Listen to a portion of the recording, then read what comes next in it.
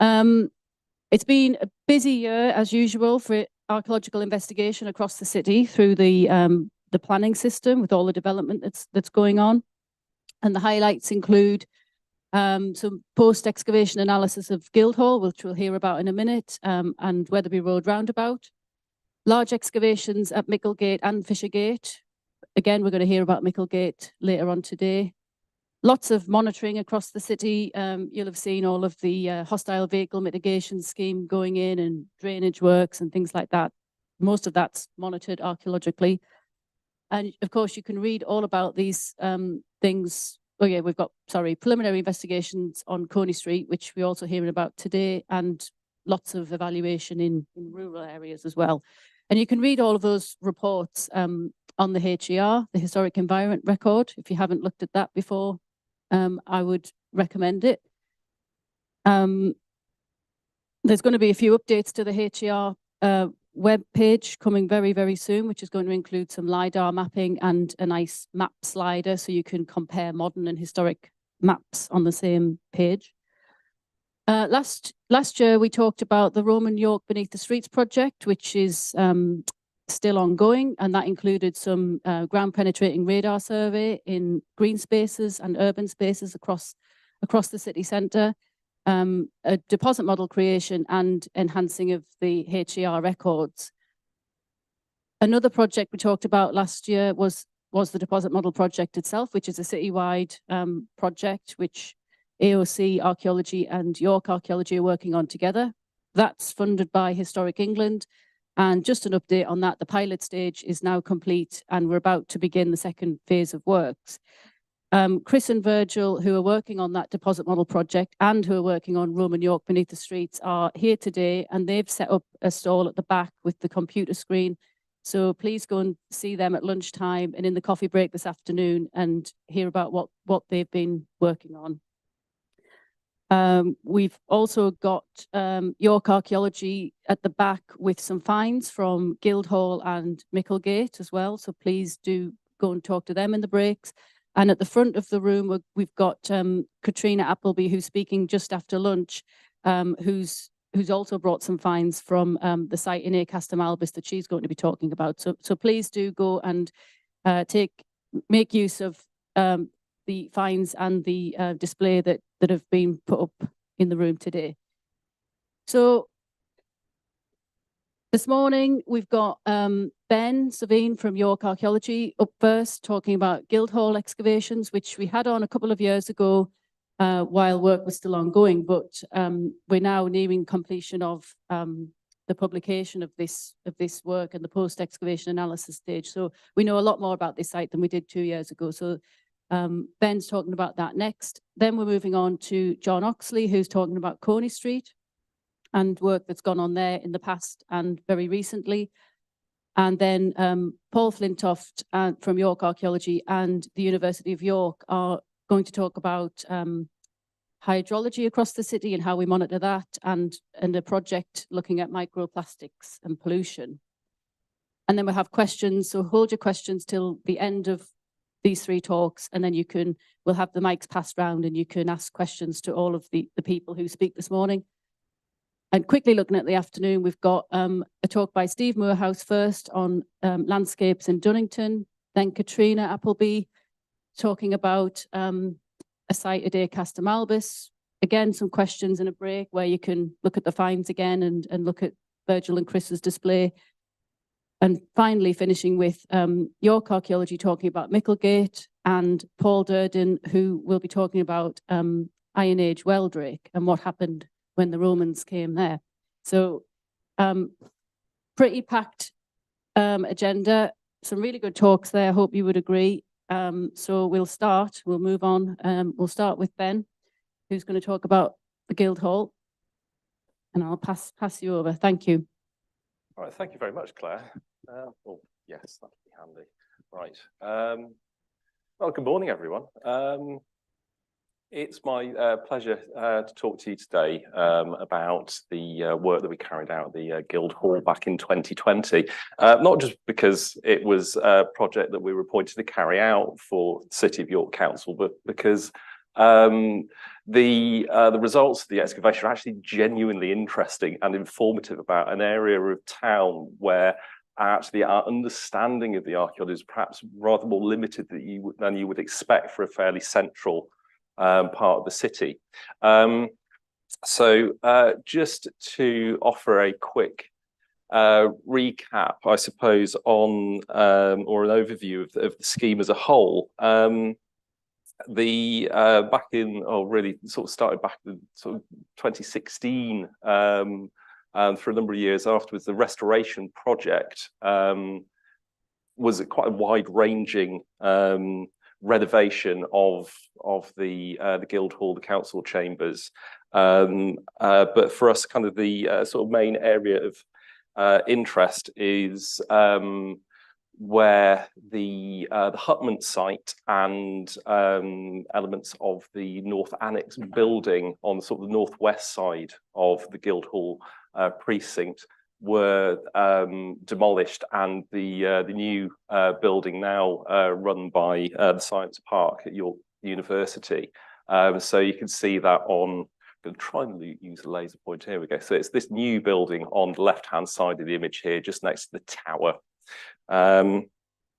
So today I'll be focusing on the work that we carried out in that area. In many ways, it was set up for us to a certain extent by a really good piece of work that AOC Archaeology did as a community project on the hutment site, where they were looking at the upper layers where the post-medieval largely post-medieval deposits before we were fortunate enough to pick up the project and then run with it from that point onwards. To give you an idea of the setting of the site, you're going to see this map quite a lot today.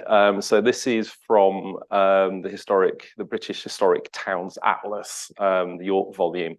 So this is York in the 2nd century, and hopefully it will give you a bit of an idea about where our site is there, more or less in the red circle. So occupying that strip of land in front of the southwest frontage of the fortress, really close to the river, but also I think crucially for the development of the site is proximity to the Porta Pretoria, the main approach road from the southwest, the bridge, but also the roads bypassing the frontage of the fortress in this area as well. So yeah, we'll then have a look in a bit more detail next at the site and the areas where the archaeological investigation was actually carried out. So, like I say, the plot of land occupied formerly by the hutments and the Northern Annex. So, at the bottom of the image, we've got the Guildhall Tower and the River Ouse. The city cruises next door to the site as well. So, quite a complex picture in many ways. Because of the areas that we needed to get into access to actually deal with mitigating and the mitigation for mainly because of where areas of impact from things like the foundation design and the drainage and that kind of thing were actually quite limiting in where we could look. But hopefully, as we'll see over the course of the next sort of half an hour, is the amount of information that we've actually managed to gather from this, particularly from the Roman deposits, has been extremely informative, understanding how the site developed over the course of the Roman period. So the areas highlighted in red, northeast end of the site, are where we found the vast majority of Roman deposits. But also the borehole transect highlighted in blue. So all of the red crosses, the targets there, a number of boreholes that we excavated in the summer of 2020. And that allowed us to piece together a deposit model for everything from the top of the glacial till to the top of the sort of post-medieval deposits within that sequence.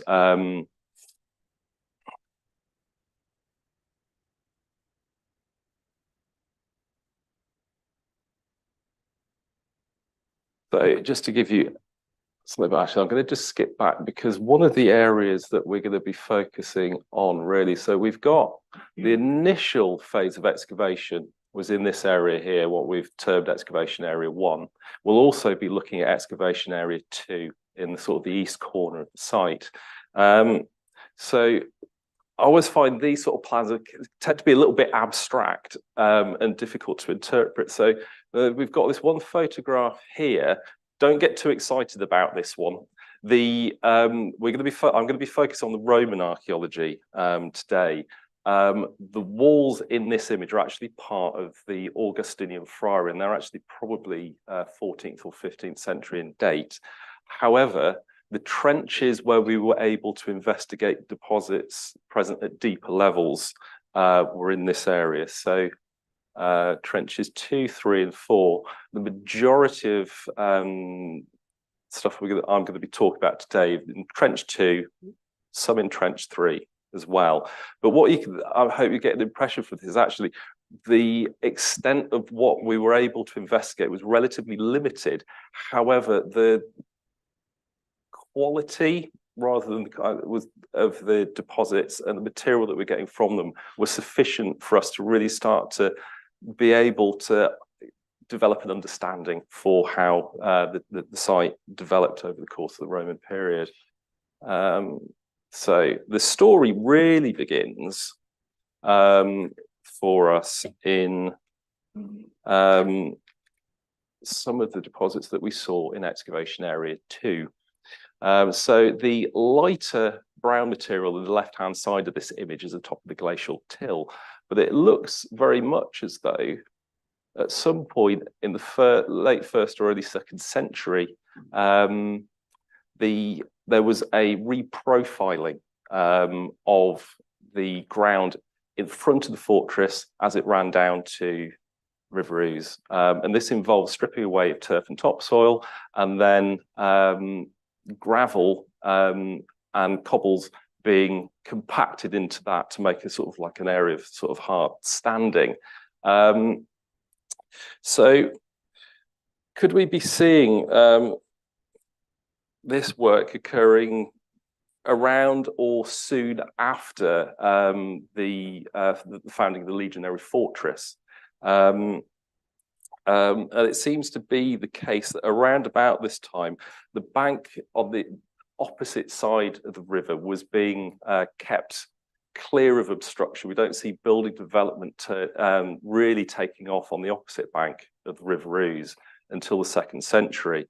So perhaps what we're seeing here is an effort by the military authorities to maintain a clear and tidy area in front of the fortress, effectively sort of framing that river frontage and the fortress itself.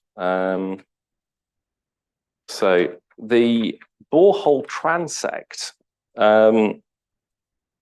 has allowed us to sort of develop a bit of an understanding of the position of the glacial till and maybe start to develop some ideas about how extensive this landscaping reprofiling or whether it was deliberate terracing that had occurred in this area. So again, the lighter brown is the top of the natural geological deposits. The darker brown at the bottom is very wet organic material. The big chunky brown layers are where we're starting to see much more in the way of anthropogenic material, particularly in the top half. What is for me quite interesting is that unfortunately what we're not capturing in this profile is the section photographed with where we saw the gravel covered bank was in the other area. So actually the top of that bank was around about 10 meters high. And there seems to be a considerable drop off on a flat plateau in this area. The deposits and structures that we're seeing in Trench 2, virtually all Roman in date, and everything's very flat, as you'll see in the upcoming slides.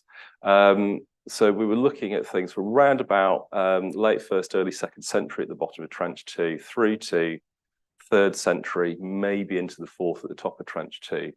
But in Trench 3, virtually no Roman archaeological deposits in this trench until we got to the very bottom of it, and they were probably late 3rd or 4th century in date. Trench 4, there's no Roman deposits were found in that at all. So, but again, everything that we are seeing, or that we did see, was very flat. So there's a suggestion here, I think, that there's maybe more in the way of terracing that we're not actually picking up in the deposit model from the boreholes specifically, but there's certainly this drop off from this point to this point. So whether you're seeing more of like a staggered staged terracing or reprofiling, the evidence isn't really there, but there are just kind of hints and suggestions that may have been the case.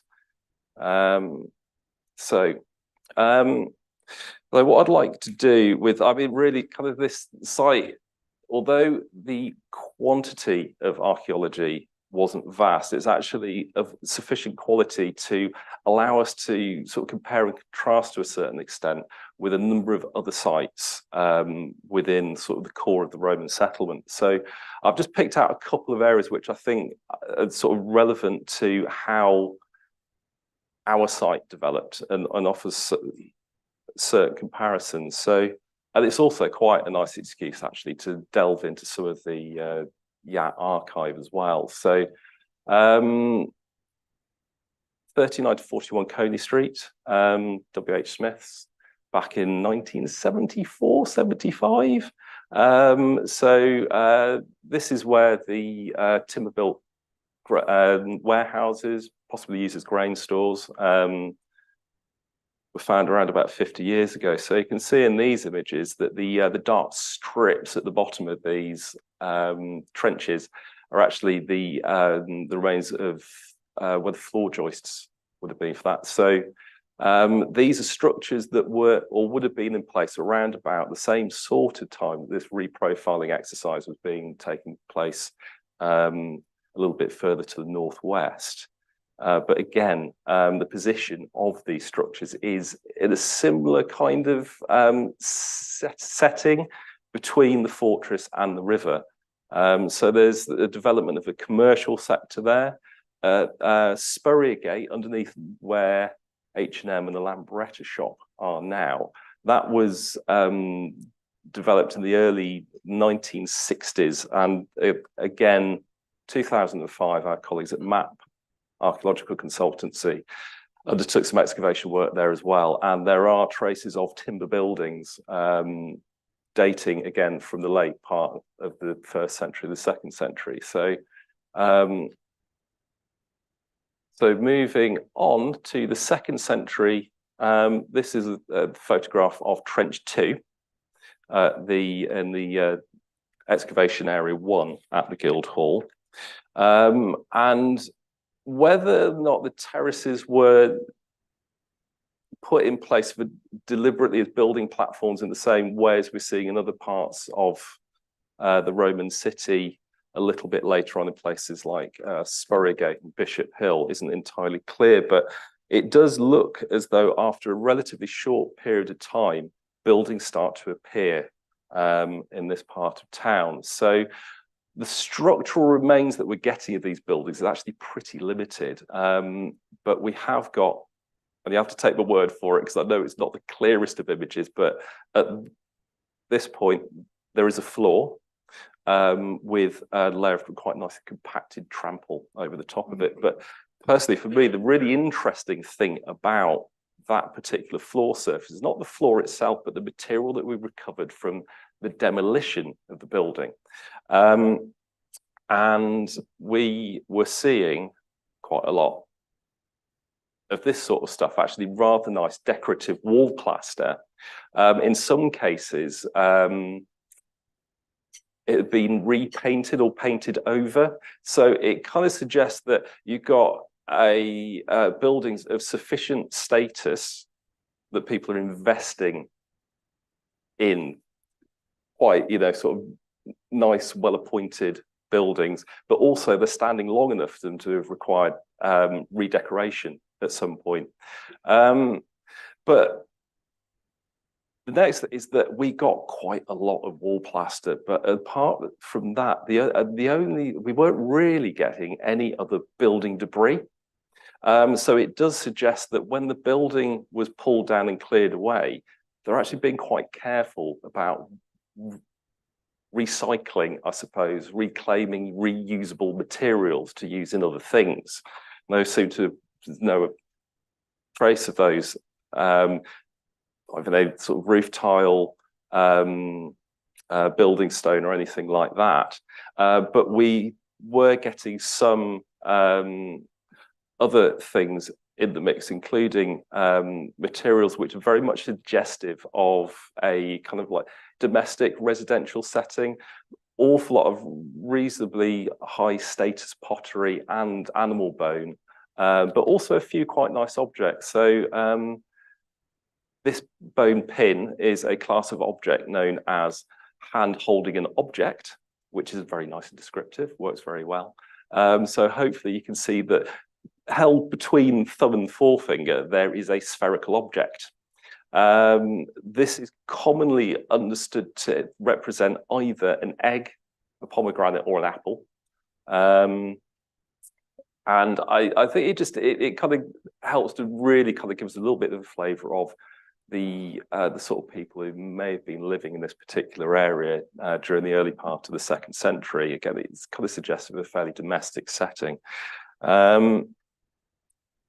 But that was only the first building. After that was cleared away, fairly soon afterwards, the second building, again, the only remains of which we had were a floor, was put in place. And that doesn't necessarily seem to have lasted very long. But again, we were seeing a very similar pattern. Hang on, try to get that. Is that you've got the floor here. You can actually see a little bit down here as well. There's a really thick layer of building debris. Again, virtually all, the only building material that was left for us, again, was plaster. But interestingly, it was much, much plainer than what we'd seen before.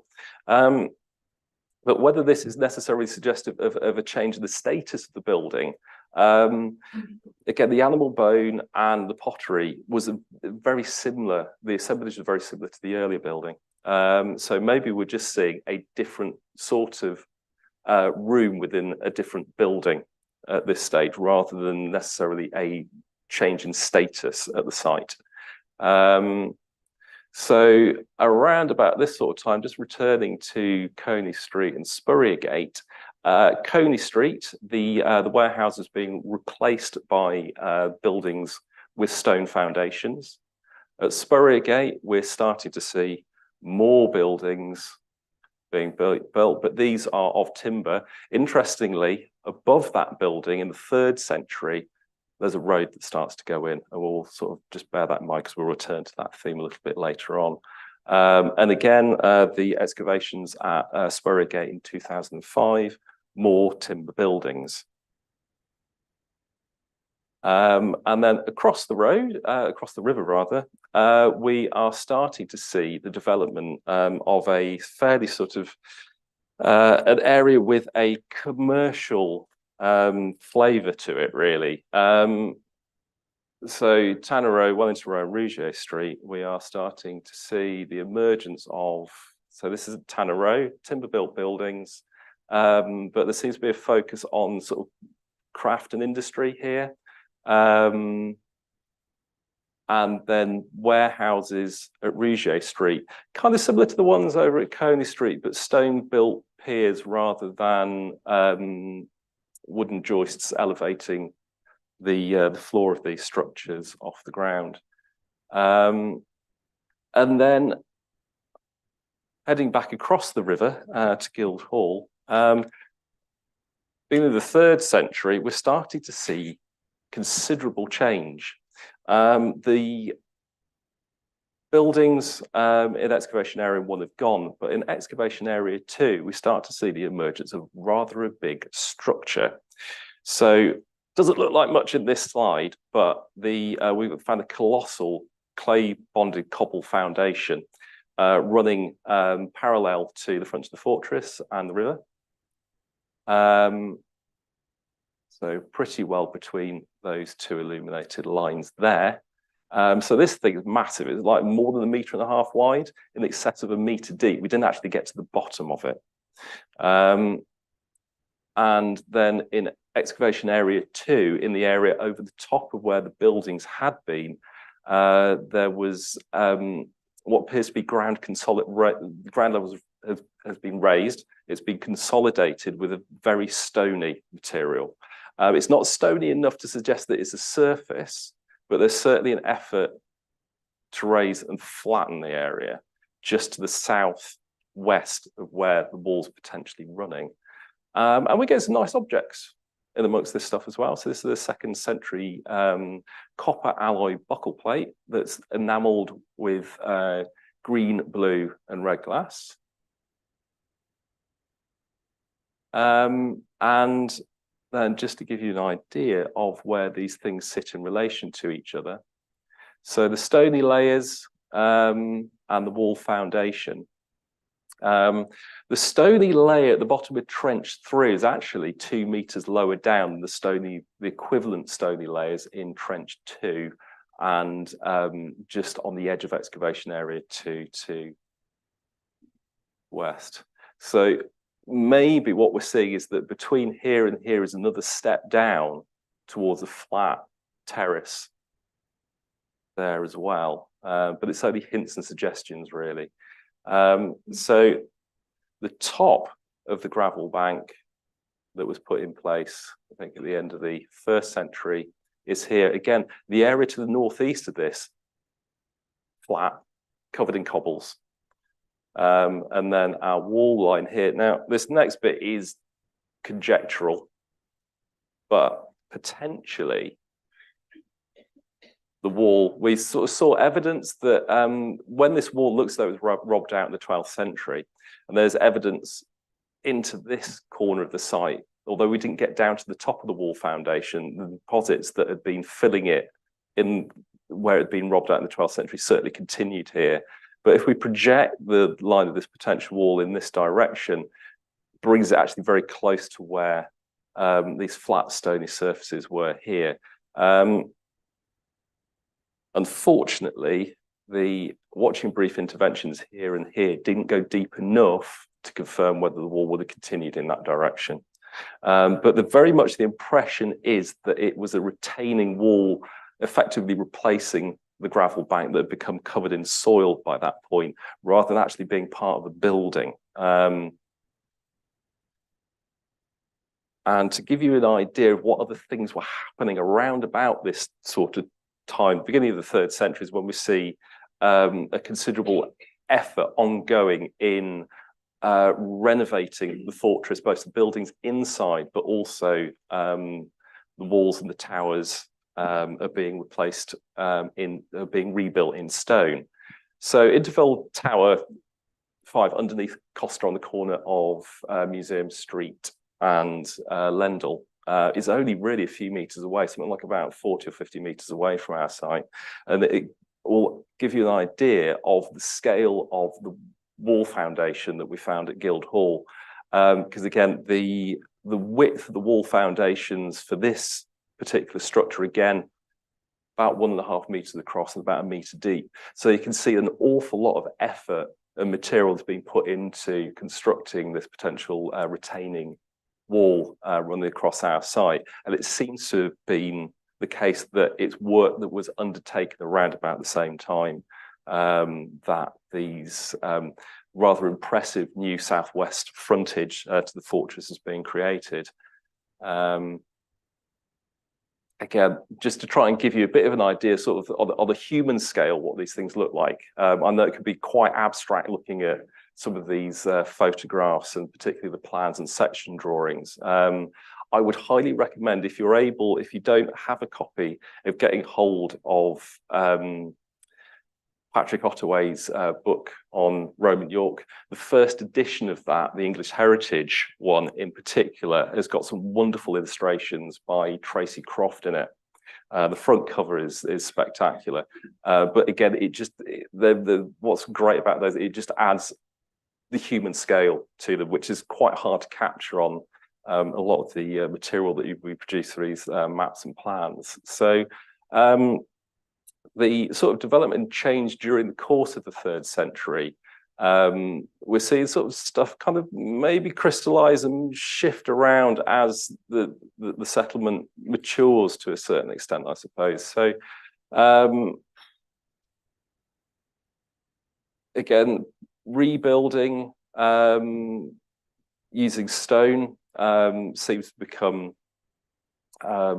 something of a priority, particularly southwest of the river, as well as around the fortress on the northeast side of the River Ouse.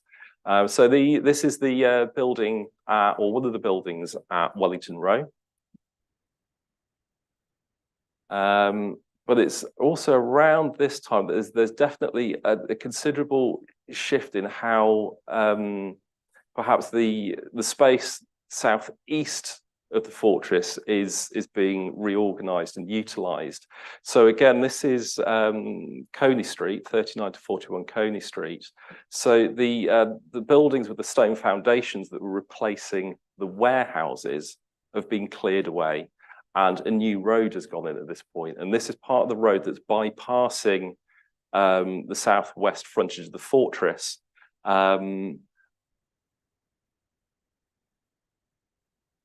At a point in time where there's a considerable amount of effort going into building new stone-built buildings in the sort of the High Ousegate area, in particular, where there's evidence for buildings of kind of monumental scale, including temples. So it's easy to see how maybe it's becoming important to create a new routeway that's linking sort of the burgeoning settlement on the north or southeast side of the fortress to the river crossing linking to the Colonia. And we found maybe a little bit of that on our site as well. So our work wasn't just restricted to the North Annex. We did some foundation works in the South Range as well. So we found a metal surface there. Now, this in no way is as thick as that seen at Coney Street or Spurrier Gate, which in both cases are around about 80 to 90 centimetres thick. This is only about 20 centimetres. So this may be a yard surface rather than a road surface, but it is very close to where it's speculated that the road bypassing the fortress and the road running into the fortress over the bridge are actually bisecting. So we may be seeing areas of hard standing relating to buildings and occupation in that zone.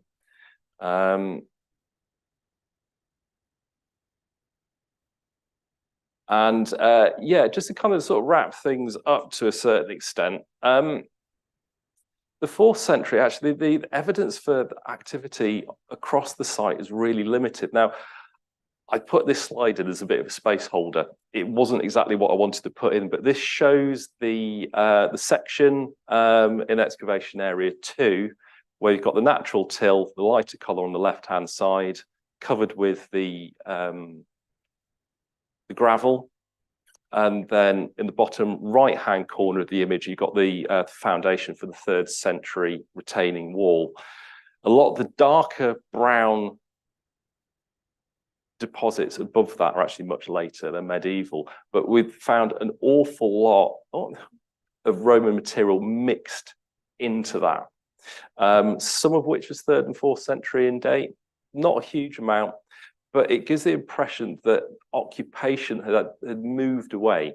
That residential zone that had developed during the 2nd century doesn't appear to be a thing that's there in the 3rd century or later.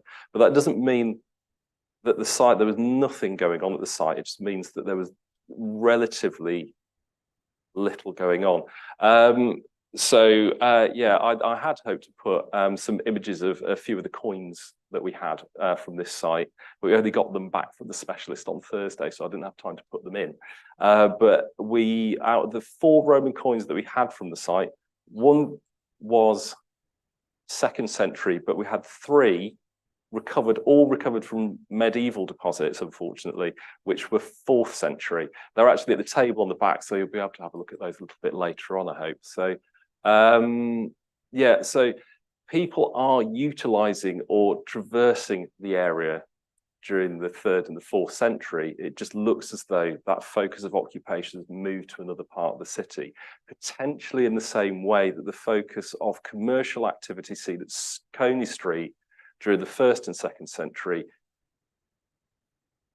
is moving to other parts of the city, maybe across to the southwest side of and into the Colonia during the course of the mid 2nd to 3rd century. So the picture that it is building towards, I suppose, is that it's quite a dynamic city during the course, particularly the 2nd and the 3rd century, with everything that's going on. So yeah, I mean, I think that's really where we're at with that at the moment. Like I say, not necessarily a huge volume of archaeology that we were able to access, but what was there was of sufficient quality, I guess, to be able to really kind of pull out some really sort of valuable data and give us the space to really sort of think about how this part of the city worked in conjunction with other areas and how that changed and evolved and developed over a period of time. So thank you very much.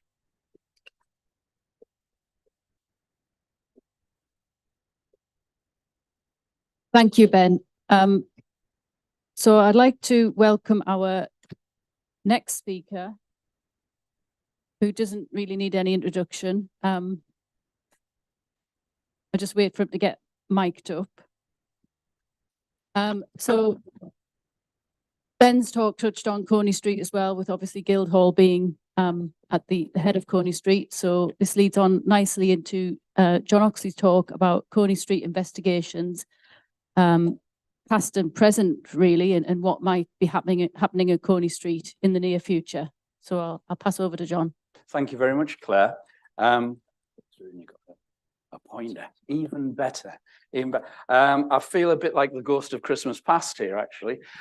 So you have to excuse me for, yes, for being here, really. The gamekeeper turned poacher. A terrible narrative. So what I want to do this morning, and Claire's has very helpfully programmed the work at the Guildhall first, and then Coney Street, the work that's going on or will be going on at Coney Street second, because Ben's talk illustrated wonderfully the end of the process. So the development has gone through that whole stage of initial talks about what might happen on the site. It's looked at the whole process of, applying for planning permission, the evaluation works that are rolled out, and then the mitigation works that took place, and now the post-excavation analysis, and actually making sense of all of those wonderful deposits on that site. The work at Coney Street, essentially practically all of the rest of Coney Street, is still very much in that pre-planning stage.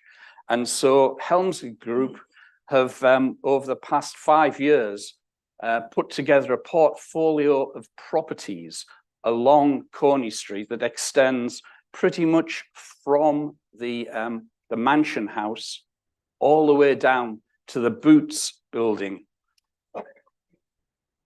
on Coney Street, opposite the end of Jubbergate. So they now own pretty much all of that tranche of property from the Mansion House all the way down, with a few important exceptions. And they are, of course, in the process of applying for planning consent. And those planning applications are not without their controversial aspects, shall we say. What I want to do today is to look at the process that we're going through in order to define the archaeology on the site, and look at how we can put together a series of measures that will either end up preserving what is there, or where these deposits can't be preserved, as was the case at the Guildhall, how we can put in place those measures which will excavate, record, and produce the wonderful objects, and perhaps more importantly, the narrative that Ben so eloquently put forward today for the development of this part of the city. So what I'd like to do is, the other nice part about this slide, of course, is it does show you just how built up the whole area between Coney Street and the river now is. The public don't have access to this area, by and large. You know, we walk along Coney Street. We can go down to City Screen and look across the river, or we can go across the river along by the former Viking Hotel, North Street, look back across. And what you see is these quite significant groupings of structures. So running sort of from north to south, the City Screen complex here, Picture and Piano, the next building, the properties here at the rear of Coney Street, most of which formed the former Mothercare store, the W.H. Smith building here, and the former Woolworths building, and which is now occupied by Boots. So all of these are thriving, most of them are thriving commercial properties, which in terms of getting to grips with the archaeology of the site has presented significant problems in terms of access. Leaseholders, as those of you archaeologists in the audience will know, leaseholders are very reluctant to let the dirty archaeologists come in and dig deep holes or even shallow holes in their basements. So one of the problems that we've grappled with in terms of accessing this area is trying to work alongside the operational requirements of the leaseholders. And this has meant quite significant constraints on what we've been able to achieve in this pre-planning application process. The scheme that Helmsley are bringing forward breaks down into 4 general zones. Zone 1, at the top of the site here, adjacent to the Guildhall, includes all of the City Screen properties. The actual new development works which Helmsley will be taking forward, subject to planning, of course, is the reconfiguring the properties at the area at the rear of the properties on Coney Street. That wonderful idea to knock a hole in the listed building. He moves swiftly on. So in this area, the actual extent of new build is relatively limited and confined to the areas at the rear here. Zone 2, 3, and 4 are subject of a separate planning application. So this is one planning application. This is a second planning application. And Zone 2 consists largely of the next building, which will be remaining on site. So that stays. Zone 3, next to it, is predominantly occupied by the properties of the which were those of us of a certain age remember as Mothercare. Others will remember it as other iterations. Most recently, you've got Street Life has been in there with their Coney Street social history and archaeology and heritage program, which has been run by the university and has been funded by the government and other organizations, and has produced a really interesting set of heritage-based activities and interrogations of Coney Street, and has produced really some quite significant evidence in relation to the medieval Jewish population of York. In the 13th century, after the pogrom of March 1190, the Jewish population is in somewhat of a decline. But by the time you get into the 1210s and 1220s, York's medieval Jewish population is larger than the late 12th century population and certainly far more wealthy. And they are living along Coney Street. I'll come back to that shortly. So they've been, that narrative of the medieval Jewish population of York has been one of the really important elements that has emerged from the work that's been carried out by the University of York in that Street Life project. In this area here. Helmsley don't own the site here, which is the Willow restaurant. So that sits in the middle and forms a little island within this proposed redevelopment. And then you're into zone 4, which is predominantly the W.H. Smith building, 39 to 41 Coney Street, which Ben has taught very eloquently about and illustrated beautifully, and the Boots building adjacent to it, the Woolworths building. So what I'd like to do now is sort of take you through the overall process that we've been engaged in. So the first element of this has been, of course, carrying out an archaeological desk-based assessment. And this work's been carried out by on-site archaeology for the Helmsley Group.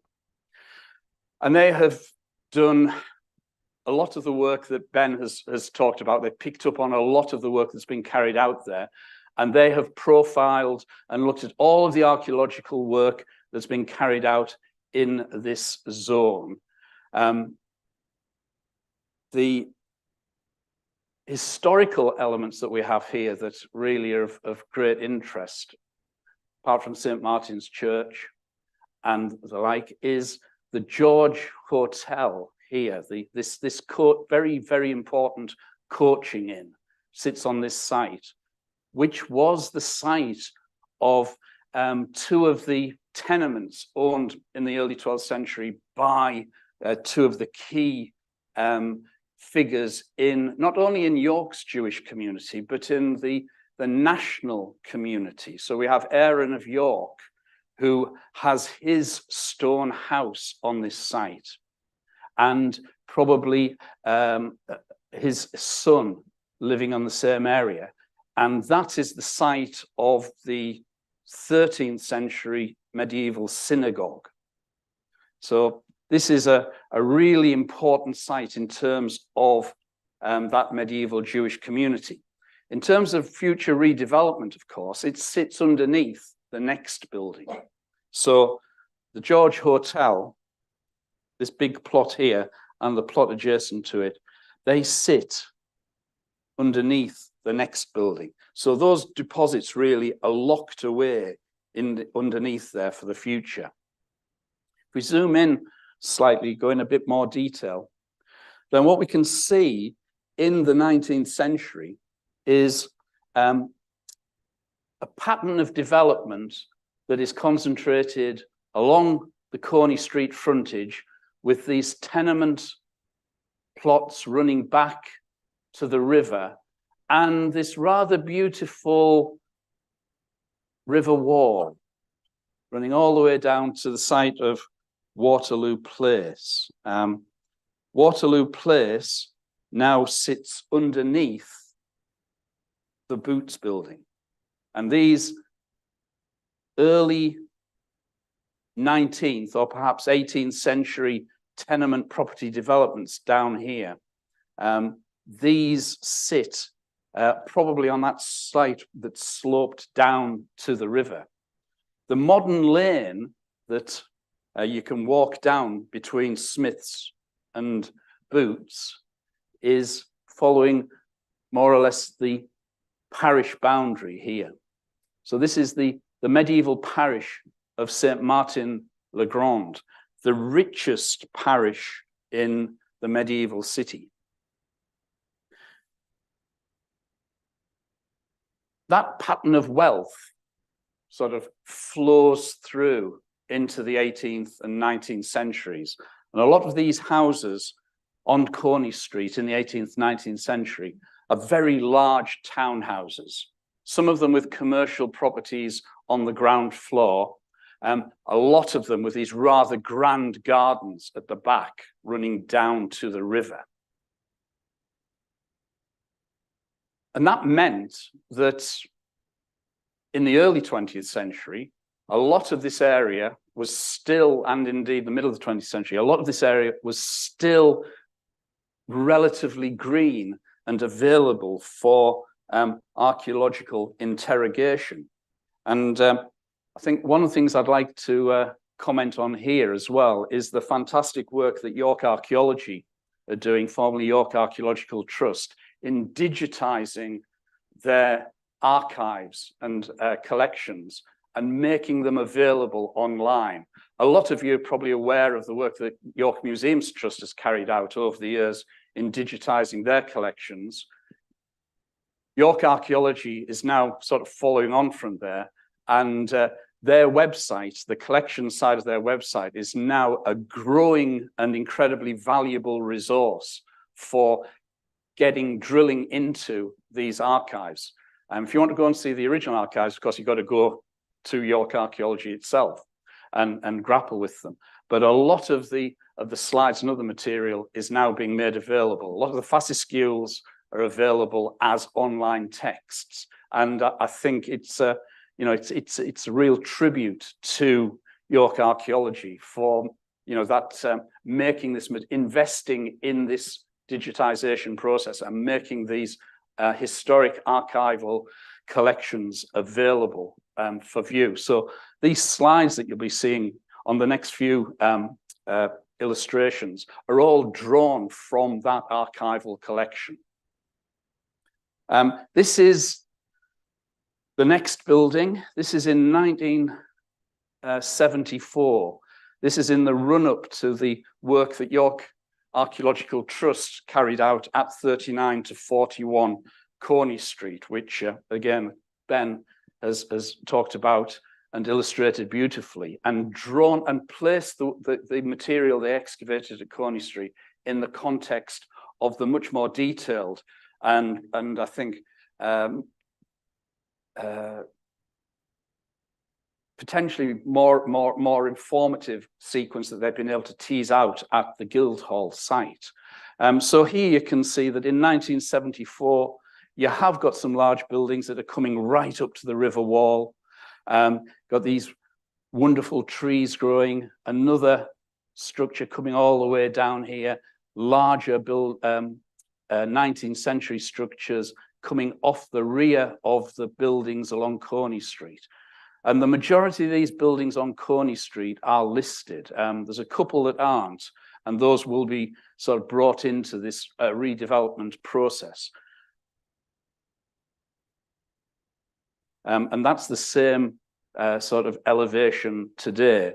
And you can see how the development of this area in the 1970s and 1980s has brought, quite significant volumes of new development right up to the riverfront.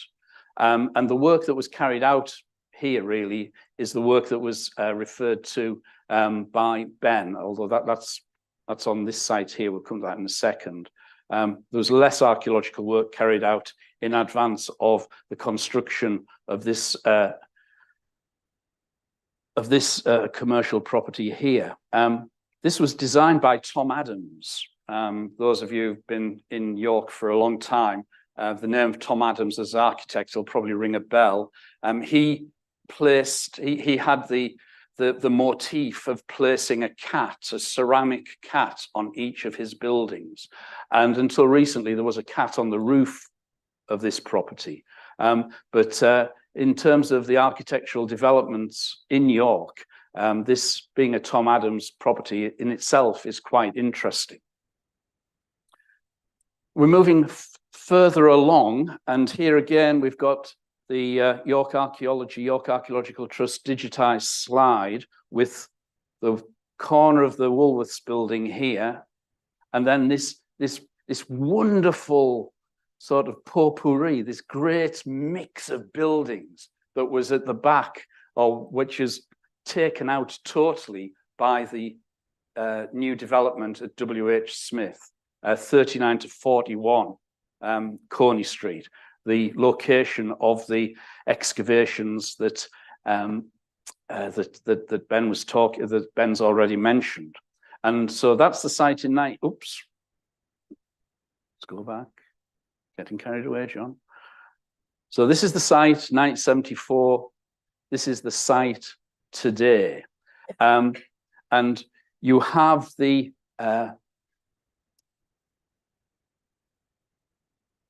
this little feature in the river wall, this blocked archway.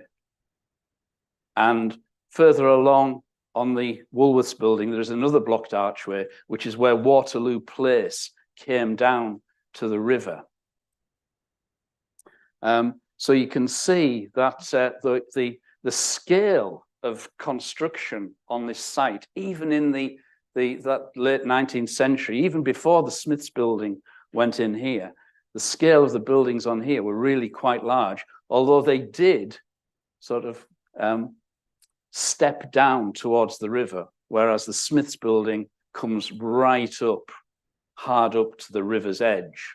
And there's a loading bay underneath here, which we were not able to gain access to, which was very disappointing from the attitude, from the work that was from the archaeological evaluation process. Anyway, so that's the site. So the desk-based assessment has sort of looked at all of the archaeology running on through here, the outline of the legionary fortress, and these green dots, the archaeological, and the yellow dots, where archaeological excavations and observations have taken place. And what I want to do here is really just go back to site 21 in the archaeological, the gazetteer of the desk-based assessment, which is 39 to 41 Coney Street. And you've seen this already. You've seen a version of this already, which is the this stone gutter, which goes in as part of the road construction here, which Ben was talking about in the 3rd century, and the road and other sequences on here which seal these rather splendid warehouse deposits.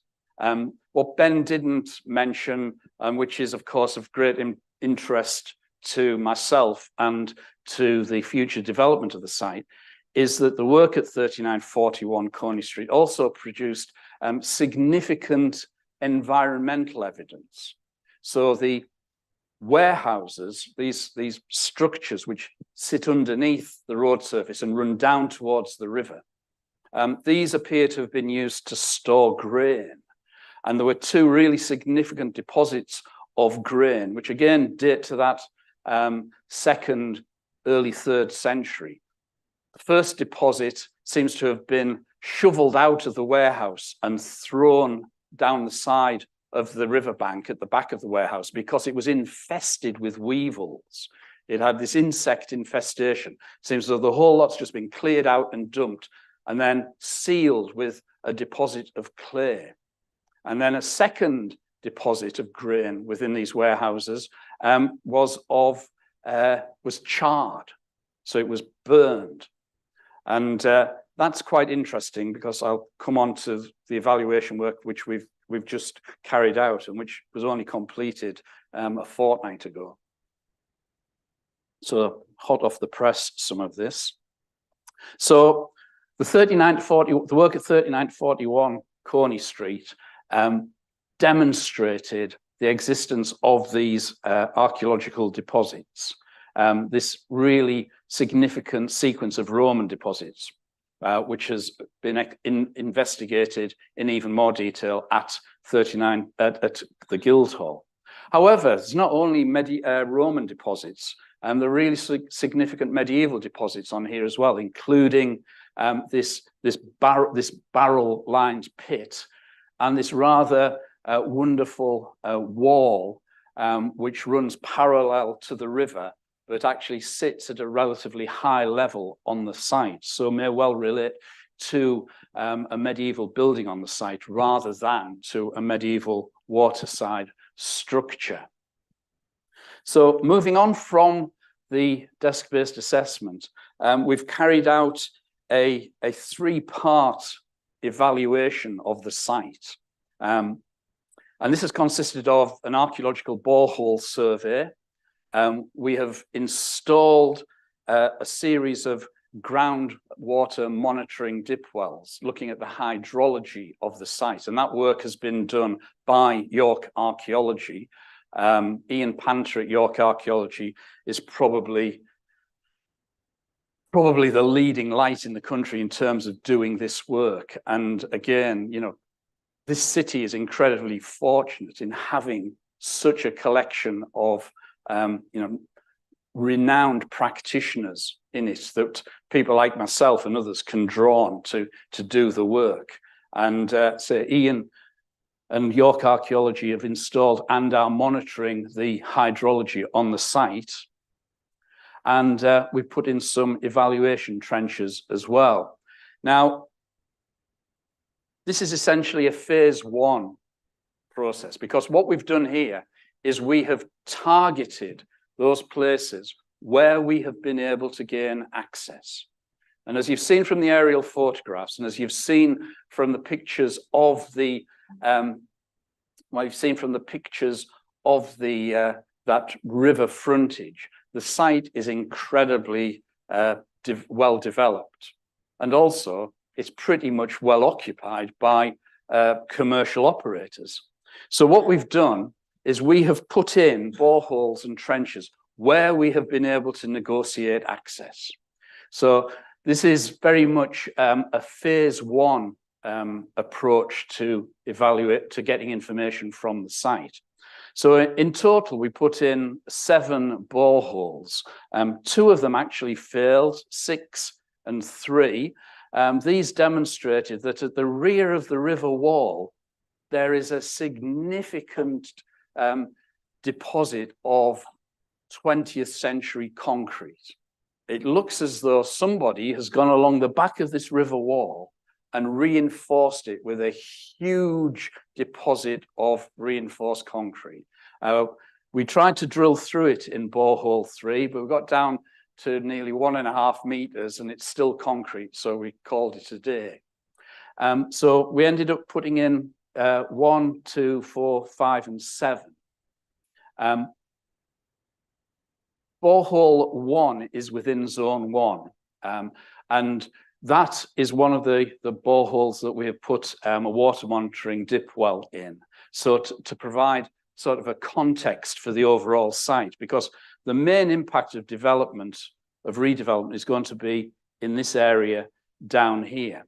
And so down here we put in borehole 2, 4, and 7, and these 3 are also instrumented as well. So we have a transect looking at the hydrology of the site running all the way down here.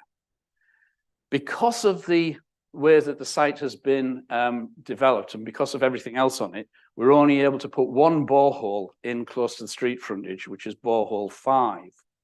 And that's produced this sort of generalized deposit model. And essentially what you can see here is that we've got running at borehole 1, got a huge depth of post-medieval material, 2 meters or more of post-medieval material. We've put an evaluation trench in close to borehole 1, and that went down 1 meter, and it was just sat in these post-medieval garden deposits. Interestingly, in borehole 1, we have a water level here, which is coming out at 9.9. But when we looked at the deposits, the difference between dry deposits in the borehole and wet deposits in the borehole coming out at 8.8. So there may be an issue here in terms of how the data is being recorded within the borehole. So there's an issue there that needs to be just resolved. And then this gives you a depth of medieval deposit running, you know, almost 2 meters of medieval deposits coming down to the top of natural just at about 7.3 meters AOD. These are organic alluvial silts, and then you're down into the underlying glacial till, the clay. And that sequence of post-medieval deposits, medieval deposits, and in this case, Roman, is repeated in the three ones. Borehole 2 is the only one that produced any Roman material. And so this is sitting at the rear of the next site on the George Hotel. What is interesting as you move down the site and get to 4 and 7 is that borehole 4 gives us a much deeper sequence of medieval deposits, going down to about 3.8 meters above ordnance datum. And then when we get to borehole 7 underneath Boots, it's rising up again. So on-site archaeology has speculated that we might be looking at perhaps some form of inlet or an area of the river frontage, which in this area is set back further towards Coney Street than is the case here and here, and indeed as was the case up at the Guildhall. Borehole 5 was in the basement of the property on Coney Street. And here you can see that the natural deposits here on Coney Street are topping out at about 9.5 meters AOD. The modern basement surface is at 10.8. Coney Street is at about 13 meters above ordnance datum. So you've got 3 meters of basement, then you're into the fill for the floors, and then you've got Roman deposits, a very thin layer of medieval material sitting on top of the Roman deposits. And those Roman deposits, I'll come back to the Roman deposits in a second, as I've put in the groundwater monitoring data next. We started monitoring the groundwater data in June. So we've got July, August, and September shown on here.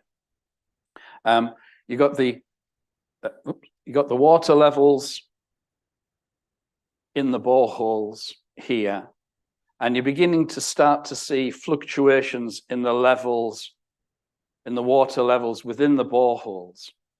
And the green data here is rainfall, and the red data is the height of the River Ouse.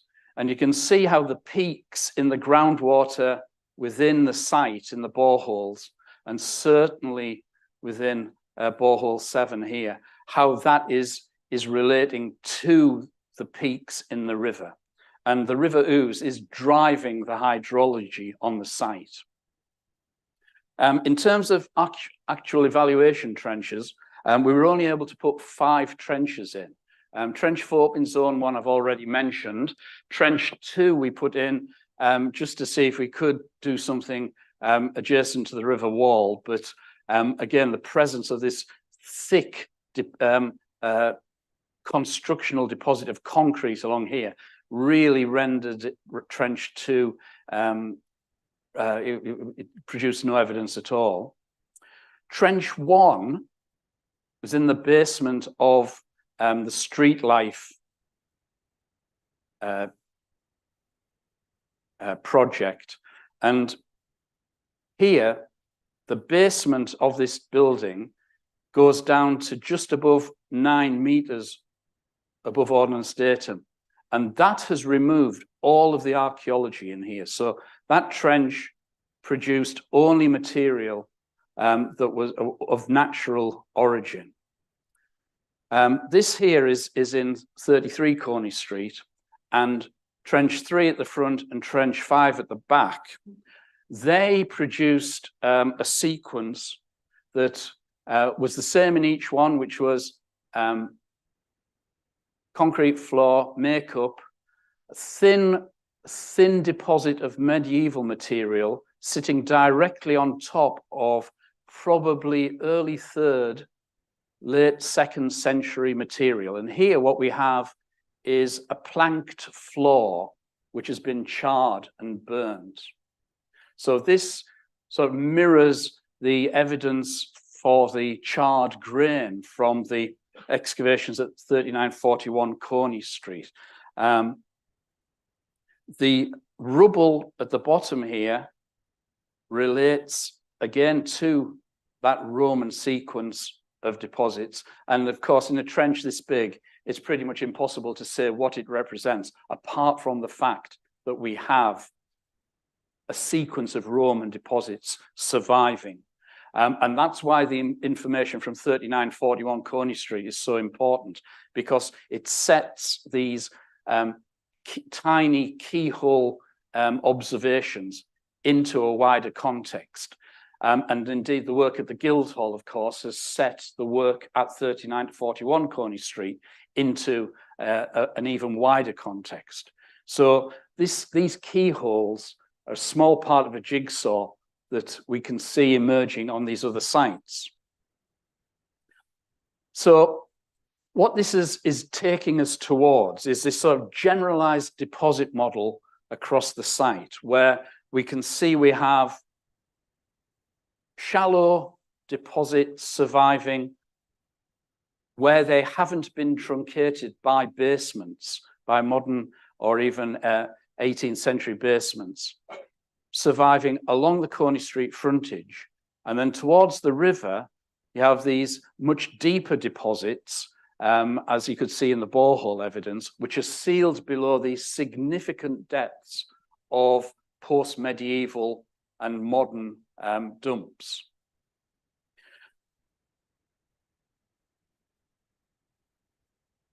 So that was 33 onwards. This is the Woolworths site in here, and the Smiths site in here.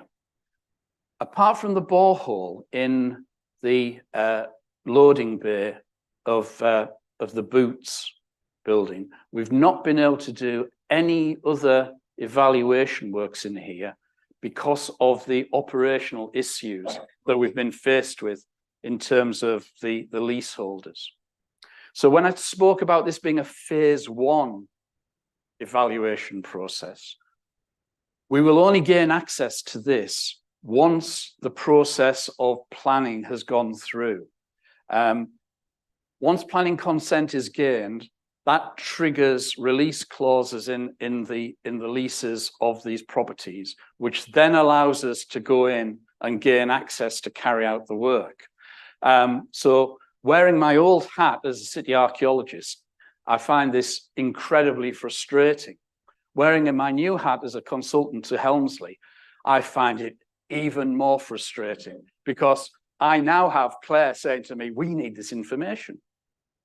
I say, yes, I realize you need this information. And, you know, where we can gain access, we give you the information. And at the moment, as I say, we're locked into this situation where we do not have access to carry out those intrusive investigations. But from the Smith site here, we do have the work that YAT did in 74 and 75, which gives us a really good handle on what's going on there. Of course, the only problem with that is that the development that took place after the work that YAT did has taken out all of those deposits. So potentially the only area where we will have survival of deposits is underneath the Woolworths building, the Boots building here.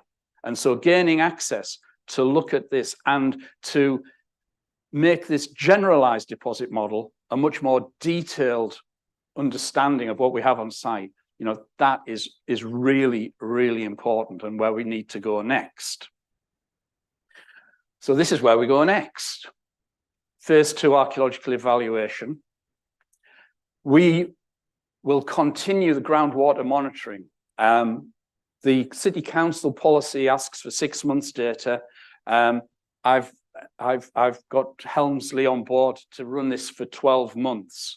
I've got Helmsley on board to reinstate groundwater monitoring after the development has been completed, that we can then run forward for a further 24 months. So I'm hoping from this, we will get that significant hydrological data.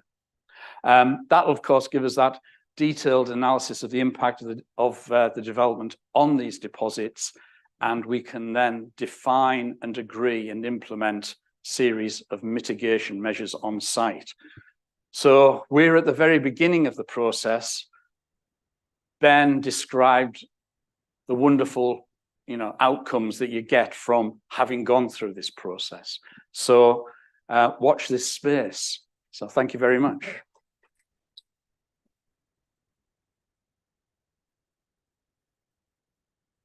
Thanks, John. As I said before, if you can hold your questions till we finish the next talk, we'll have all of the questions for our morning speakers together. Next up, we have a joint presentation between York Archaeology and the University of York.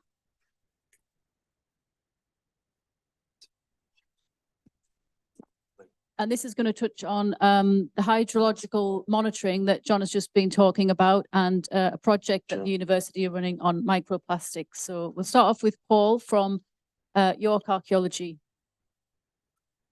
So as John was saying, his presentation carried on very nicely from Ben's. Our presentation should be carrying on very nicely from John's, in that we're going to be talking, to start off with, about the hydrological monitoring of waterlogged deposits in York. And I'm very pleased to say that I've got Professor John Schofield and Professor Jeanette Rothschild from University of York and Lincoln, respectively. And they're going to be presenting data on microplastic pollution, which may be traveling through the ground into archaeological deposits, which may be leading to all sorts of challenges. I believe this is the first time microplastic data has been presented as well, isn't it? So it's new.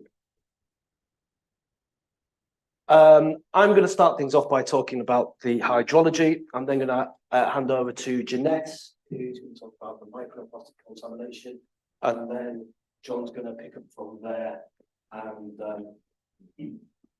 try and summarise the whole thing and maybe look at the implications and how we can maybe what we're going to do in the future, what's coming up next. So to start off with the hydrology, we don't have to look very far to find the column inches that are detailing the threats to buried archaeology that climate change poses. All around the world, thousands and thousands of archaeological sites are at threat, largely from the drying of waterlogged deposits and the other factors that lead from the drying out of these buried deposits. So just quickly, I'd like to highlight what some of the main factors are. Well, firstly, there is drying out. Waterlogged deposits need to remain waterlogged. As they are waterlogged, it means that there's very little oxygen surviving in those deposits. And no oxygen means that very limited bacteria can exist and start to eat away at organic remains. So drying out is the worst possible scenario for waterlogged deposits. Drying out can affect the redox, which very simply put is the tension zone between permanently waterlogged deposits and sediments and the seasonally waterlogged sediments on top of those. And in that tension zone, between the two, you have oxygen, water, other soil gases, but the oxygen largely gets used up by the redox process, which means that those materials remain anoxic and, those sediments remain anoxic and will continue to preserve the materials in there without getting eaten away by microbial bacteria. pH, maintaining a constant pH is very important. Different materials will survive in different pH. Pollen, for example, will survive very well in acidic sediment, whereas bones and metalwork will not survive so well in acidic sediment and will much prefer a basic balance. Salinity is less of a problem, we think, at the moment in York. That could change. In Scandinavian countries, they've noticed that a lot of salt that gets used on the roads in winter is going into the drains. That's starting to permeate into the archaeological sediments, and it's starting to have a huge effect. So something to look forward to. And then finally, temperature. Sudden and sustained changes in temperature can have very detrimental effects on the survival of waterlogged deposits. So when we think about archaeological sites at risk in England, Starcar in North Yorkshire, Mus Farm and Flag Fen in Cambridgeshire, Somerset Levels in Somerset, and Langdale Moor in Cumbria. They're all peatland sites, and they're the things that spring to mind when we think about decaying archaeological sediments. I'm just quickly like to look at a case study from Starcar, just because it's quite local to us. Starcar is an internationally significant site near Seamer in North Yorkshire. Mesolithic occupation with incredibly well-preserved organic remains. Plant and animal remains have preserved fantastically because of this very thick bed of peat. And if you look on the left, you can see Graham Clark in the 1940s excavating a trench. And then in 2006, the University of York, as part of the post-glacial project, returned, excavated the same trench, and recreated the photograph. And you can see how high the peat bed is in the 1940s. And in 2006, it's far, far lower.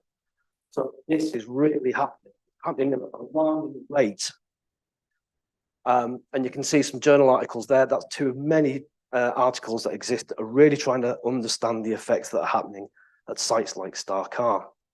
Now with Starcar, we can start to understand what the issues are that are leading to the desiccation of the peat. We can see where the drains have gone in. We can see where ditches have been cut that are leading to dewatering.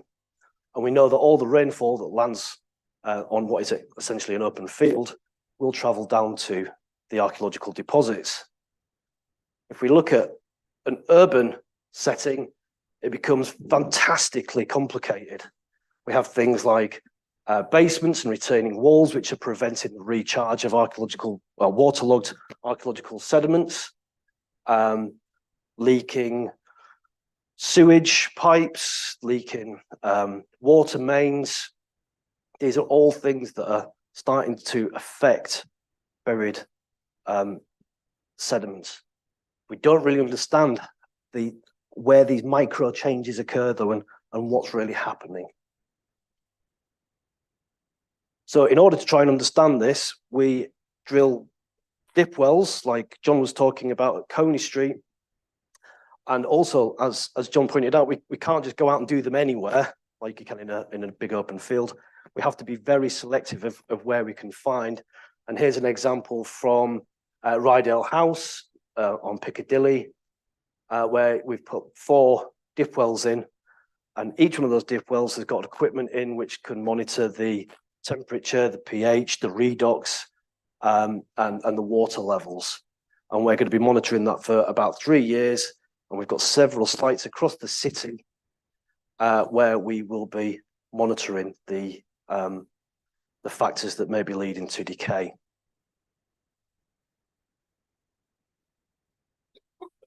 But if we start to notice that we are getting increases in redox or changes in pH, what does it mean? What are we actually observing any decay? What kind of effect is it having? Well, to try and establish some baseline data, we recently returned to an excavation from 1992, Simpson's Yard, which is just up there. And it's very close to Rydale House that you can see. So hopefully we'll be able to cross-reference the results from both of these projects. You can see the 9-meter section down the side that was originally excavated in 1992, so a deep hole. We returned there earlier this year. We went down 4 meters to collect samples from the sediments that were originally excavated in 92 and to look at the timber remains that were also investigated. We're going to process those samples using the same techniques and even the same specialists. I'm going to see if we can actually identify any decay in the plant remains and the insect remains and in the timber, and then hopefully cross-reference that with the data from Rydell House, and we'll start to understand what the effects actually mean, rather than just being raw data. So that's the hydrology monitoring. We have few results at the moment because these projects take years to gather enough data.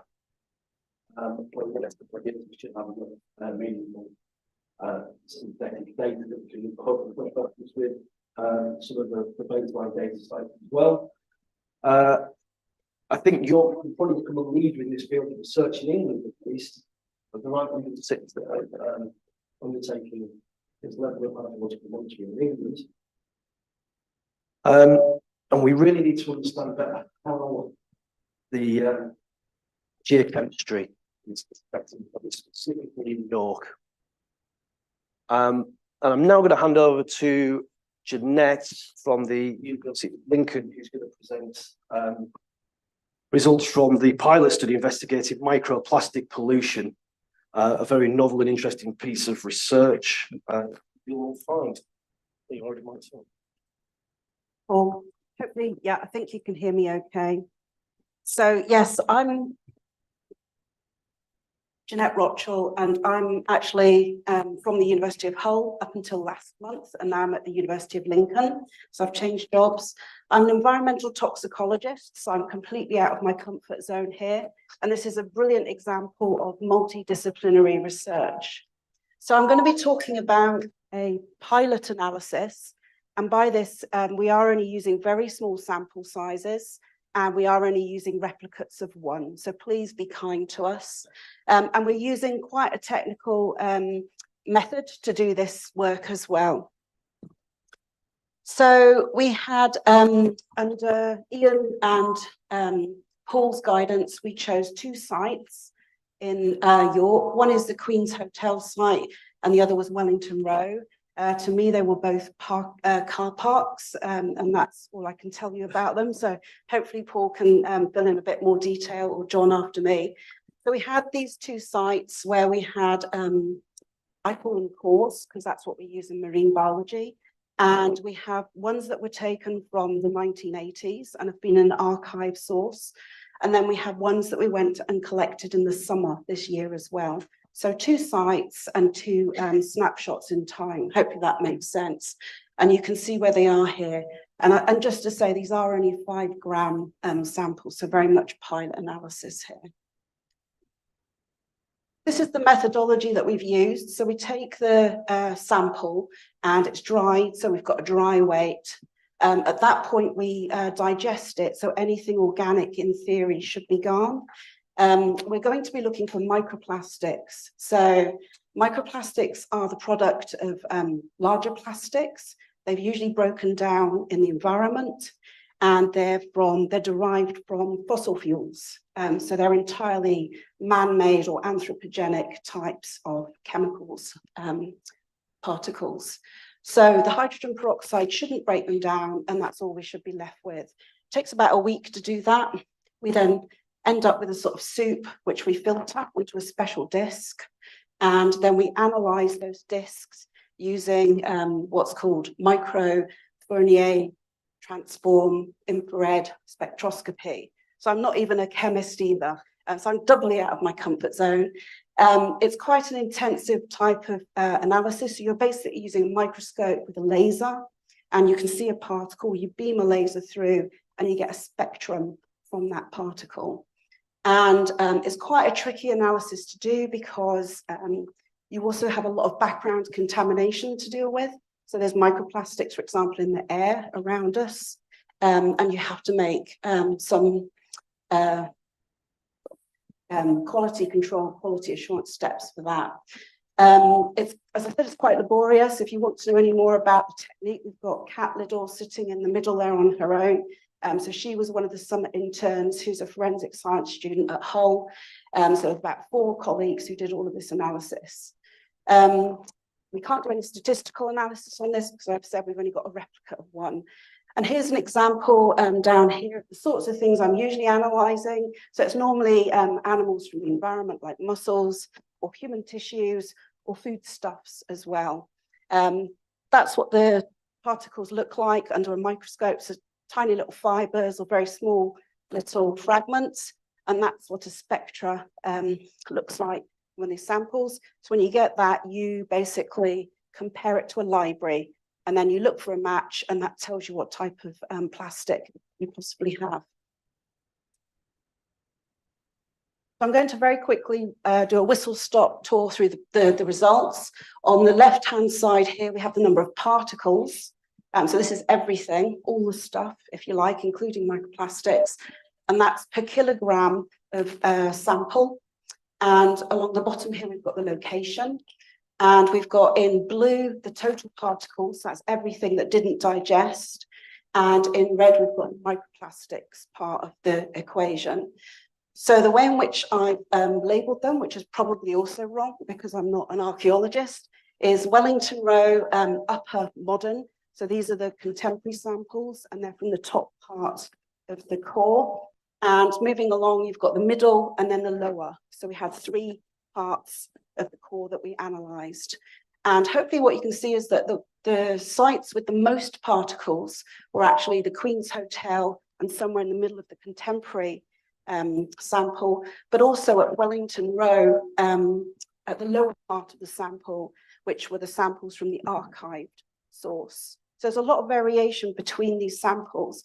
Looking at the microplastics, we did find microplastics in all, both of the sites, but not all of the samples that we analysed. The most microplastics that we found were in the Wellington Row lower core sample, where we found quite a few actually in that sample. So let's look at the types of plastics that we found. So this time I've sort of labelled it slightly differently. So we've got the location on the left here and the time at which these samples were derived. And then on the bottom here, we've got the number of microplastic particles this time in just 5 grams of sediment sample. So these values are quite small because this is what we actually saw on a filter. We've not sort of extrapolated up. Down the right-hand side, we've got examples of different types of plastic. So PS polystyrene, resins, EVA, EVA-OH, which is something that's used in packaging, plastic packaging of food materials, PTFE, Teflon, so you might have that in your cookware, polyethylene, and so on, all the way down the list. But hopefully what you can see is, again, the archived sample from Wellington Row. We had about 30 different microplastic particles there, quite a lot of BA, EVA, OH, food packaging material, and from, what was the other large one? PA is nylon as well. So I'm pretty sure, well, I'm sure John will talk about the implications of finding nylon and Teflon in these samples in a moment. But you can see, again, quite a lot of variation in the types of plastics that we found.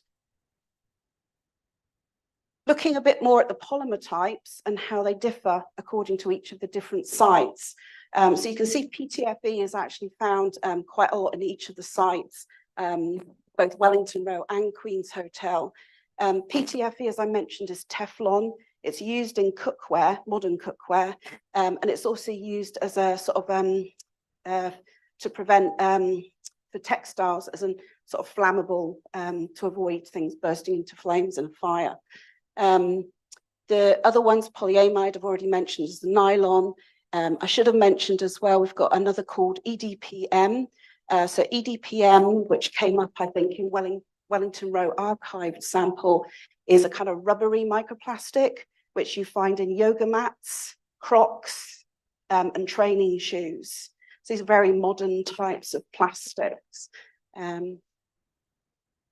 Hopefully that gives you a sort of overview of the types of plastics that we found and the number of these plastic particles that we found in these sediment samples. And now I'm going to hand over to John, who's going to talk about the implications and possible future studies. Thank you.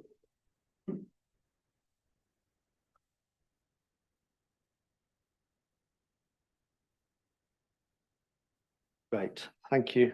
Hello, everybody. Juggling all these various things I need. So the first thing I'd just like to say is to caveat all of this by saying this is a pilot study.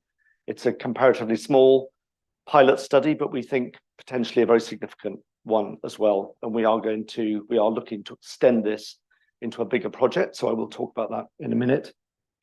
But I did just want to mention that. And I also wanted to just say that this fits within a wider initiative. Well, it fits into wider initiatives for all of us, I think, but our wider initiatives are all slightly different. My wider initiative here is an interest in plastics and the impact that plastics are having on the world. And I'm interested in that from an archaeological perspective. So I am an archaeologist, and I would describe myself as a contemporary archaeologist. So I'm interested in the ways that my skills and expertise and perspectives as an archaeologist can shed light on the familiar, supposedly familiar world around us. So plastics is a big part of that. So I've been working on plastic pollution in various parts of the world, and I think chance encounters have led to this project happening right on our doorsteps and beneath our feet. So we know, for example, that there's I think I read in the last few days, there's plastics in the clouds now. There's plastics in our bodies, in our bloodstreams, in our lungs. And there's obviously plastics in the oceans, which we're very familiar with. So it is everywhere. So it perhaps shouldn't be surprising that it's also in our archaeological deposits and sediments. What is more surprising, perhaps, is that it's in the sediments that we were collecting in the late 1980s, not just the sediments that we encounter today. So I think that's really interesting. The caveat that this is just a pilot study is important, but there's no disputing the fact that the plastics are there, and the question then is what the implications of that might be, and also the extent of it as well. So that's something that we want to look at in the future. I suppose as an archaeologist who's been around for a while and used to work for the National Heritage Agency in the UK, what's now Historic England, English Heritage, I've kind of my entire career has been based around that idea of in situ preservation, and also the presumption of in situ preservation, certainly of nationally important archaeological deposits. And I suppose one of the things that interests me about this project is what the implications of this, what are the implications of these findings for that argument for in situ preservation, on the basis that these deposits will exist in the future, and we'll be able to apply all sorts of exciting new techniques to these sediments that we don't currently have and we're not currently aware of. What happens if those sediments are actually contaminated with plastics? Does that have an impact on that argument? So that's one of the things. And does it bring back that whole argument around rescue and whether we should be actually rescuing some of these sediments before they're over contaminated, before they become compromised or ultimately useless for archaeological investigation, I suppose. So there's all sorts of questions. I'm not providing answers for them, so I think that would be premature, but there are questions that I think we need to think about in all of this. And the other thing, and it relates to the deposit models that we've heard about already, I think it's a conversation we may well be trying to have over lunch with some of the people involved in that, is how we can start to create a more nuanced map of pollution, of plastic contamination, or the risk of, or the chances of plastic pollution across deposits across the city, based around our knowledge of those deposits. Are there areas, for example, where plastic contamination is more likely or less likely to occur? And can we predict that? That would be a really interesting thing to think about as well, I think. So the final thing we should say, and we haven't said yet, that this is a project that is supported by Historic England. So they've funded the pilot study in York. So what we're looking to do next is, well, first of all, publish that pilot study. So that's ongoing. That's been submitted to a journal, and that will no doubt receive peer-reviewed comments and also maybe responses from the people who read it. So that will be helpful to us. But we are going to look to Historic England to support a wider national study as well. And they've expressed an interest in that. That doesn't guarantee the funding, of course, but they've said that they would welcome an application from us on this. So that's one of the next things that we'll be doing. And part of this pilot study involved writing to a number of archaeological consultancies around the country who retain sediment samples going all the way back into the 1970s, in some number, in many cases, asking if they would make those sediment samples available for study. And they've said unanimously that they would, and they've given us a good sense of what they hold in their collections as well. So that will be the subject of this national study. I'm also coming to the view that something more detailed in York would be really useful, based around potentially how this all maps onto the deposit modelling, and to see whether there are predictions that we can make. So that's where we've got to. It is only a pilot study, but I think the results are really interesting, if not alarming. And the next stage is to extend this out into a national project, publish the results, extend it out into a national project, and see what more can be done here on our doorstep in York, with the very welcome support of York Archaeology. And it's great to have Jeanette on board for this as well. We really need that expertise if this is going to work. So I think that's it from all of us, isn't it? Have I missed anything important? No. Great. Thank you very much. Thank you.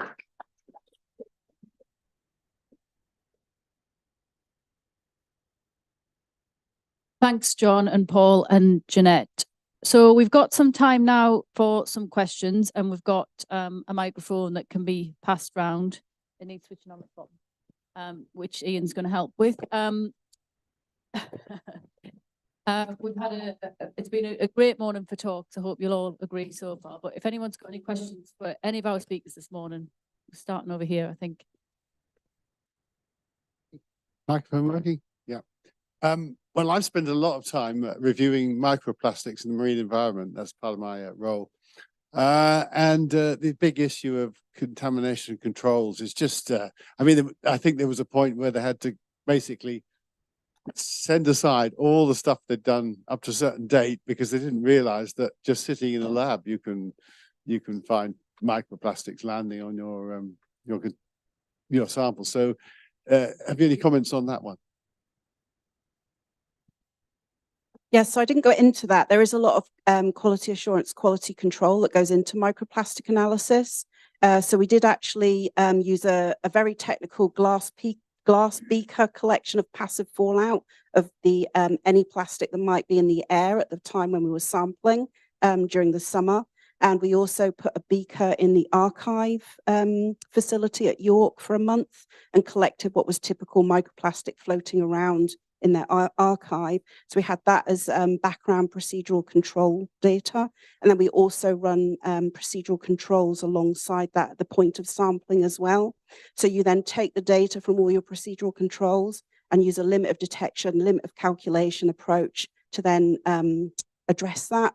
But we only used replicates of one here because this was only a pilot study. But yes, we're aware of all the problems with that. We found a very small number of polymers relative to the number or diversity that we found in the samples.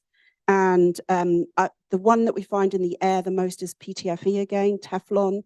So if you're doing LOD, LOQ type calculation, you really do have to take that out and ignore the Teflon. But everything else was above that sort of limit of detection.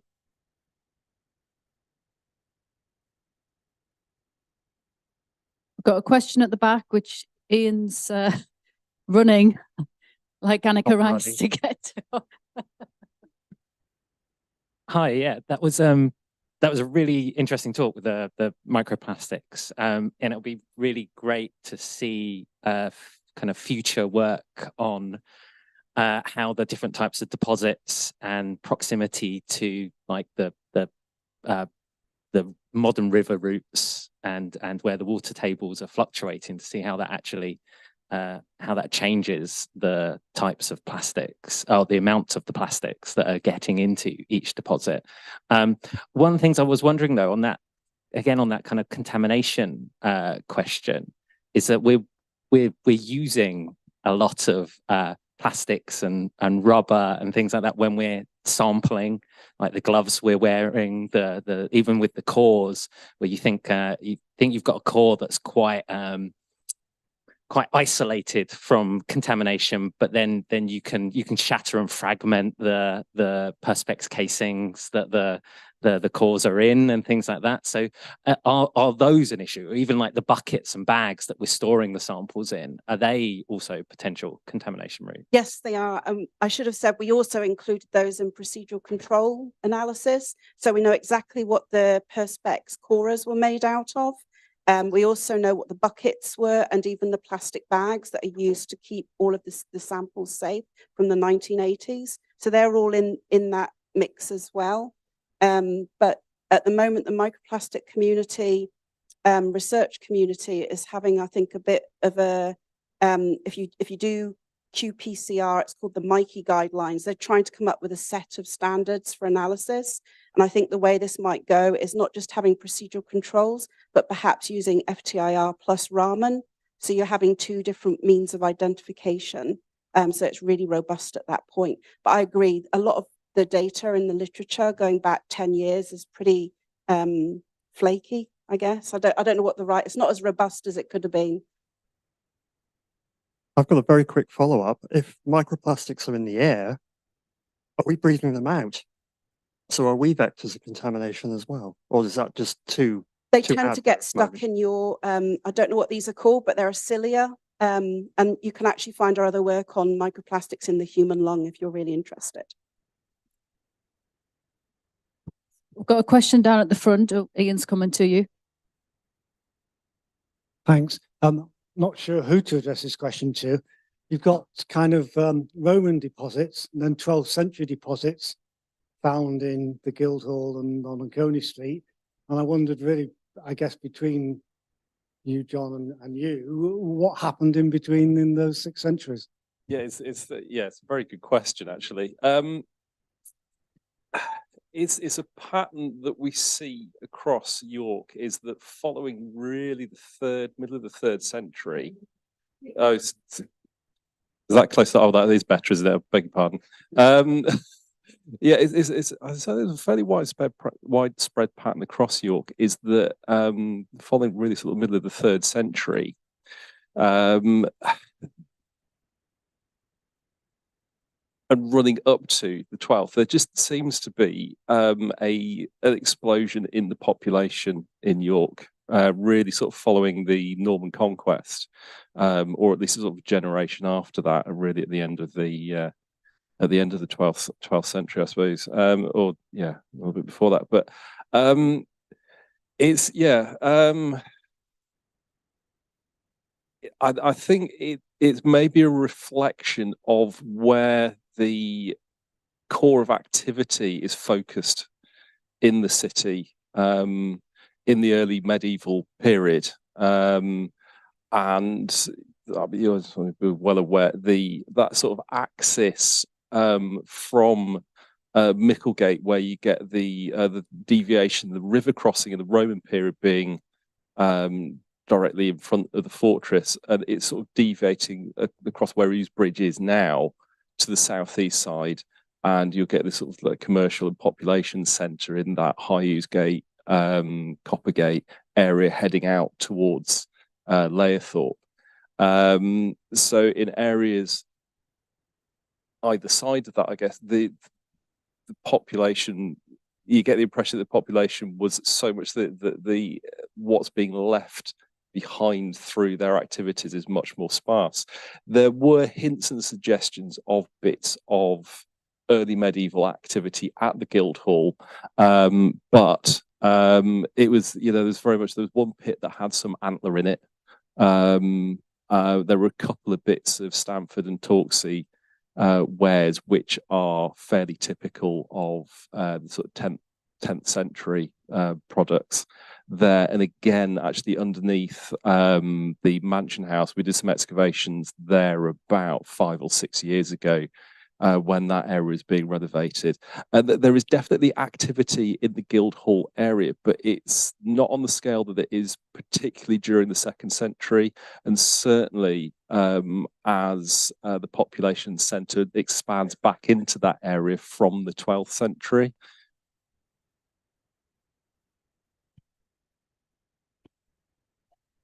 Got another question over there? Yeah, a question for John Oxley. I'm not familiar with the archaeological sites in York on the riverfront, but you mentioned during the hydro survey that there was a recess without commenting on it. That was evidence from the survey work. Have you a comment on it? Yes, I can comment on that. It was one borehole where the deposits go down, you know, perhaps up to 2 meters deeper than the deposits in the adjacent boreholes. The resolution, however, given the fact that we only in that area there are only 3 boreholes, it is incredibly speculative to sort of take that and suggest that there might be some form of inlet or some form of dock. I put it out there as an idea, and I think as we move forward on the site and as more of the site becomes available for evaluation, both through borehole and trenches, that's one of the questions that we may well be able to answer. It does jar up against the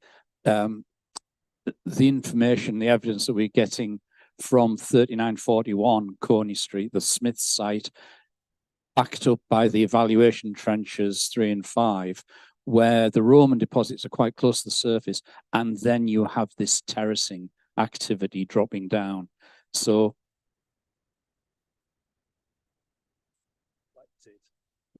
really interested to see the potential for that remodeling of the bank of the river extending down into that area. And it's one of the ones that I'm kind of like felt quite uncertain applying that interpretation to Guildhall, particularly because it's off the back of a couple of very small trenches and a deposit model from 6 boreholes in the transect.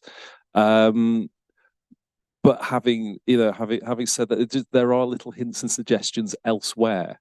One of the things that I find actually quite remarkable in sort of delving into the archive that we've got with some of these is quite how small the trenches are, particularly the one underneath W.H. Smith. I mean, that was about 2.5 meters wide and about 8 meters long, but the quality of information that's coming out of it is just phenomenal. But yeah, and again, boreholes are tricky beasts as well. And there is my personal experience with boreholes is that it's felt to me as though there is a slight over-exaggeration as you go deeper into the deposits. It exaggerates the depth that they're probably actually present at, because of the machinery that's used for it is whacking in meter-long sections, at the bottom of which is the plastic meter-long tube. And any compression that you're getting from these things being hammered in is potentially over-exaggerated in each meter section. And there is a tendency also for there to be a certain amount of compression in each meter section that's going in as well. You tend to find that the top 10 to 20 centimeters, you're getting a void, potentially where material from higher up is falling in as well. But then all you're seeing are these tiny little horizons, which are only about 10 centimeters across. So it's not necessarily clear whether you're going into a deep intrusive feature, such as a very large pit, or a well, which can skew the results to a certain extent. So that's why it's important with boreholes to have clusters to be able to sort of even out the model to a certain extent, I think. Yeah, I think the phrase boreholes are tricky beasts. I think I might take that away with me. It's certainly been my experience of them. Any more questions? Yes, we've got one down here. Oh, have you got one? Okay. It's not so much Steve a first. question, it's more a comment. But first of all, on deposit modelling more generally, of course, we welcome knowing more about the below ground deposits and their character and their decay trajectories or whatever. But at a certain point, if that's to aid curatorial decision making, that has to be set beside research questions in order to establish priorities. So I'd be interested to hear about what the plan is to define those research agendas for York. I had some questions for Ben. They're all chronological. I'm sorry. One is, you said that there was about this bank. Are you saying that that's consciously constructed rather than created by the differential truncation of the glacial till? It's kind of just there. Yeah. The second, sorry, fire away. Okay. Yeah. The very much the impression that I got is that it looked very much as though that area had been deturfed and topsoil turf stripped away. I was also kind of interested about the angle at which that had been created there as well. It was around about 30 degrees, which would seem to sort of fit into producing an angle that's quite stable and easy to maintain for the gravel that was put over the top of it. I think early on when I was considering what that might actually be, whether it is a gravel covered bank or the other kind of thing I thought it could be maybe was a lane, but the gravel was quite thin relative. It was only about 20 centimeters thick. And the angle seemed quite steep to me to something to easily traverse. But I guess it's always really tricky trying to extrapolate what was actually happening at that point in the past when you've got a very limited amount of physical data. But that would, I think, yeah, it's tricky, but that's kind of where I was sort of coming from it, looking at the angle of recline that was there, the way that it felt that it had been stripped back to a point. It seemed like a very deliberate thing that had been done. And then in relation to a flat area immediately at the top, and what was probably a flat area at the bottom, although we didn't get to the bottom of that slope, what had occurred later on was clearly flat deposits, which included floors, what were clearly part of buildings. Thank you. I suspect the third questions will be difficult to understand in such small areas, but I just wanted to ask about that later material, later Roman material, those prestigious bits of painted wall plaster, that sort of thing. Is that telling us about what the nature of occupation was there, or just what people were dumping by the river? And the other, sort of the final one, I must admit, is concerning those very interesting rectangular masonry foundations. Do we know if they are pillars for some sort of later structure? Do we know when they go out of use? What's above them? Thank you. Okay. Yeah. So the first part of that, with the demolition material from the 2nd century buildings that we had at Guildhall,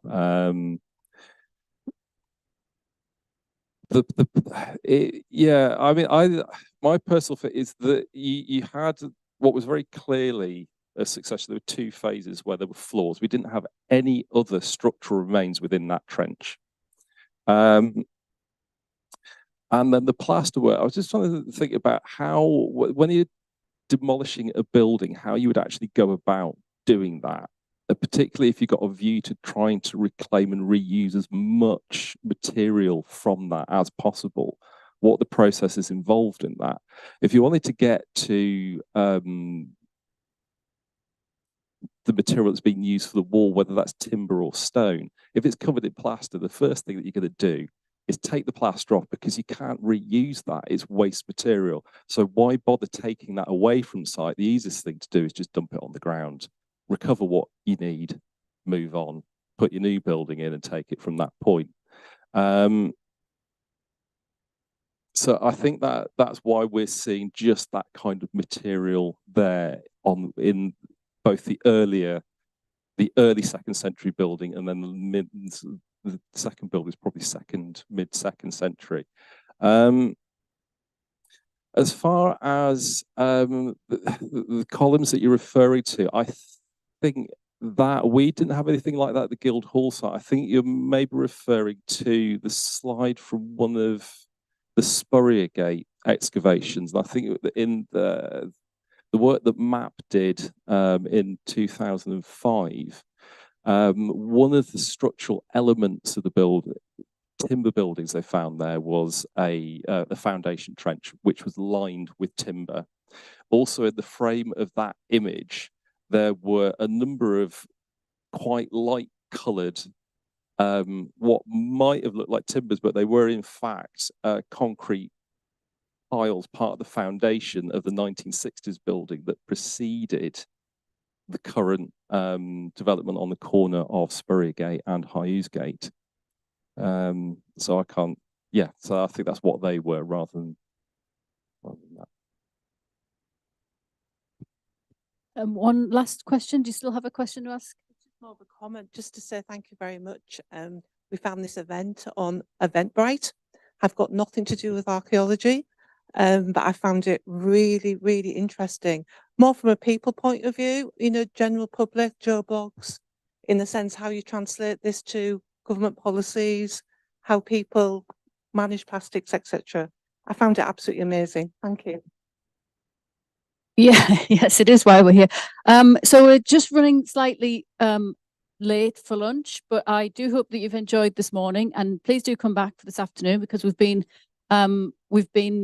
very urban looking this morning, but our two speakers straight after lunch, we will be looking out into the rural areas around York before later this afternoon we head back towards Micklegate excavations and again then heading out towards Weldrake. So please come back and please have a look at the finds. We've got Katrina at the front with finds from the site she's going to talk about a bit later on today, and then we've got finds at the back from Guildhall and Micklegate and the deposit model project. Please go and see those guys have travelled up especially from Nottingham this morning to show us all their snazzy new models, and I do believe the book stalls and things are still on downstairs over lunch. So we're going to start again at 1:45. And if you're staying in here over lunch, that's fine. There'll be some slides on as well over lunch. We've got slides from the Archaeology on Prescription project which York Archaeology are running, which we featured last year as well. So there's an update on that, and some slides from Yorkshire Museum on their new Star Car exhibition, which is coming very soon. So please come back and we'll start at 1:45. Thank you. And thanks again to all our speakers this morning.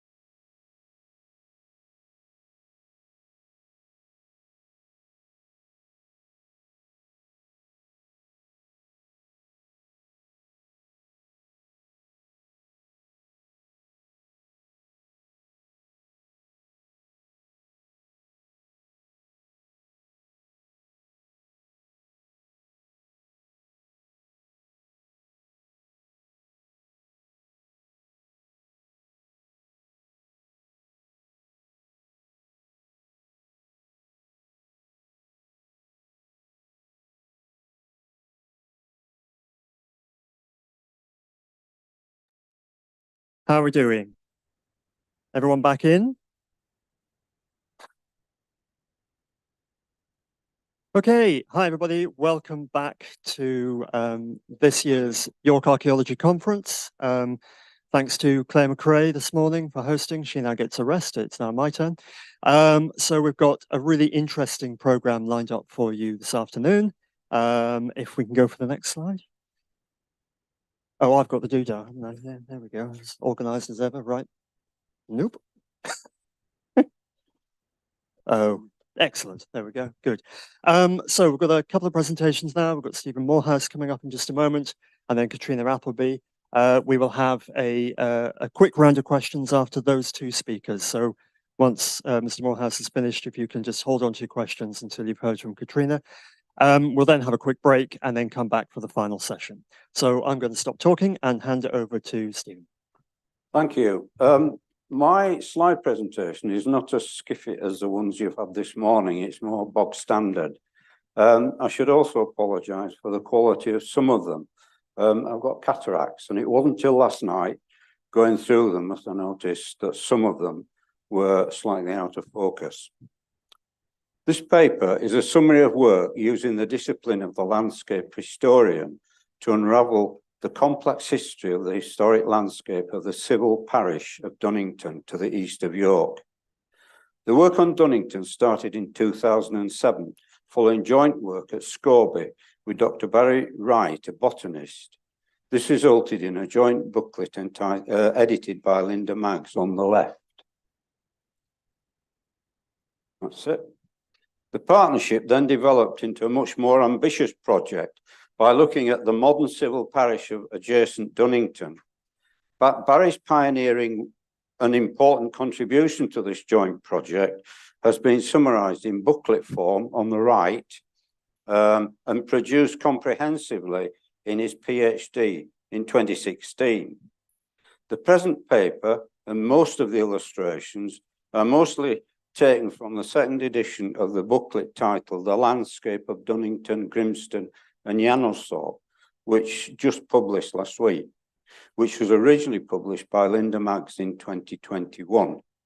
Some of the figures are to appear in a final major publication on the work due to appear next year. This paper will look at some of the more rewarding approaches and their results. The key to understanding any piece of historic landscape is the natural environment. The most important aspect of this is the York Moraine, which runs from east to west and on which York was founded. The moraine dictates the siting of many of the medieval settlements between York and the Derwent. Those within the project area are sited on the southern flank of the moraine and take advantage of the spring line here. The moraine also dictates the southern limit of the extensive coaxial field system, which lay to the east of York. The coaxial field systems were long, narrow, parallel-sided fields that are found across the lowland areas of Yorkshire and beyond the prehistoric or Romano-British date. Many are now fragmentary and need map work and field work to define the extent.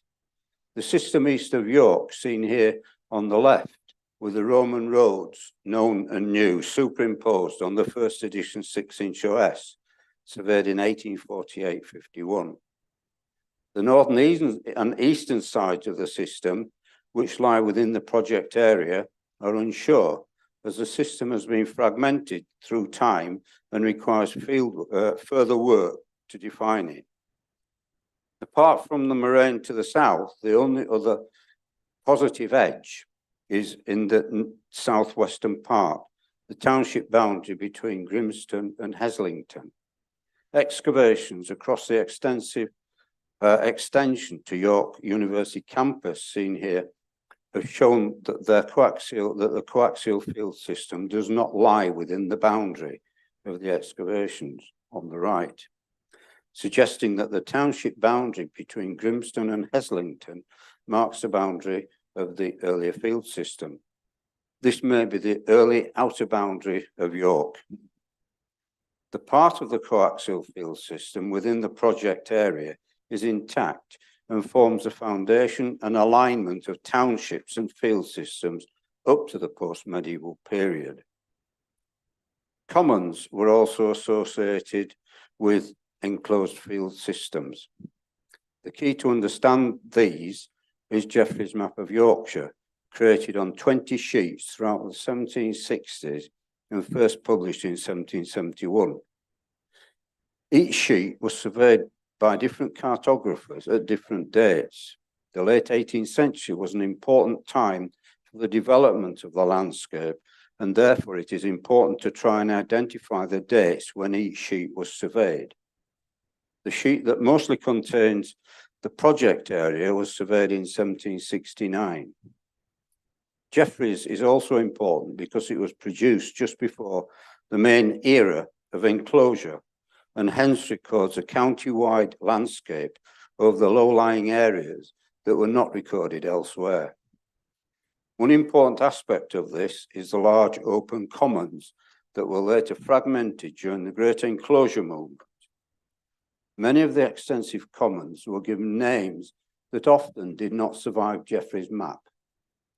The northern part of one of these commons, called Kexby Common, is found in the project area. They have a number of unique features. The most obvious are funnels.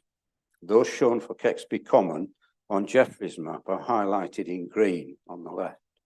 The remaining ones are shown on the first edition 6-inch OS, surveyed 1848 to 51, or identified from fieldwork. The other important point is that the outer perimeter of these surrounding townships may contain cultural areas of field systems and settlement from the prehistoric period that date before the township structure. These are brought together for Kexby Common here on the right, showing the funnels and the outer boundary. The relationship of the coaxial field systems need clarifying. Of all the disciplines and sources used by the landscape historian, the most important is the first edition 6-inch OS maps of the mid-19th century. These were designed originally to record boundaries that defined current administrative and other boundary units across the country. Amongst these are found obsolete medieval township and territorial hamlet divisions. A range of conventions were designed to define these. A rare survivor of a key I found in the Yorkshire Archaeological Society map collection in the late 70s as part of the work for the West Yorkshire Survey. Font types and point sizes were designed to illustrate them, as seen on the screen. Territorial names are usually found central to the area being defined. This also occurs where names survive, but the boundaries do not, helping to identify them. Familiarity with these and other common features of the maps are the Bible of the landscape historian, and allow the maps to be read and understood on their own. Where boundaries could not be agreed with adjacent townships, a process was in place to agree them. These decisions and why are recorded in boundary remark books in the National Archives. The first edition 6-inch contains much else from earlier landscapes and is often the only record of them. Boundaries not in current use were deleted from the second edition in the late 19th century, making the first edition crucial. Apart from boundaries recorded on the maps, there are two unusual features which help to define former historic townships. Two are quite common, and for this are worth mentioning. Footpaths often run along historic boundaries and often survive when the boundary has long been forgotten. These form part of the evidence for boundary lines between Yanalthorpe and Dunnington on the left, and between Dunnington and the unnamed township on the east, on the right. The other feature is a change in the boundary line from one side of a historic road to the other. This point of change often marks boundaries running north-south either side of the road, defining former township boundaries. A good example is the boundary between Yanulthorpe and Dunnington on the left. An example in Full Sutton to the east of Stamford Bridge formed part of the estate granted to Ripon in the 660s. This will be discussed at the end of the paper. The east-west route in orange, seen here on the left, is the Roman road from York through Stamford Bridge to the east coast. The change of the boundary from the south to the north of this route, shown in detail on the right, circled in orange, coincides with the north-south footpath and former township boundary in green. The names of these former townships are not preserved as such, but the names of 4 redundant townships, 2 each in Full Sutton and adjacent Skirpenbeck to the north, are not discussed here due to lack of time, but if people want details, see me after. By using the full range of approaches to understand historic townships, it's been possible to identify 4 medieval townships within the medieval civil parish of Dunnington, seen on the screen. It comprises the historic townships of, from west to east, Grimston, Yanulthorpe, Dunnington, and an unnamed township. A wide range of documentary sources, names and map evidence, supplemented by the important botanical evidence, has been used. This is summarised in the 2nd edition of the booklet and will be discussed in full in the forthcoming comprehensive volume. The township boundaries follow the boundaries of the much earlier coaxial field system and are equally spaced. It will be noticed that Scorby and Kexby townships spring westwards from the river Derwent and cut across the southern part of the unnamed township. The southern part following the early route mentioned below. The bi-elements in the 2 townships show that the names are Scandinavian and date to after 874. This suggests that the unnamed township was abandoned by then, but other evidence suggests it may have been in the 10th century. The morphology of township boundaries plays a crucial part in defining their chronology. It is likely that the network complex of medieval and early townships can be identified, present a small number of those that existed. Many of the techniques used to understand historic township boundaries have been developed and discussed in a series of papers over the past 40 years, starting with the West Yorkshire Survey in 1981. New medieval townships are constantly being identified. The identification of long-distance early routes is important for identifying early commercial centres and their surrounding township groups. The long, roughly northeast route crossing the left-hand image on the screen links York and the important Roman civilian settlement at Norton to the east of the Derwent and the Roman military complex at Malton on the western bank. The name Many Gates in blue, partway along this route, the meaning of many routes, and refers to the meeting of 3 very significant routes, a name seen on the late 17th century Scorby map on the right in yellow.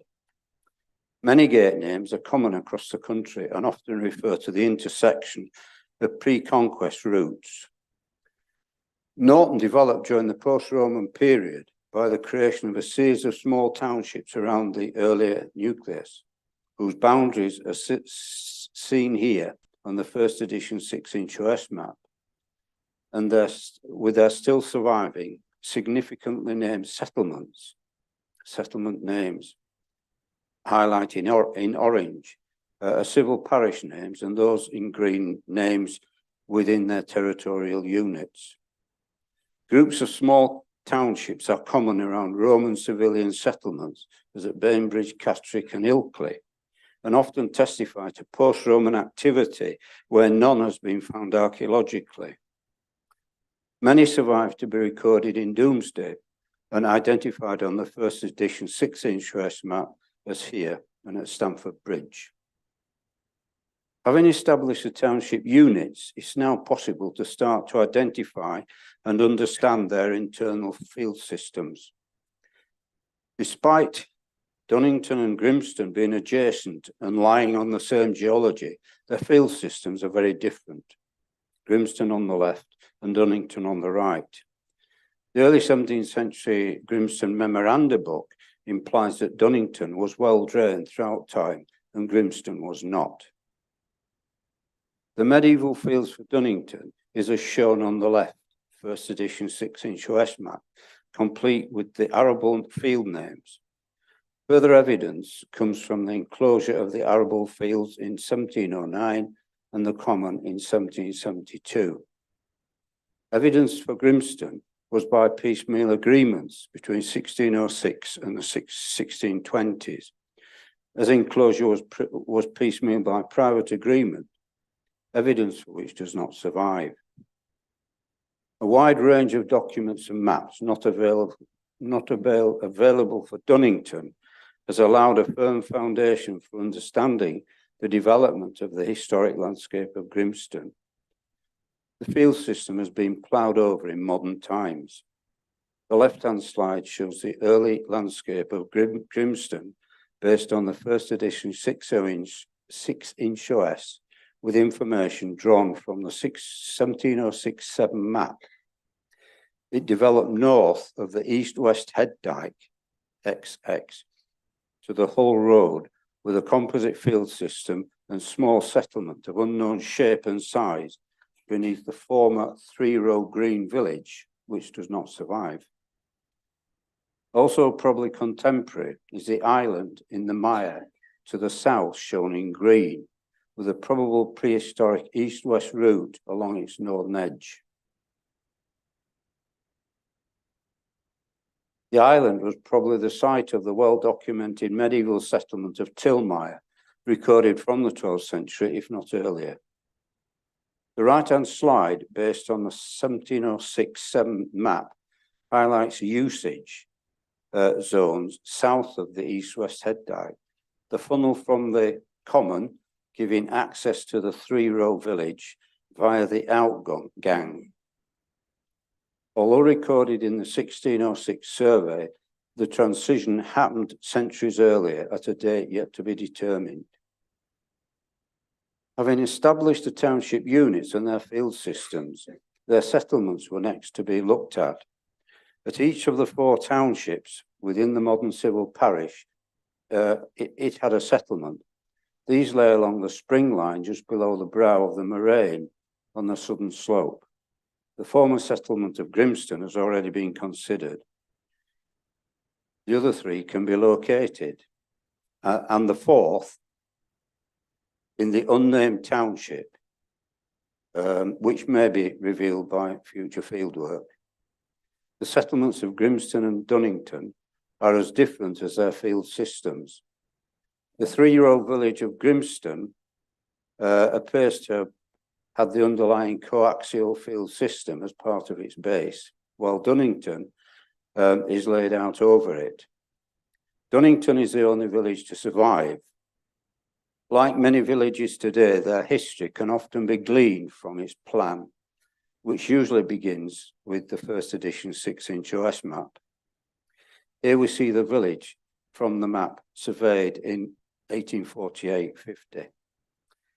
It clearly shows a D-shaped enclosure defined by Church Lane, York Street, formerly Dunnington Lane, and Church Street, shown here.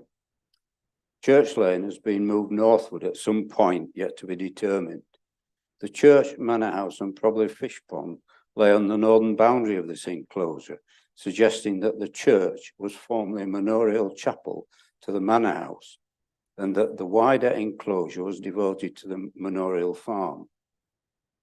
Such landscapes are common across Yorkshire.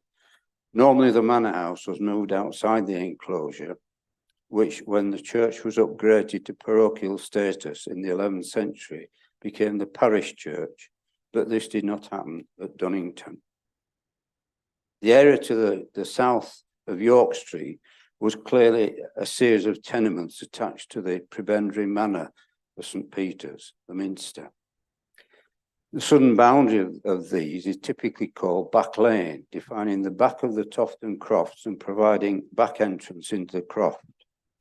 The southern curved extension of Church Lane, south of the road, to form Back Lane shows that the layout of the Tofton Crofts were contemporary with the former manorial enclosure.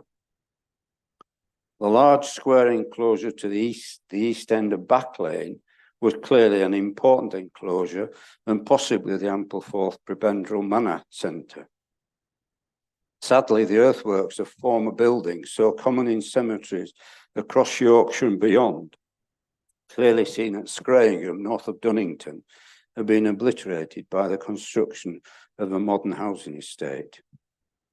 The extension of tenements between Petercroft Lane and Stockhill Lane, seen here, called Sandholm in green, were also part of the Minster's property and may have been the tenements attached to the Ampleforth prebendary. Grimston village does not survive, but we know where it was from estate maps.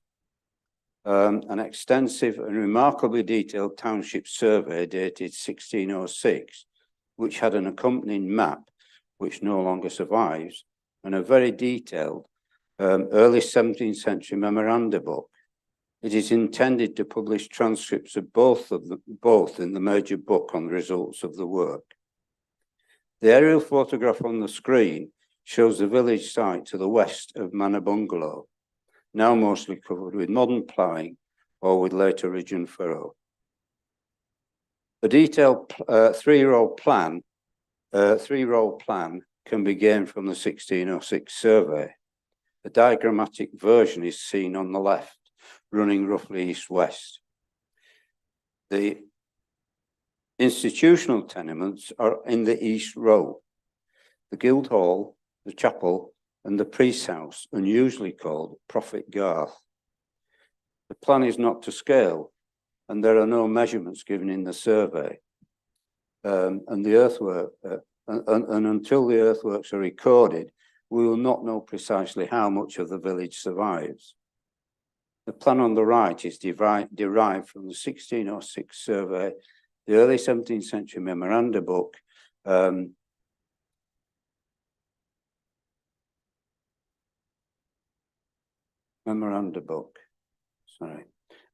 field work. The early 17th century memoranda book records numerous devious ways in which the manor was to remove the village in a relatively short period of time in favour of building a manor house on the site of the South Row. The manuscript book provides remarkable detail about the rooms, their size, where the bricks were to be made, the pipe water supply, and so on.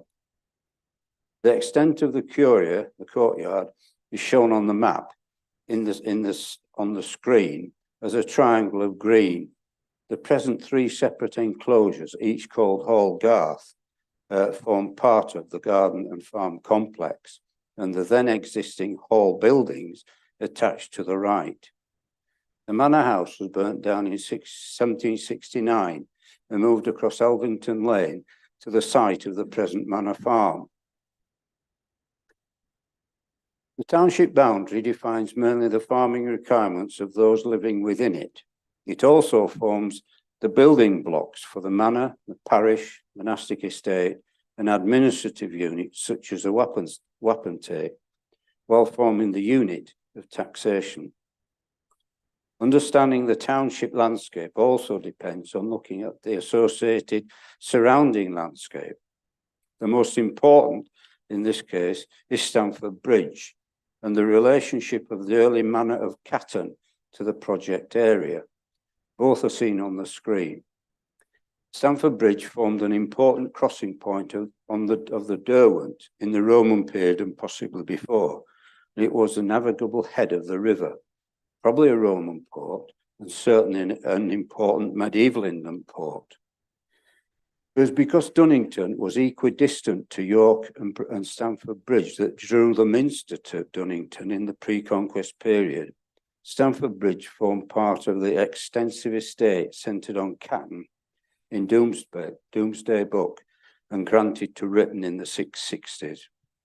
It was also the administrative centre of the south of England, south of the Tees, between 626 and 631. Full details and references for Stamford Bridge are given in the final volume. Little of this for Stamford Bridge and Catton is recorded in the VCH and highlights the dangers of using the volumes as sources of information on their own. Sadly, this has happened a number of times in recent major archaeological reports. The multi-period port aspect of Stamford Bridge links through to today's next paper by Katrina and provides an explanation for the riverside finds made at Acaster Malbis. Many years ago, I carried out research across the county which looked at travel by land and water in the medieval period in Yorkshire. Amongst much new understanding, the work has shown that the banks of the major rivers of Yorkshire were lined with a range of landing places and stays, and many small medieval ports, some of Roman origin. This map was published in 2000, and the map on the left published in 2003, but was created during the 1990s. It shows a range of features associated with intensive water transport on Yorkshire rivers during the medieval period. Mariners, shipmen, and shipbuilding deep into the county. Shipmen were river travellers, while mariners were sea traders. Acaster Malbis is coloured green, and all three are recorded here during the medieval period. Subsequent work has only intensified the distribution pattern. There were a number of families recorded in Acaster Malbis called shipmen. The most prominent was a Jowkin family from the 13th century who plied their trade up and down the Ouse into York, mostly ferrying building stone from the major collecting point at Cawood to the Minster, in York, where many members of the family were freemen. Medieval shipbuilding complexes were vast.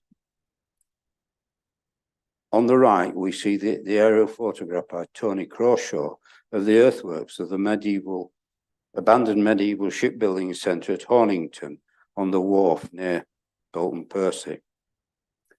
There are many ways for suggesting that a small abandoned riverside place was an important commercial centre. One of these is the presence of monastic landholding and property rights.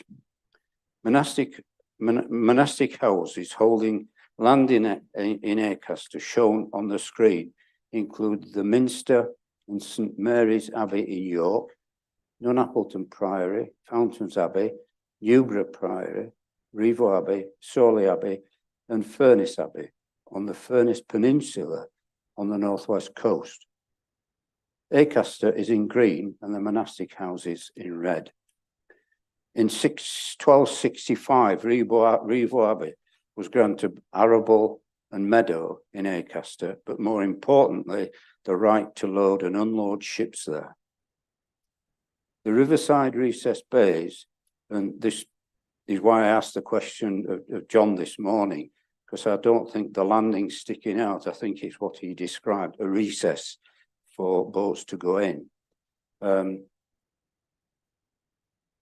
Lost my place now.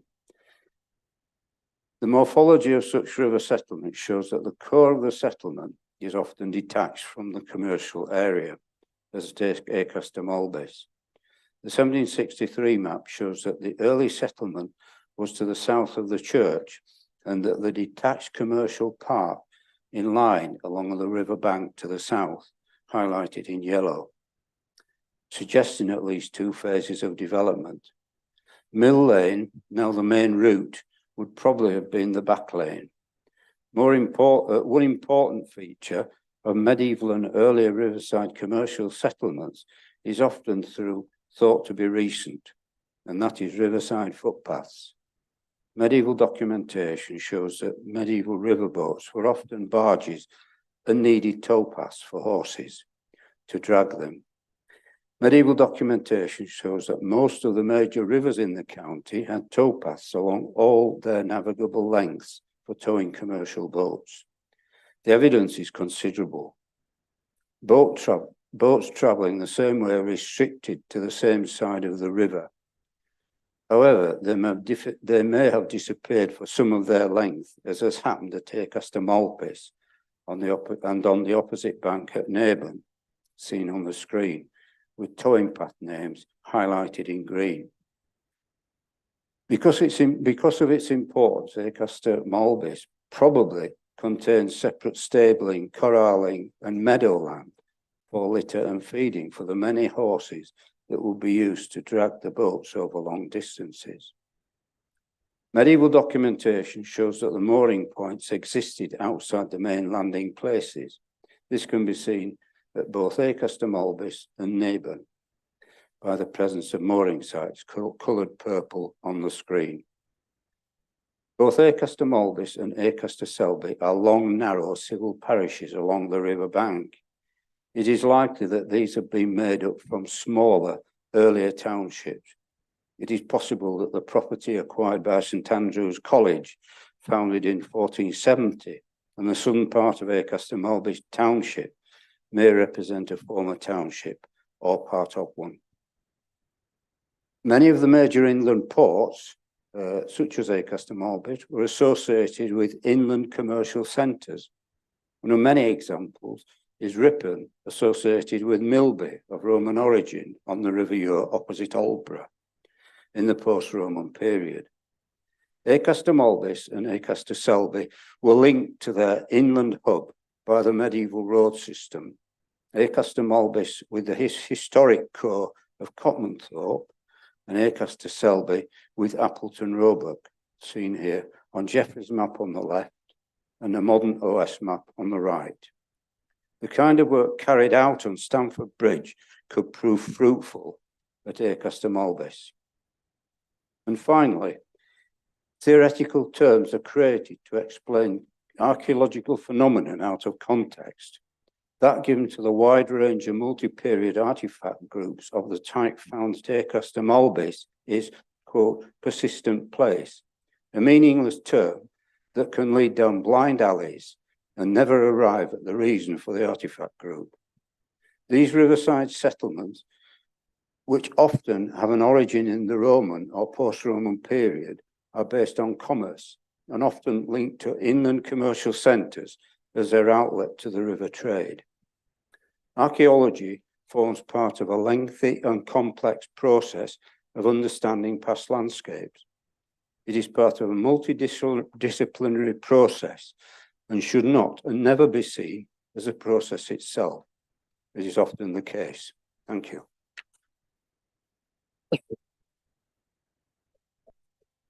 I've got copies of the book that came out last week.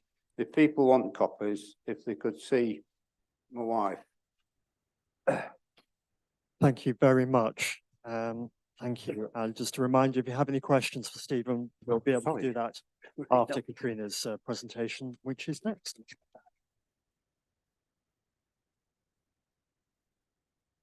Are you presenting next? Yeah. Right. I've got pockets somewhere.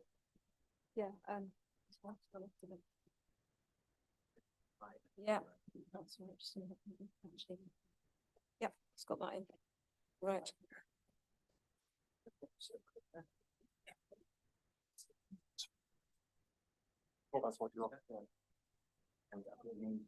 I need the clicker. Thank you.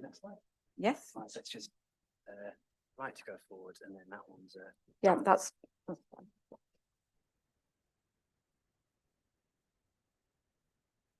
Right.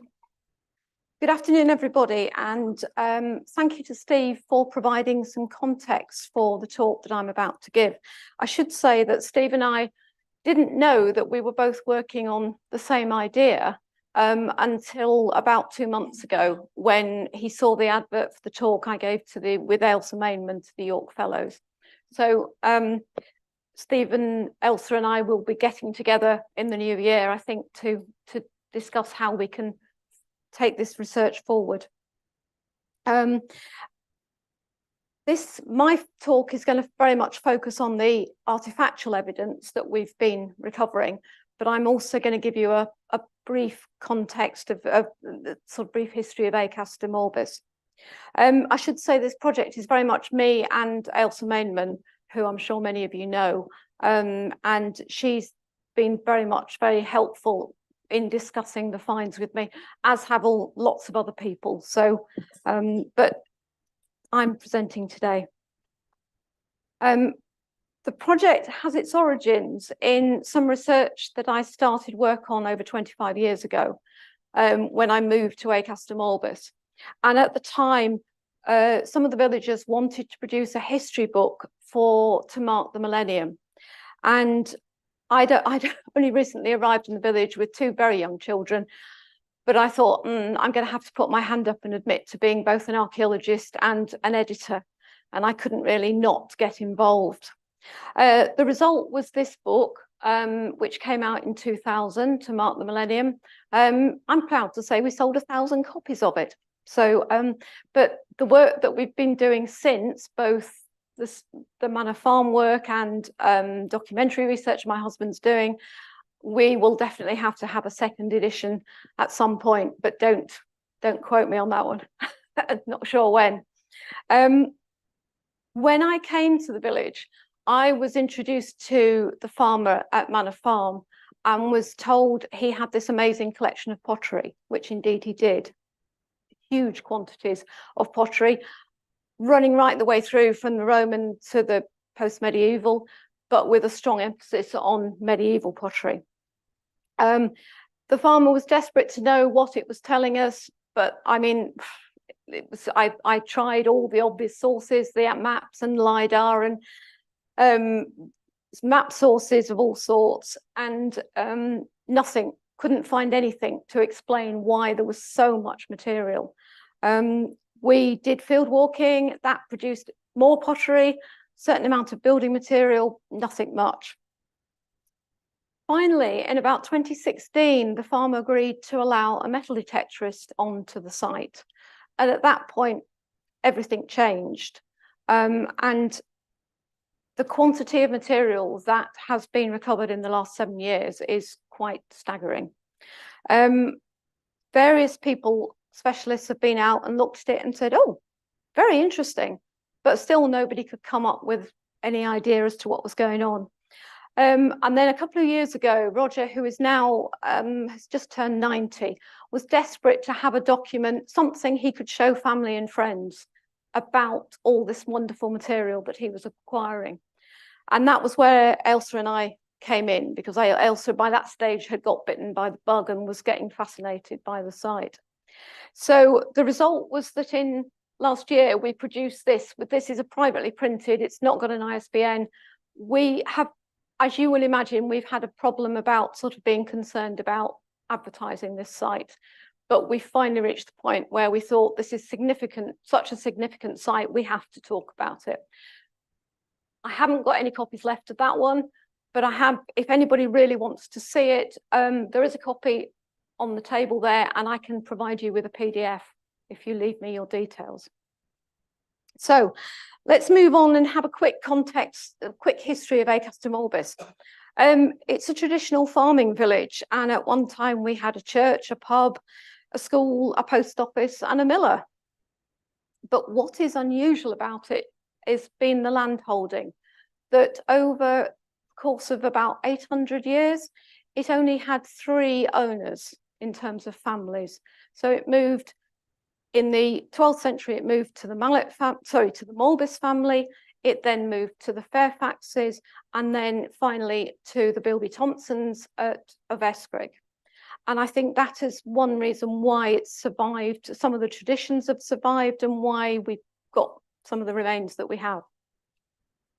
The site, the village is about 1,800 acres on the west bank of the Ouse, and it lies about 5 miles south of the city, just south of Bishopthorpe. The name and Castra is fairly obvious, the camp by the river, although there's no actual evidence of it being a Roman settlement. we have got Roman material, but not enough to say, oh yes, there was definitely a Roman camp here. I think it's fair to say that the river is crucial to its history. You can't live by the river. I mean, it's not quite as bad as that at the moment, but it's well up at this week. Just to point out, locate you, the pub is on this bend here. This is Neyburn Lock. That's the banqueting house down at Neyburn. So, I mean, this is 2000, which was probably the worst flood in this area ever. But as you can see, the fields disappear underwater, and the field we're actually talking about is this one here. So bear that in mind. In terms of the medieval village, we have a medieval church. The architectural historians claim that it's about 1325-ish, sort of first half of the 14th century. The dedication is Holy Trinity, and it's been suggested that that reflects the fact that it served not only Acaster Molbus, but also a large chunk of Neyburn, and probably initially it served Bishopthorpe as well, because this church is probably, although it doesn't appear in Domesday, it probably is a much earlier foundation. We have records, it appears in Pope Nicholas's taxation of 1294, but there is other evidence in terms of architectural bits. And we've got good 14th century records for it. Inside the church is this tomb of Sir John Molbus, who died in 1316. And in 1328, his son applied for permission to remove the bones of Sir John and his wife Agnes to Rievaulx Abbey. And we are wondering whether that's the point at which the present church is built. And that this tomb, which has clearly been outside, gets moved inside into the new building. I can't prove that at all. That tomb has obviously been outside, but then it gets brought in before it gets too weathered. So that's an idea that I'm floating at the moment, that actually we might be able to date fairly precisely when the church is constructed. This is another extract from the map that Steve showed you, which I'll talk a little bit more about in a minute. But this, I put this one up here. This is Stubwood. Stubwood first appears in the documentary sources in 1226. Stubwood still exists, I should hasten to say. And as Steve has already mentioned, we have a document of 1265 when William Molbus grants land to the monks at Rievaulx. There's a reference to linlands, which is probably a reference to flax. And there we go. This is the extract from that charter. They may freely load and unload their ships in going and returning from the markets.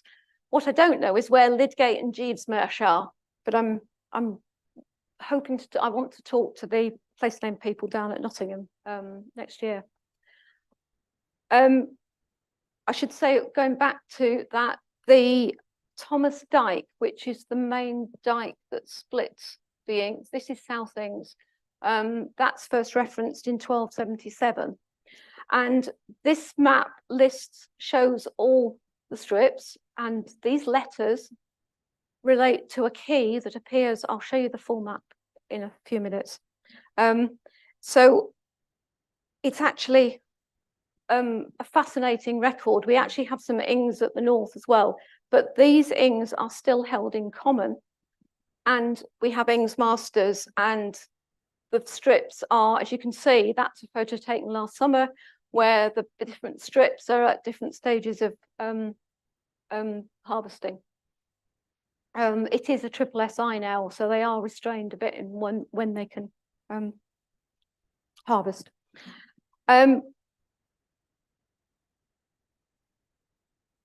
Again, this is one you've already seen. This is a blow up of the depiction of the village. The map in question was produced in 1763, and it was commissioned by Lady Sarah Dawes, who was the widow of Bealby Thompson of Escrig, and she commissioned the map we think probably as an enclosure map. She'd bought the estate in 1755 from Charles Fairfax, Viscount Fairfax, because he wanted the money to build Fairfax House in town. So as you can see, at that stage, the settlement ran along the riverbank.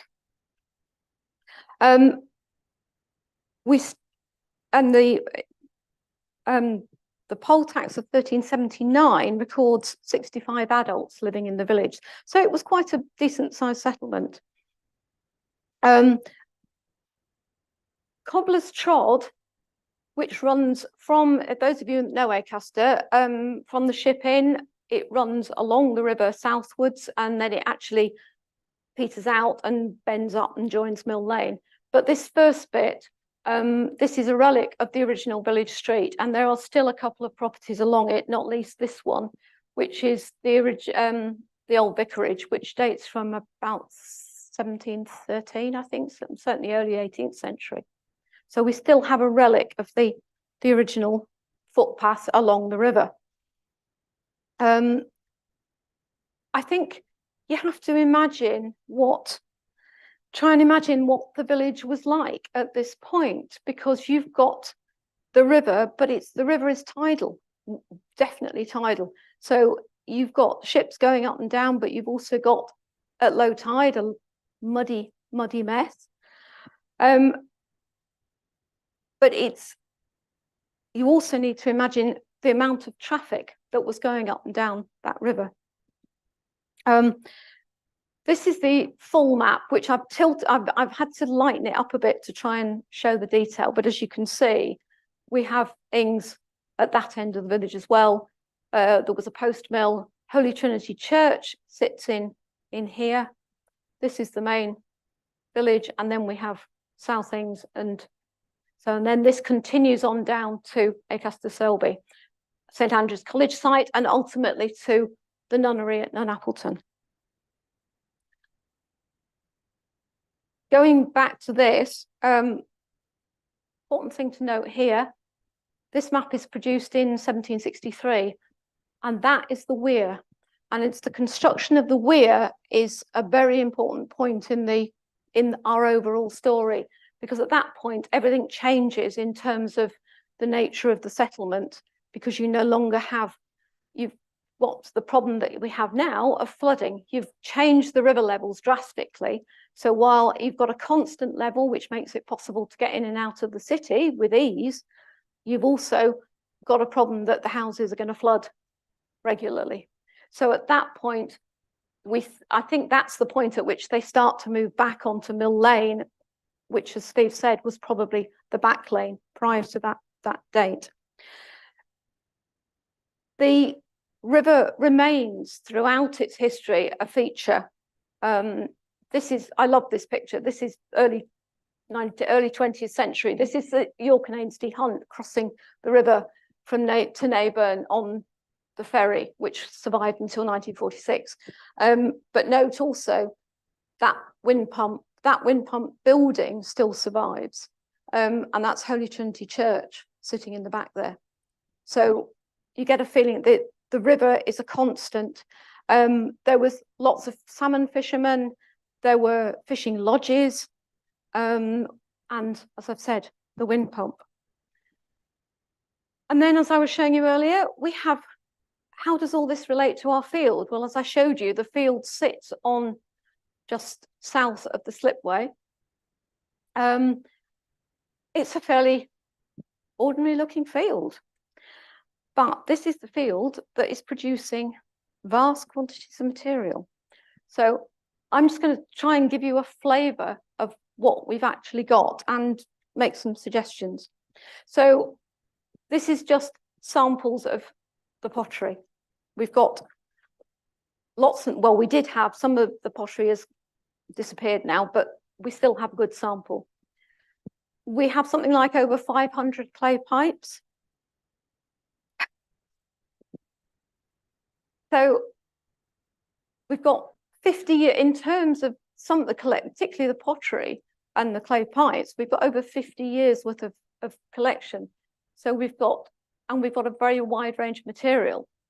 But should note what we've not got, we haven't got organic material because it hasn't survived. And we haven't got ferrous objects because the metal detectorist hasn't been collecting them. But I should say we did do a sample last year. We did try detecting for ferrous material, and all we got was the standard relics of, you know, sort of bits of farming machinery from 19th, 20th century. Nothing, there was nothing of any antiquity. So,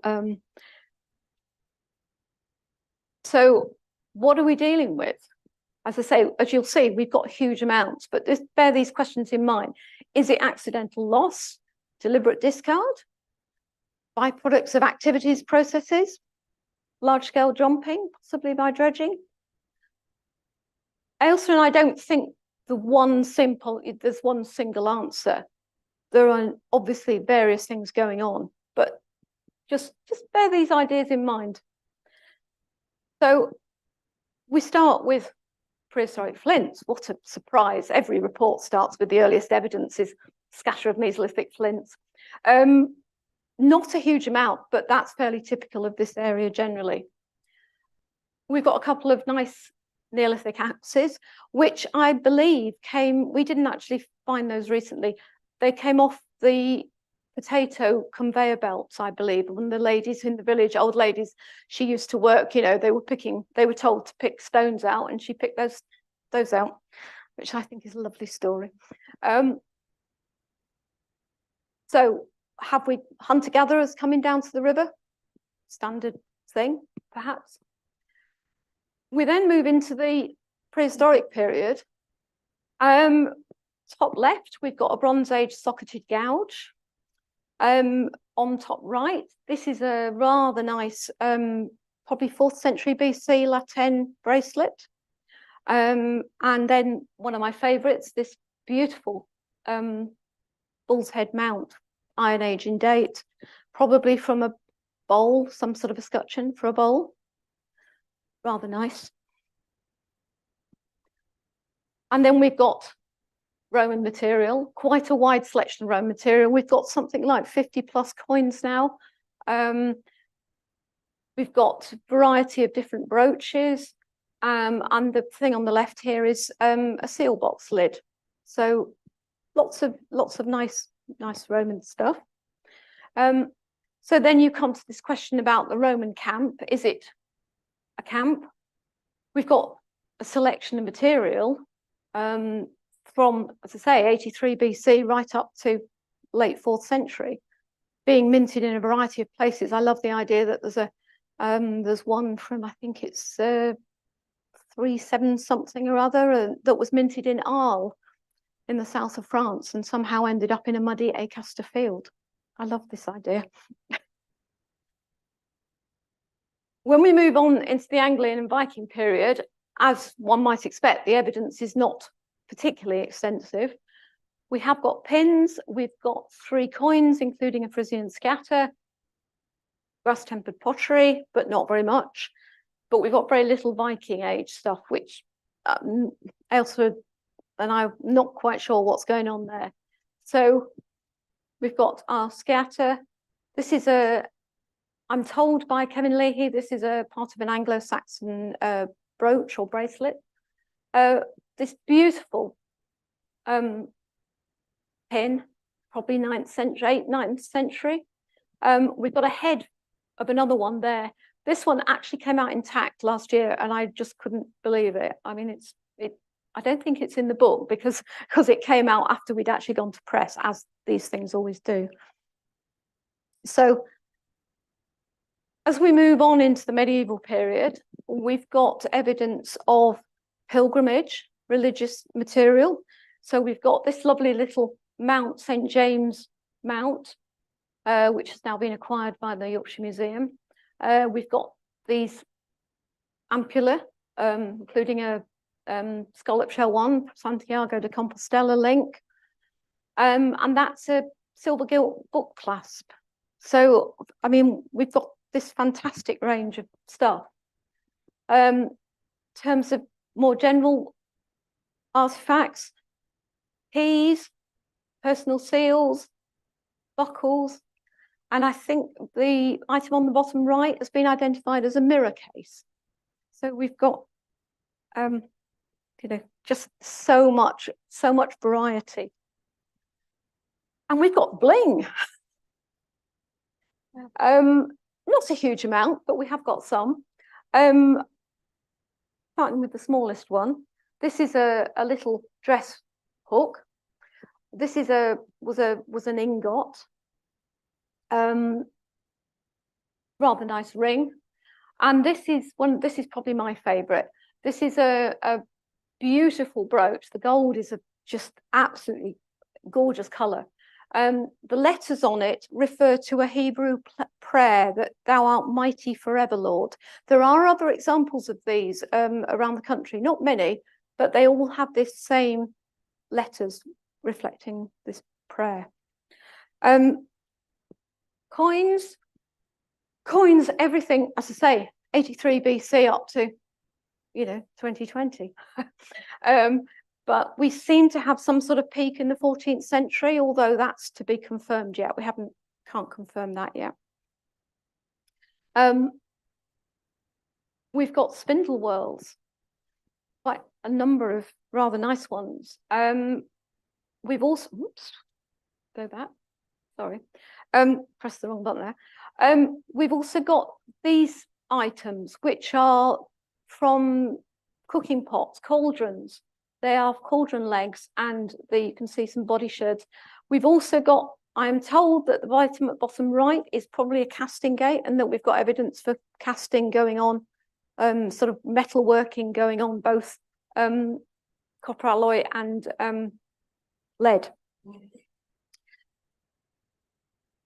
The quantity of lead at this site is bonkers. I mean, there's no other word to describe it. We've got trays upon trays of lead scrap. My estimate is that we've got something in the order of 80 kilos of scrap lead. So difficult to know what's going on with it. And we've also got, not surprisingly, large numbers of fishing weights of varying shapes and sizes, some of which I've brought along today. They come in, as you can see, some at the top there have got little, you can see the little eye to put your thread through. These other ones, I presume, were just being threaded onto the nets themselves as they were being made. So we've got lots and lots of those. But then we've also got what we conclude are trade weights. These are just simple round metal, round, sometimes oval discs. There are some examples there. And I spent a happy afternoon weighing them all. And initially, I didn't think there was anything going on. It didn't tell me anything. And then Elsa suddenly got very excited and said, oh, but they do. And the peak, that main peak, is at 32 grams, which is the equivalent of a troy ounce. So we've got medieval trade. I mean, if ever there was evidence this is a trade, these are trade weights. Elsa's quite keen to do more work on the weights. We've got cloth bale seals, from lots of them from the Baltic. We've got Riga and Russia, but equally we've got some that have come from Gaul, from animal feed in the sort of early 20th century. So we've got a lot of seals of all varieties. So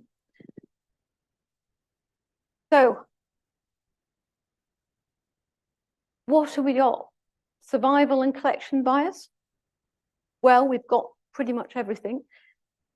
The amount of lead suggests there is a degree of collecting for reuse and recycling. And as I say, we think that there's both lead and copper alloy smelting going on site. We've got transient activities. Somebody was suggesting to us when we gave this talk recently that it might be dredging, but we're almost 5 miles downriver, and you sort of think, probably not. It's also, I'm quite adamant, it's not night soil being brought out from the city. I've walked fields with night soil. It doesn't have that character at all. And we've no obvious structural evidence. So the question is, what have we lost? And what does it represent? I think we come back to the river. I think it tells us a story that the riverbank's a very busy place. I know Steve's just said he doesn't like the term persistent place, but that was the term that was used to me when I first started talking to people. So we know that the monks are loading and unloading their ships in that area. And I think we have to start imagining wharves and bartering and people camped on the riverbank waiting for the tide, cooking, mending nets, children running around. We've actually got some medieval children's toys. But why here? Why at Acaster Mulbis? Well, I think again it comes back to the nature of the river. The way the river bends and the nature of it in terms of the tides, the depths. There's a survey from 1699 by somebody called Thurby, and it's been shown his survey is actually very accurate, and he clearly describes in that survey the difficulties of actually navigating from Acaster into town, particularly around Fulford. Think about the name. Why is it Fulford? And you've also got to remember that the tides are difficult. You know, we all think about tides being 6 hours in and out. By the time you get this far upstream, it's more like 2 hours and 10 hours. So there's the challenges of navigating the river are immense. So what Elsa and I think is what we've probably got is, as Steve says, an inland port, but where they're transshipping goods, they're probably doing a certain amount of trading there and then. But I think you've also got, I mean, I keep coming back to this idea of thinking about the fact that all the stone for the fortress and for the minster had to come upriver on this very shallow water. So it's not surprising really that the construction of the weir in 1757, you know, is a very good investment, and it completely transforms the nature of trade and river traffic. And I think that's the Naburn Lock in the late 19th, early 20th century. That's the number of barges waiting to come upriver. So I think rather than the idyllic, peaceful scene that we've had in today, I think you have to, unfortunately though, if we have got wharves and jetties, they're now all buried in the mud underneath the water. So anybody wants to come up with any other ideas, do let me know.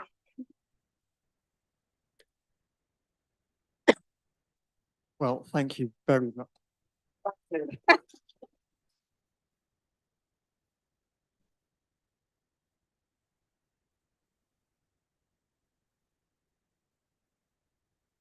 I'm back on. Right, thank you very much, Katrina, and thank you very much to Stephen. Two fantastic presentations, a huge amount of research and scholarship, unearthing an immense amount of information, and I'm sure we've got questions in the room. So Claire and I have swapped the Challenge Annika role this time, so I don't have to run around, it's her turn. Yes, do we have questions in the room, please? For either speaker.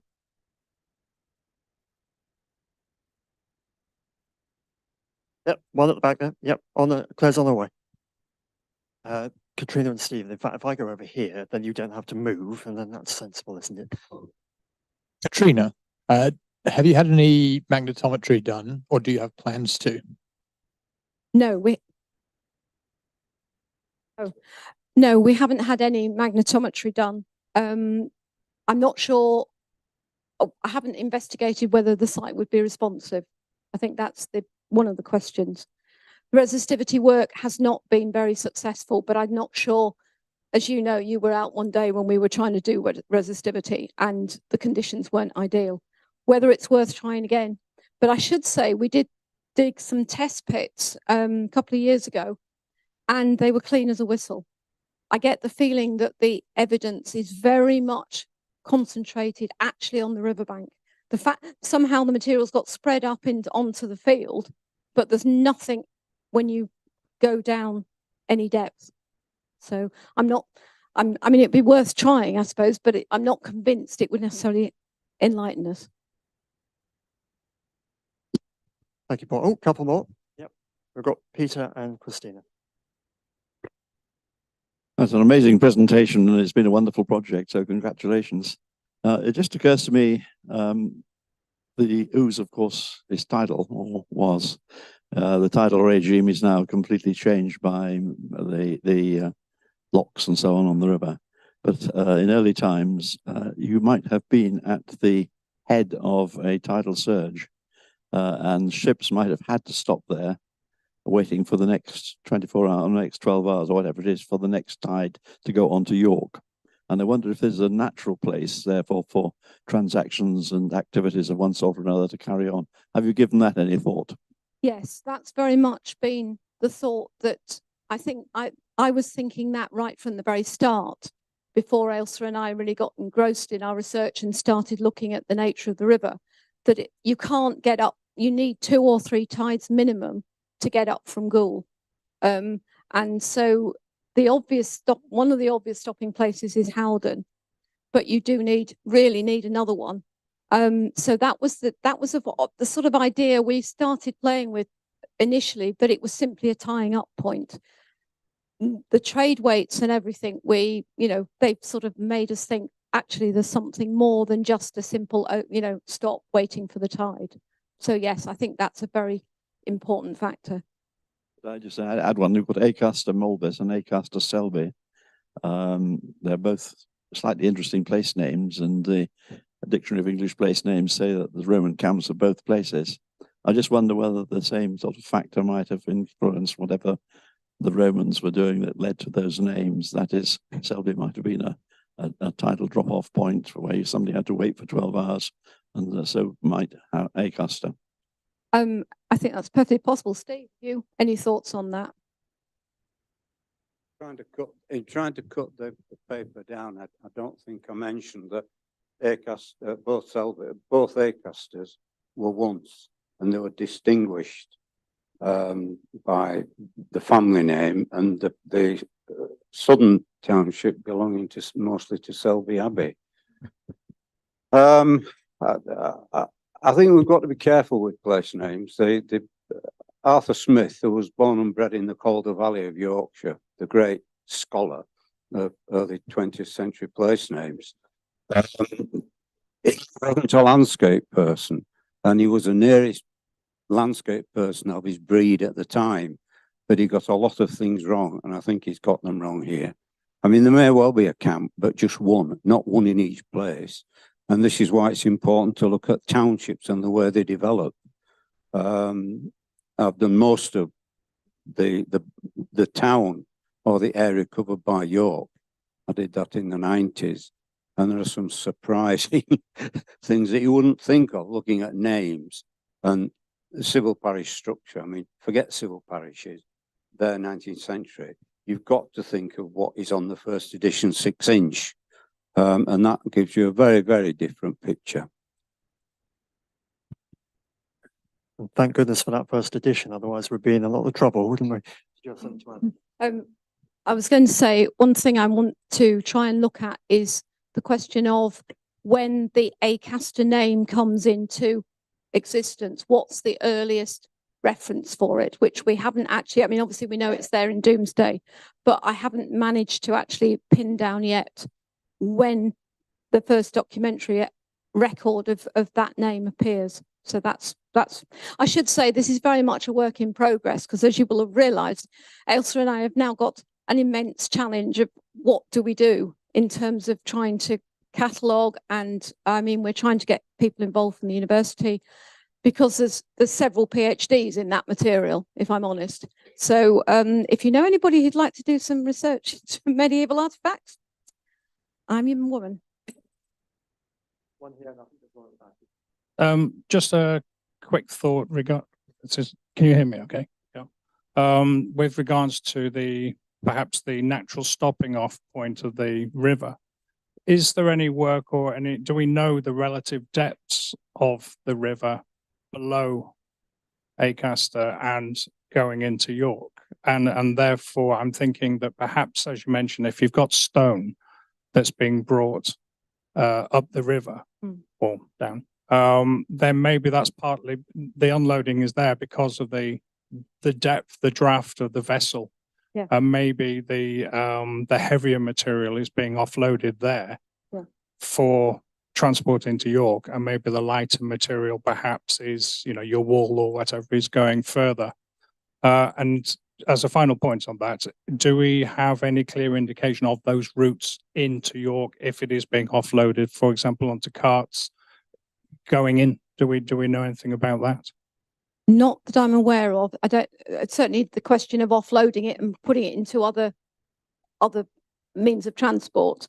I think, to be honest, with the amount of stone and given thinking about the nature of roads, both during the Roman period and obviously in the medieval, I think the river was probably still the best means of transport. We've got Serby's survey from 1699, which is reckoned to be pretty accurate, and there are various surveys. The Oozen Navigation Board, or trying to think of the full name. Their records are in the city archives. So there is quite a lot of data, and obviously when they actually came to build the weir, Serby actually had proposed a cart coming to the east of sort of on the Fulford Neyburn side, that was going to join in just south of the weir. But there's records of shoals and all sorts of things. And I mean, talking to one or two people who have, you know, boats now, they'll tell you it's still hazardous going between Neyburn and getting down to the wharf. So the river, the view seems to be it hasn't changed that much. So. Someone at the back, Christina, did you have your hand up? Yeah. Troublemakers at the back. I was just really interesting and reminded me a lot of a couple of sites that I've worked on over the years, one of which we evaluated with dozens of trenches. We'd field walked it and found absolutely tons of high status Roman artifacts in the topsoil and not a sausage in basically no cut features, nothing to correlate with the finds. And it turned out the farmer had brought the soil from a very high status site on another part of his land to basically improve the soil. So there was a site, it just wasn't there anymore. And he basically brought the site in the topsoil from another very nice high status villa site.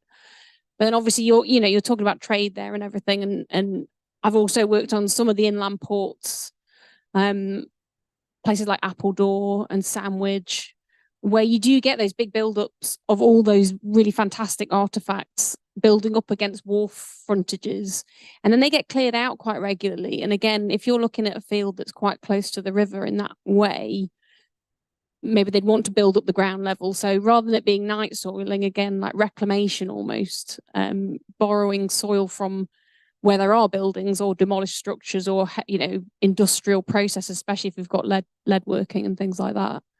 And I just wondered if in some of your test pits, whether you were able to take any sort of soil samples in terms of looking at how the deposits seem. Like, does there seem to be a weird difference between what might be naturally occurring at the site and whether there's a difference in imported materials? So I didn't know if you'd managed to get any sort of analysis in that way done. No, we haven't managed to do anything much in that sort of type of work. As I say, I mean, I've recovered pottery from the site. I field walked it for pottery. The metalwork has all been one metal detectorist over the course of the last 7 years. So, you know, Elsa and I didn't really start working on it in detail until a couple of years. Well, it was actually part of our lockdown project, just about. So we haven't looked at those sorts of things. I mean, it's interesting that if we've got these wharves, there's sort of there must have been a degree of change along the riverbank where just as you approach the weir, where the obviously the levels have changed, but we do get the flooding question. So whether it could be that some of the material is being sort of redistributed onto the actual field during periods of flood, because as you could see, I mean, I was down there yesterday, I can't get to the site because it's completely underwater. So, you know, there may be a degree of movement of material, but I think it's very localized. And I think there's no evidence at all that that field, that the quality of the soil around there is very, very good. And there wouldn't have been any obvious need to transship to bring material in. I think what we've got there is the naturally occurring soil. Well, as lockdown projects go, that's pretty inspiring. I don't think I could match that one. Any more questions in there? We're slightly ahead of our time, so we have the relative luxury of having a bit of time in hand.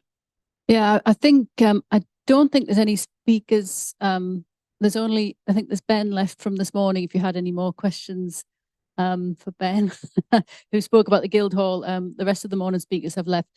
But we're a little bit ahead of time, so shall we start earlier than advertised? 20-minute break, I think, is what we're supposed to be having, isn't that right? Let me check. So I think we're a little bit ahead of time. So if we have a short break now, about 20 minutes. The original break was half an hour, so if we stick to half an hour and come back at 3:30, what do you think? Yeah, fine by me. Okay, cool. So if we start again at 3:30, and feel free to refill your cups and again speak to any of our speakers and finds handlers here. Thank you.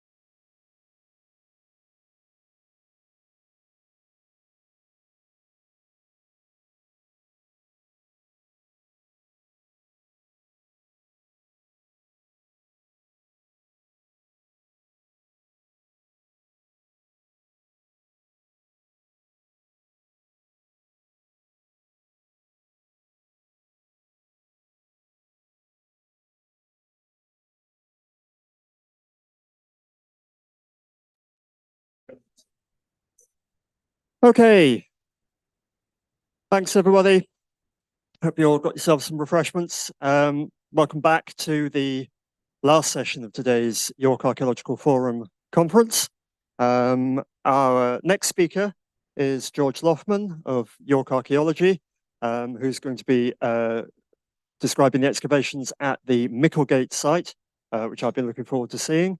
And after him, it'll be Paul Durden. And as before, we'll have questions after the second speaker. So if you can hold on until then, that'd be great. Thank you. George. Good afternoon, everyone. My talk today is going to be on the excavations at 105 to 111 Micklegate. So this time last year, we started the excavations and we finished them in June of this year. I would like to present today the preliminary fieldwork results. So just a slight caveat, we haven't completed or started much of the post-excavation work yet. So obviously interpretations that I present today are subject to change.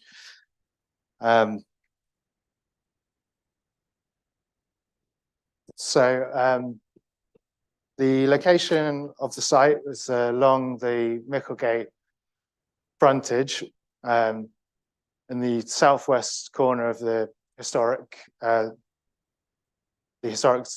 city of York, so really close to Micklegate Bar. The reason for the excavations were a hotel development on the site, and that's where the red boundary is where the hotel is proposed to go. We carried out an evaluation in 2019 on the site and found that there were Roman remains quite of about 1.5 meters in depth. So the hotel development would have an impact upon those deposits. So the design of the hotel was changed to kind of mitigate the impact, apart from in areas where there was pile caps and lift shafts. In those areas, the impact will be through the archaeology down to natural deposits, and these would need to be hand excavated. So the dashed areas on that plan,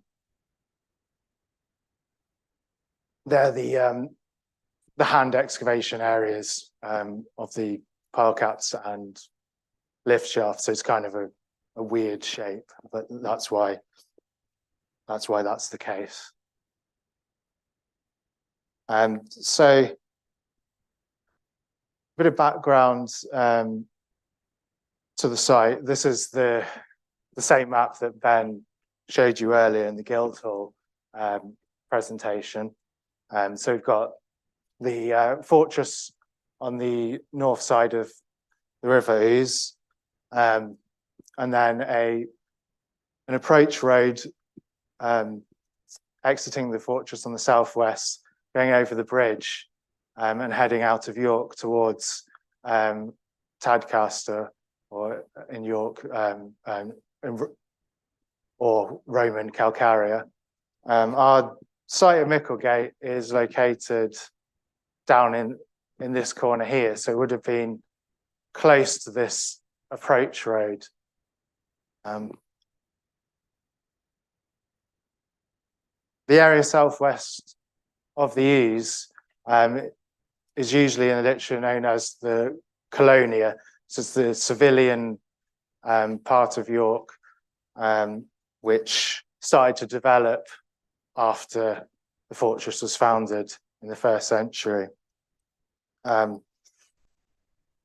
highlighted just 3 sites which we'd have also heard about in the earlier presentation from Ben on Guildhall. Significant excavations into the Colonia, with Wellington Row being the largest site in the Roman Colonia. But these are all were excavated in the 80s. So there's been kind of a long stretch of time where we've just had much smaller interventions around the Colonia. So the exciting thing about this site was a chance to open up a slightly bigger area and get an idea of the development of the Colonia. So we were looking at if we could see a similar story to those at Wellington Row and Regia Street, where we've got activity starting in the early 2nd century, and from the mid 2nd into the 3rd century, we're really getting a kind of boom in building and activity in the Colonia.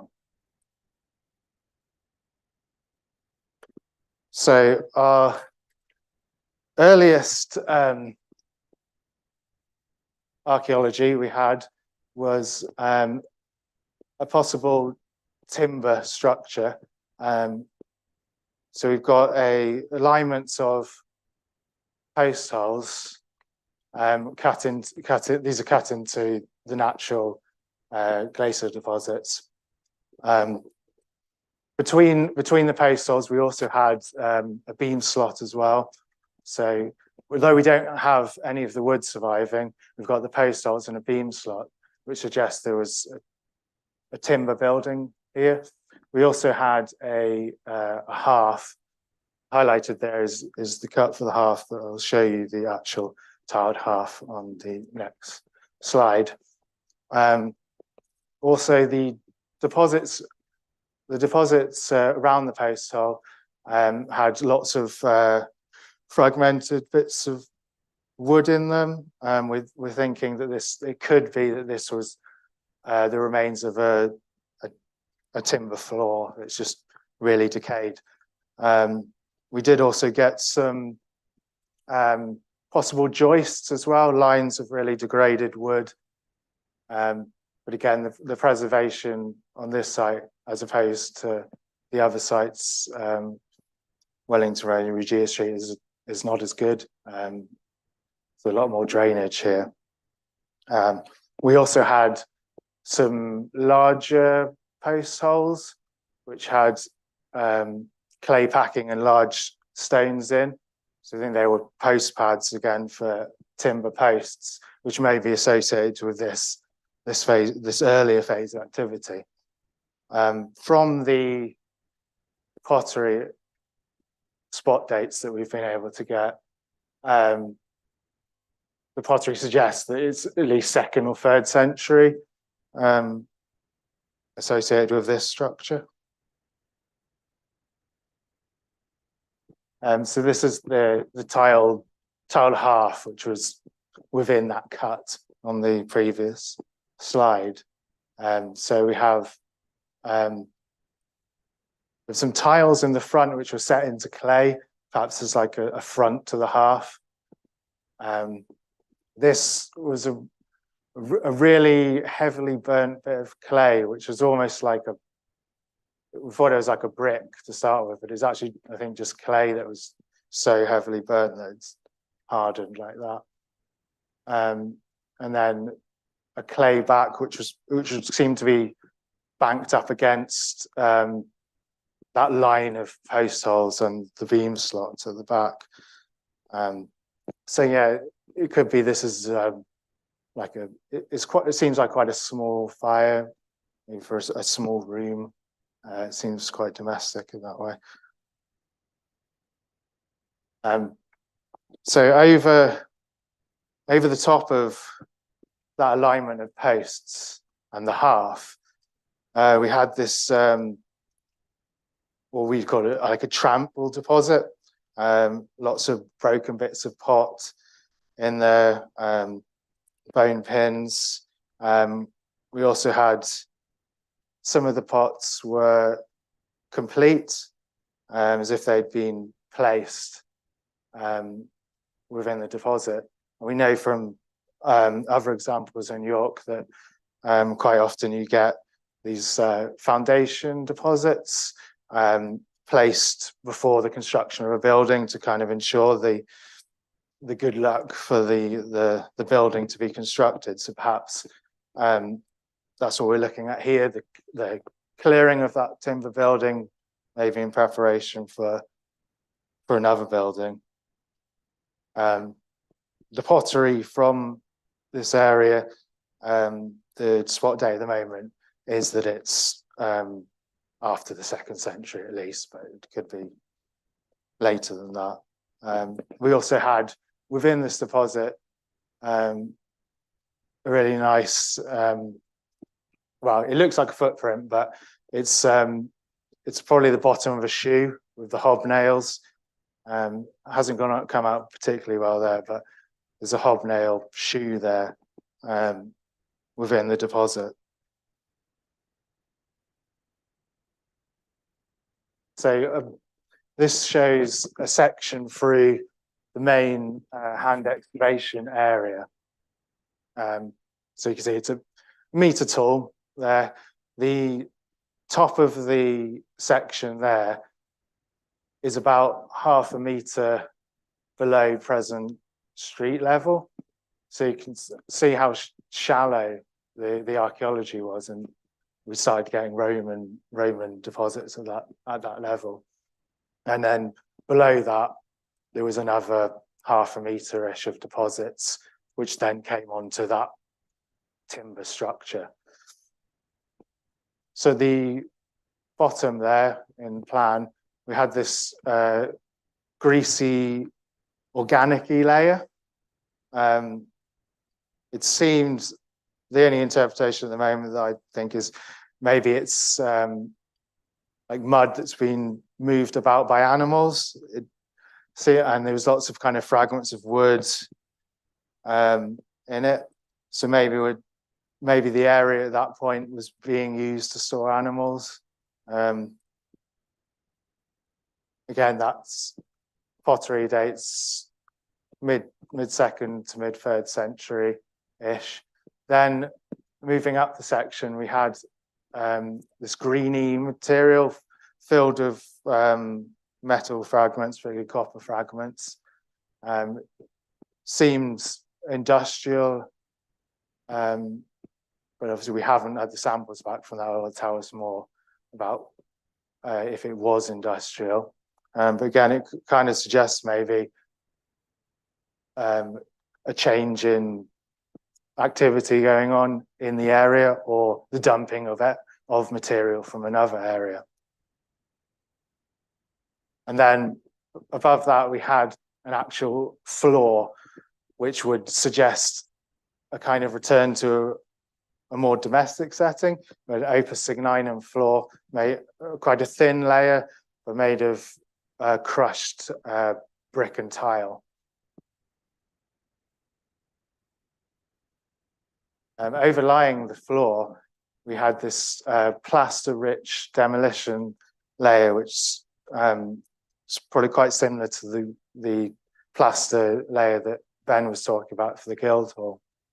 There's pretty much nothing else in it apart from plaster and quite large bits, painted plaster as well. It seems like that's to do with the demolition of the room, perhaps, associated with the opus signinum floor. Again, in the demolition, that's the pottery suggests that it's at least 3rd century in date. So this is the opus signinum floor in plan. So the section you're just looking at is where those big stones are sticking out now. So we're more at the top of the sequence there. So you can see also how shallow it is. So it's been truncated by medieval pits at the top. So that's what they are. We think we've got the extent of the room front to back and possibly side to side. If that was the case, it would be about 3.5 meters by 2.5 meters. We also had at the back plaster, which was upright seemingly against a beam slot. So this is possibly part of the in situ plaster which hadn't been removed. And there we had some painted plaster in the demolition there.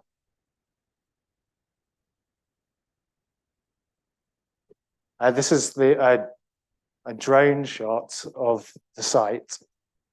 So you can see the shape, the strange shape of it, of the trenches. The area at the bottom of the picture with the meter scale, that's where the Opus Signum floor is, or was. And then just at the top of the picture, we had a clay and cobble structure. So this was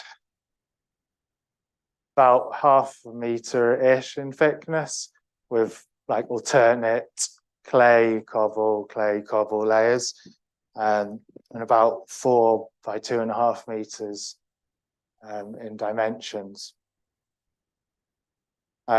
Cut into the top of the structure, we had a flue, a possible oven.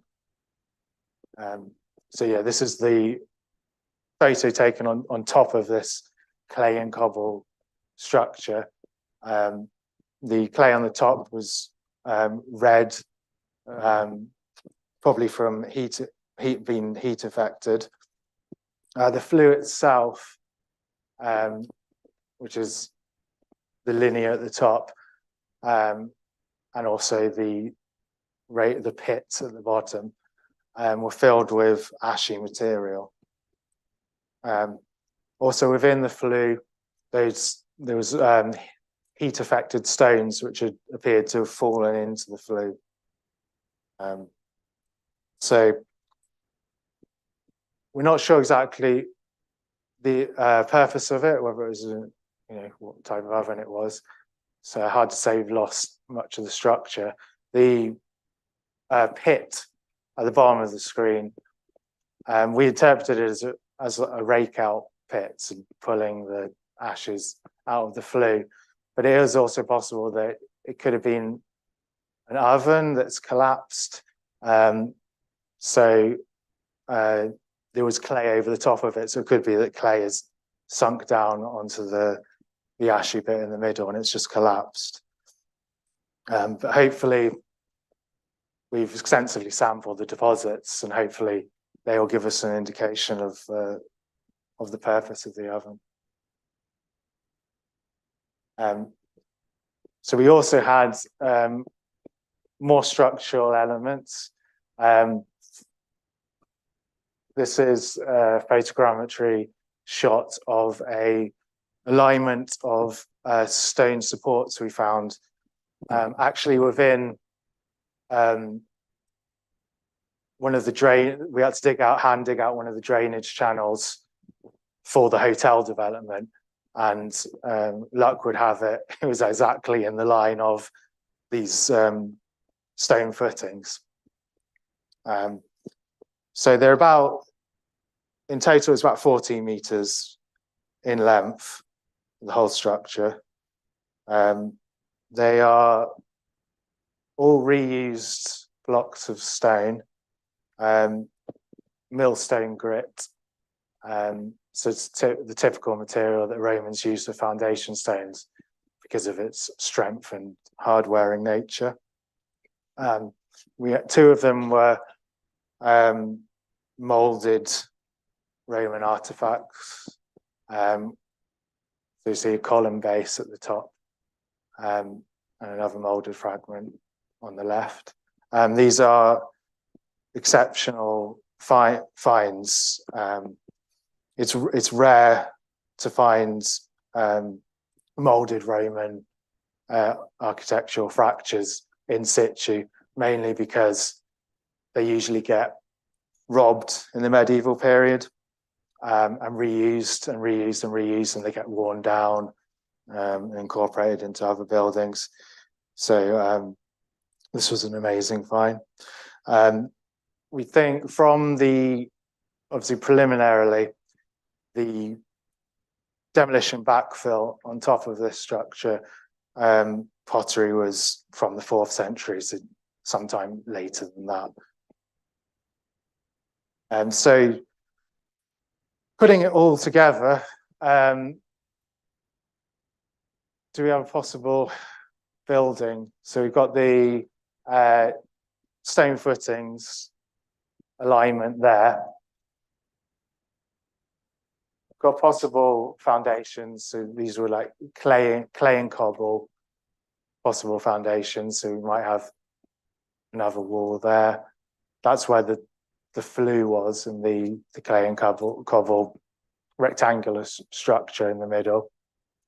The beam slot, which is probably associated with the opus signinum floor. We also, interestingly, in the backfill of these stone supports, and also in this pit, which was located on top of those stone supports, lots of stone roof tiles, and this pit was just packed with them as if they'd just been like lined up in them. So these were stone tiles, sandstone of Ellen Flag, which has its origin in West Yorkshire. So they all had, some of them had nails adhering to them. So I think they were mostly, we can say they were roof tiles. So it opens up the possibility that, you know, this building maybe was roofed with stone rather than clay tiles at this point, which kind of is interesting to think of when you think of the normal Roman building with the terracotta roofs. Maybe it looked quite different by this stage. Our kind of latest undisturbed phase of activity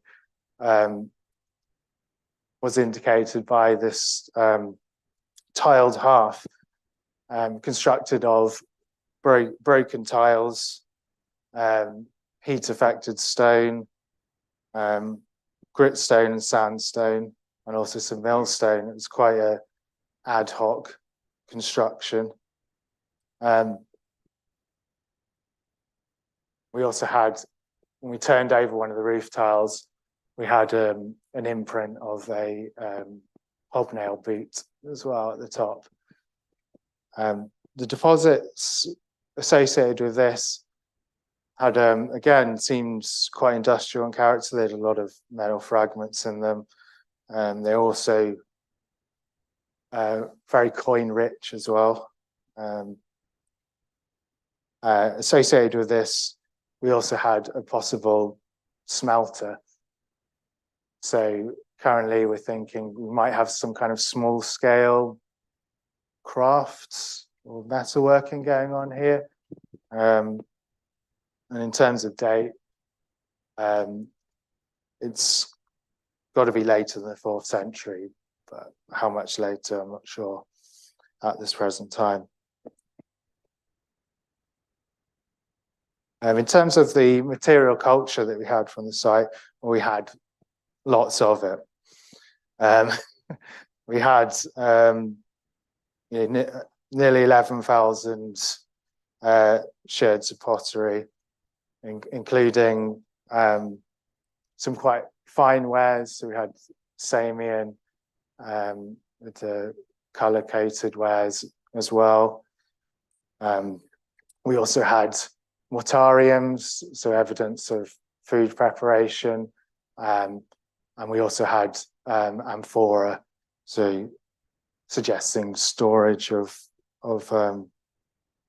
food items as well. We also had this really rare Roman antefix roof decoration, which it would have fitted on the roof of a building along the line of ridge tiles as a decorative piece. They are quite common in the Mediterranean, but as you go further north and west, they get rarer. They're quite rare in York. Apparently there's roughly 20 of them from York. So really fantastic finds there. We also had a lot of personal items, particularly bone pins, including a similar to the one at Guildhall. Strangely enough, we had this other really rare piece of a hand, although this one's unfortunately been broken, so we can't see what its would have been holding. We also had some stamped tiles. So the one on the left is stamped with the 9th Legion, so the first legion which founded the legionary fortress. And then we also had the other legion, the 6th Legion on the right, the one with the legion that took over the running of the fortress about 120 AD. So it was really nice to have both of those there, giving a connection between the Colonia and the fortress. And this is a word cloud of the descriptions in the small finds register. So it just gives an indication of the range of stuff we got. So a lot of the stuff was object, just a metal object, which we don't know what is, but when it's x-rayed, we might be able to tell what kind of object it was. We also had a lot of nails. If we're talking about a timber building, maybe they're from that. We also had lots and lots of coins. We had over 200 coins from the site. 4 of them were silver coins. As I said, we had loads of pins, mainly bone pins. There's about 57-ish of them from the site.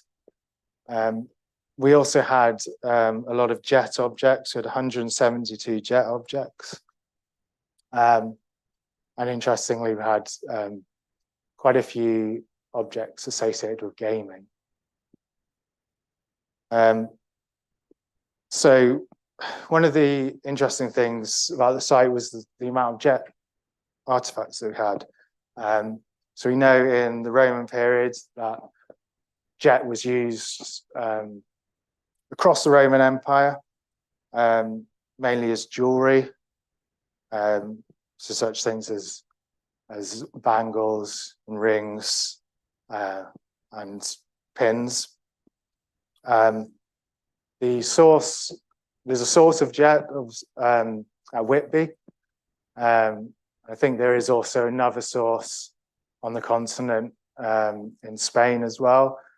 But it's theorized that a lot of the jet throughout the Roman Empire actually came from Britain, which is interesting considering we're quite close to possible source in Whitby, in York. So do we have jet coming down into York and then being made into artifacts which are exported? Possible. So from Micklegate, we had a lot of what we think is raw jets and possible offcuts. We've also had a number of objects which appear broken. Possible that these were broken during manufacture. And then we also had complete objects as bone pin with a jet head. But obviously none of these have been looked at by specialists yet, so it'll be interesting to see if we can find out more about this. We also had some really nice finds related to recreational activity. in the period. So we had a number of gaming tokens, but made out of ceramics, bone, stone, and also jet, and some more jet. We also had a cluster of gaming tokens as well, as if they'd just been discarded from the board just there. Connected to the gaming theme, we also had 2 bone dice.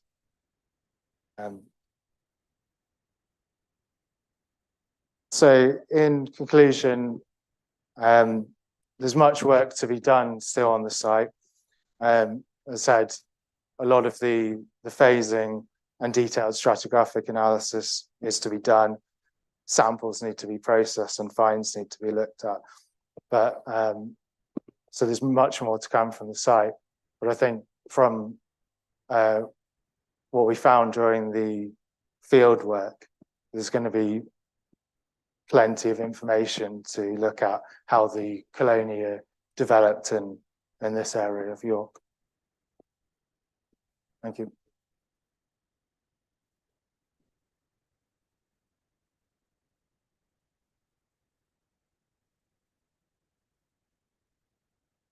Am I live?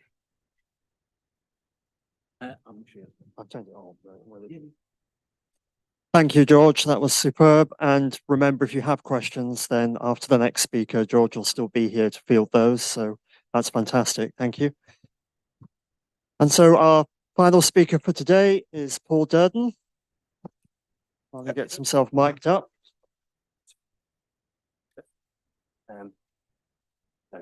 Left, the right one takes it forward, and that's a point. Okay. Red one. Okay. Thank you. So thank you, and just let a few people leave, and then Paul will crack on. All right, hello. Thank you for sticking around. So I'm going to talk about Weldrake, which is down the southeast ends of the sort of City of York Council area. Just south of Weldrake Wood, not actually in Weldrake. So this project started as part of the Oosendurant project, which is a 3-year Heritage Lottery funded initiative directed by Brian Elsey, who's done a lot of work around this area of Yorkshire. The fieldwork was supervised by John Kenny and myself. We did 3 sites over 3 years, 2017, 18 and 19. This project really originated from an earlier project run by Brian, which was in North Duffield, looking at a big Iron Age roundhouse. Both that, sorry, I think my cup has a leak. Cheers, Brian. It's a whole lot of water in this. Thank you very much. Yeah, so both projects actually originated from looking at crop marks. So crop mark analysis done by Historic England as part of the Vale of York National Mapping Programme. Where are we up to now?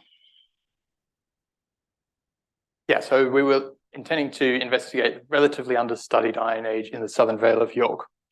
The 3 sites we were going to look at were Hemmingbrough, the southern end of the area, it's North Duffield in the middle, and Weldrake up towards York, which is what I'll be talking about. Thank you, Ian. I'll discuss the first projects quickly first to put it in context, but over the course of 3 years, we had well over 100 volunteers.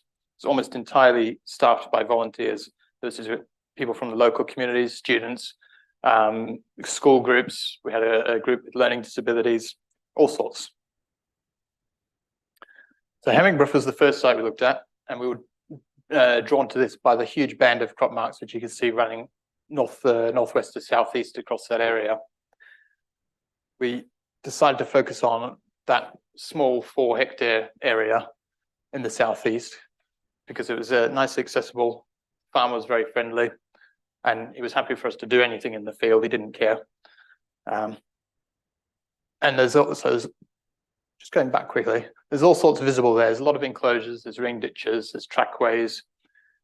And we know from previous evidence that most of this is probably Iron Age Roman, but we wanted to find out more and what it actually means. So we did start with geophysics, and the magnetometry very closely matched the crop marks. As far as the ring ditches were concerned, almost all of them turned up exactly where expected. Field boundaries were quite sparse in the magnetometry. Around the ring ditches are a little bit clearer. We ended up opening 6 small trenches, mostly just small evaluations across the ring ditches. And they all had prehistoric pottery, all had prehistoric features, calcite tempered pottery, which is sort of ubiquitous in the Iron Age around here. There was some Roman pottery in later features.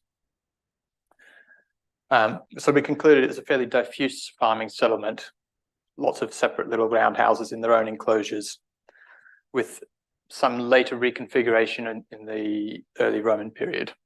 So we got some Roman pottery. The middle photo at the top is our most complex, it's our largest and most complex trench at Hemmingbuff, which is also the photo on the right. Middle bottom is a loom weight found in one of our trenches, and that's the geophysics showing the ring ditches, which turned up nice and clear. Moving on to North Duffield, which is the second site we looked at. It's quite different sort of layout. We ended up with this lovely clear target, this double ditch enclosure with a ring ditch in the middle of it. It's about 100 meters across, that enclosure, 100 meters by 50 meters. It's in a big wider system of trackways and fields again. That was our study area in the end, where we did our geophysics. The arrows in the top right, this is Brian's first project, which was 2012 to 2015 or 14 or 15, and he investigated that roundhouse. This on the OS map is actually the replica roundhouse that he built as part of that project. We did geophysics again. Again, the magnetometry survey showed up the enclosure in the ring ditch and a ton of other interior features in the within that double ditch enclosure. We ended up opening about 5% of that enclosure in our main trench. We put in other small trenches across some of the boundaries and external features. And again, we had prehistoric pottery from all the trenches through to about 2nd century AD, almost exactly the same date range as we had at Weldrake, with some hints of earlier Middle Iron Age pottery in the central area. So slightly different settlement form here. We concluded it was a bit more centralized, sort of almost an estate based around this big enclosure, rather than having lots of separate farmhouses in their own fields. Here's some lovely photos from the site. The top middle is our central enclosure trench, which was incredibly complex and a lot bigger than what we did in Hemmingbuff, possibly too big. We narrowed things down a bit at Weldrake. The middle bottom is the interpretation of the magnetometry of that enclosure, showing also the trench locations. The right is some Ebor ware pottery, so that's produced in York, mostly related to the military, I believe. And on the left, Tony Hunt came out and he flew his drone for us over the site, and you can actually see some of the crop marks showing up in the clover in the field. It was an incredibly dry period, and the clover was the only thing that was actually still growing. And it shows up like that, matches some of the features on the geophysics perfectly. You could see it standing, looking along the features, and you could see the clover beyond. But moving on to Weldrake. Sorry, I'll just say we're starting to get a feel now for what to expect when we came to Weldrake in 2019. An Iron Age to early Roman settlement, mostly truncated by modern agriculture with lots and lots of pottery. So in Weldrake, we initially intended to look at Hardmore Farm, which is the site on the left here, mainly because John Kelly knew the farmer well. He was good friends with him, and the field was very accessible. It was all pasture. It wasn't subject to any sort of ploughing or farming regime that we needed to worry about. But we started to do, well, we did some geophysics at the same time as we did North Duffield, and the results weren't very positive. So we started to look for an alternative, and we were lucky to be given access to Cannon House Farm east of the road, which has this large enclosure, which is obviously a very easy target to go for. This is both sites on Google Earth in 2019, and you can see our dig underway, our eventual Ooze Endurance project dig. But Hardmore Farm is where we went first, so we ended up actually going to dig there. This is the crop marks for Hardmoor Farm. Just hop back there. So this is this field here. And it's sort of two fields which are partly separated by a hedgerow. Originally, it would have been completely separated, and there are other hedgerows earlier as well.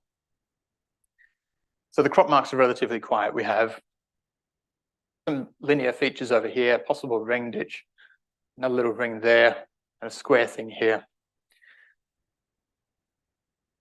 When we go to the magnetometry, it's even less promising. We have that probable linear. That's probably one of the ones that shows up in the crop marks.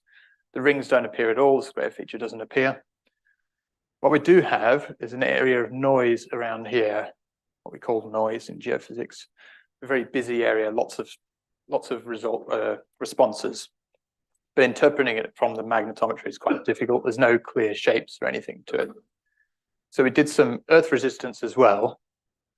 So that's the mag there. You can see this is the earth resistance here. So the lighter color is high resistance, the dark is low resistance. So we ended up with some nice high resistance linears here. And those normally indicate stone walls or brick walls, something of that sort. And they didn't really match what was in the magnetometry. But when we're looking for Iron Age sites, we're not really looking for stone walls, and we didn't think this was really going to be suitable for our big excavation. So we looked for an alternative. But we also thought we should come back here and actually do some test bits and at least get some dates, figure out what we were seeing. So we ended up putting in 5 small test bits. So number 1 up there, looking on the north-south linear, 2 and 4 on the east side of the trench, 3 and 5 on the west side of the hedge, and 3 and 5 on the west side of the hedge. We did have some iron slag, a big lump of iron slag from underneath that hedge, suggesting there's some iron working going on. We thought maybe we had potentially a Roman or medieval iron working site. There's a lot of bog iron available just in Weldrake Wood. Trench 1, which is across the linear, revealed a big ditch, which is kind of what we expected. It's dug directly into the natural sands. And that had calcite tempered pottery, which is Iron Age through to Roman. So very much what it's expected. It's a prehistoric feature. Trench 3 and 5, which I'll look at first, are on the west side of the hedge, and they had ditches dug into clay. So the natural geology had changed to clay on this point from sand further across and further to the east in the field. And again, calcite tempered pottery. Trench 5 was the same. Now the ditches in trench 3 and 5 corresponded exactly to the high resistance linears in our geophysics. So the resistance results are actually the opposite of what we might expect for ditches. And we think that's because it's the clay geology, and the ditches are actually better draining than the clay. There'd been a lot of rain just before we did our earth resistance. Trench 2, again, ditches into the clay, and we dug that slot in the bottom there and across the right there. We dug that into the clay just to make sure it was natural, and it was really, really rock hard. Again, calcite tempered pottery. This ditch, which we only got a portion of, has a slight curve to it like that. So it may have been a curve of a roundhouse or something. Trench 4 was where it got really interesting. So we didn't have any ditches here, but what we do have are in situ occupation deposits. So come down on this speckled grey material on top of a clay layer which curves around there, which is on top of another speckled darker grey material, which is then on top of more clay. So we dug this little sondage down the side just to check the sequence and to see how it was all relating to each other. But we didn't feel we could really understand what was going on here in the confines of the trench. And we also didn't feel we had the resources as part of the project to expand this and, to excavate it with the proper care that it really deserves. So the conclusion at Hardmoor Farm was we didn't have a medieval or Roman site. We have an Iron Age or Romano-British site with really well-preserved prehistoric / Romano-British occupation deposits, which are really, really rare in this part of the Vale of York, mostly because they're truncated by later agriculture. The difference here is that they're preserved under pasture. The topsoil, well, particularly in Trench 4, was about 40, 50 centimetres deep. And as far as we know, the field has not been ploughed for 100 years or more. And it's not being ploughed now. It just gets mown every year for hay. So that topsoil is just continuing to grow. So it's very well preserved. Very significant potential for future excavation. I would love to do that. If somebody wants to fund that, we can go and do a big excavation and sample it properly, do some really detailed analysis. However, in 2019, we went to Cannon House Farm on the east side of the road, where we have really nice, clear targets. The crop marks are much more complex. So we have, again, what appears to be a double ditch enclosure with a central ring ditch, another ring ditch to the west. The main enclosure is about 70 metres by 50 metres, a little bit smaller than North Duffield, but otherwise quite similar in form. Again, set in a wider field system. The magnetometry very closely matched to the crop marks again, with the enclosure showing up nice and clear. The wider sort of extended field boundaries, not so much. The difference in magnetic response between the east and west side of the enclosure is interesting. It goes very quiet on the west side, less clear. And that's also matched in the earth resistance by this band of low resistance coming through, this big dark band. Otherwise, in the earth resistance, you can see the enclosure really clearly, which is beautiful. You can see 2 or 3 ditches around this side, and they continue all the way around. There are hints of the central ditches, and there's other features visible. And then complementing the geophysical survey, we actually, Tony Hunt came and flew his drone again. He came up with this phenomenal crop health image. And they're just, yeah, there's features everywhere. So we have the central ring ditch with another bit of a ring visible inside it. We've got the enclosure turning up nice and clear. We've got more features to the south of the central ring ditch, the western ring ditch, field boundaries, field drains. Yeah, all sorts showing up there. So we're really spoiled for choice with where we wanted to dig, because this was a research dig and we weren't constrained by a development, which was nice. So we could pick a place there. Like there's spots over there saying, dig me, dig me, dig me. Yeah. I ended up putting in 4 trenches. So trench 1 over the western ring ditch, just to get some evidence, dating evidence and so on for that. Trench 2 over the northern boundaries, partly to try and determine why that magnetic response was different between the east and west sides of the enclosure. Trench 3 was the big trench. It's the main trench, about 20 metres by 15 metres over the central enclosure, encompassing a portion of the central ring ditch and some of the features south of it. And then trench 4 over the enclosure entrance. But unfortunately, it was really wet that autumn.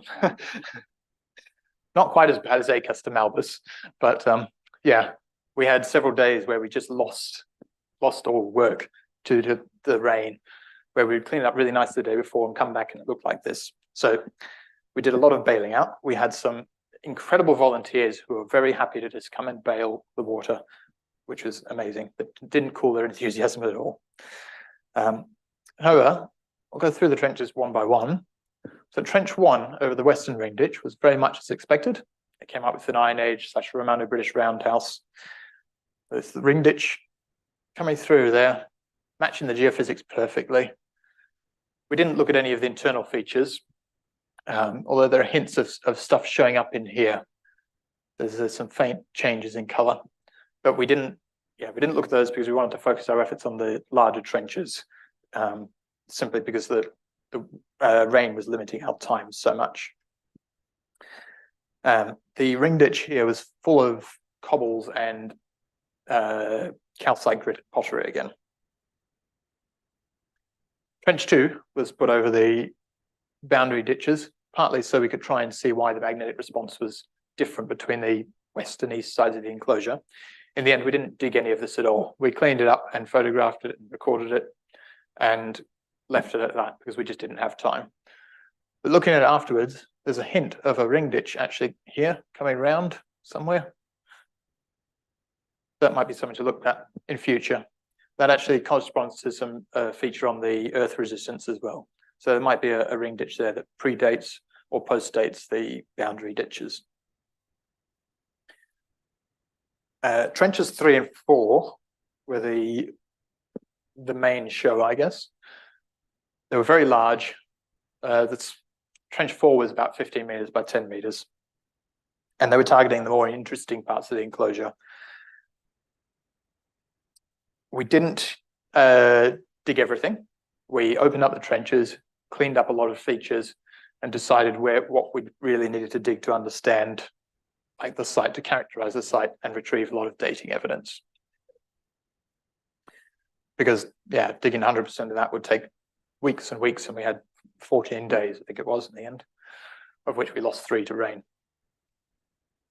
Start with trench 4 because it's a bit simpler. So this was over the enclosure's entranceway. We have the northern ditch terminal coming down there, the southern ditch terminal here. And we have a couple of post holes. There's one there, and then there's a shallow pit here. And those were the only features we actually investigated. We didn't actually dig the southern ditch terminal, we just cleaned it up. And again, the reason we didn't dig all these things was because it rained a ton. We dug the northern ditch terminal, that went down a bit over 1 meter, I think it was. And then when it rained tons, you can see the side here just started to collapse. This is a screenshot from the 3D model of the feature. And it was just too dangerous to actually dig, well, either the northern ditch or the southern ditch terminal to any depth. And again, because trench 3 was so complex, we did a little bit in trench 4, got some dating evidence, moved to trench 3. Yeah, we did conclude that these posts probably represented some form of formal gateway. But beyond that, we don't have any sort of organic preservation, so there's no wood or anything like that. The northern ditch terminal did produce Roman pottery, like from well down in the sequence. And so it's probably open until at least the 2nd century AD. So trench 3. There's an awful lot to see in this trench. The central ring ditch is itself, this is just the southern portion of it. It's huge. So you can see, here's Brian leading a tour group. And this is the central ring ditch curving around in front of him. It's about 18 meters in diameter, I think was the measurement. It's very similar to the ones previously excavated at North Duffield, which were both in the 18 to 20 meter range. South of the central ring ditch, so looking at this, that's the central ring ditch. South, we have a second ring ditch, sitting in its own little sort of interior enclosure. And then there's another ring here, which you can see. And then there's various other bits and pieces going on all around. There's lots of pits and post holes all across the trench.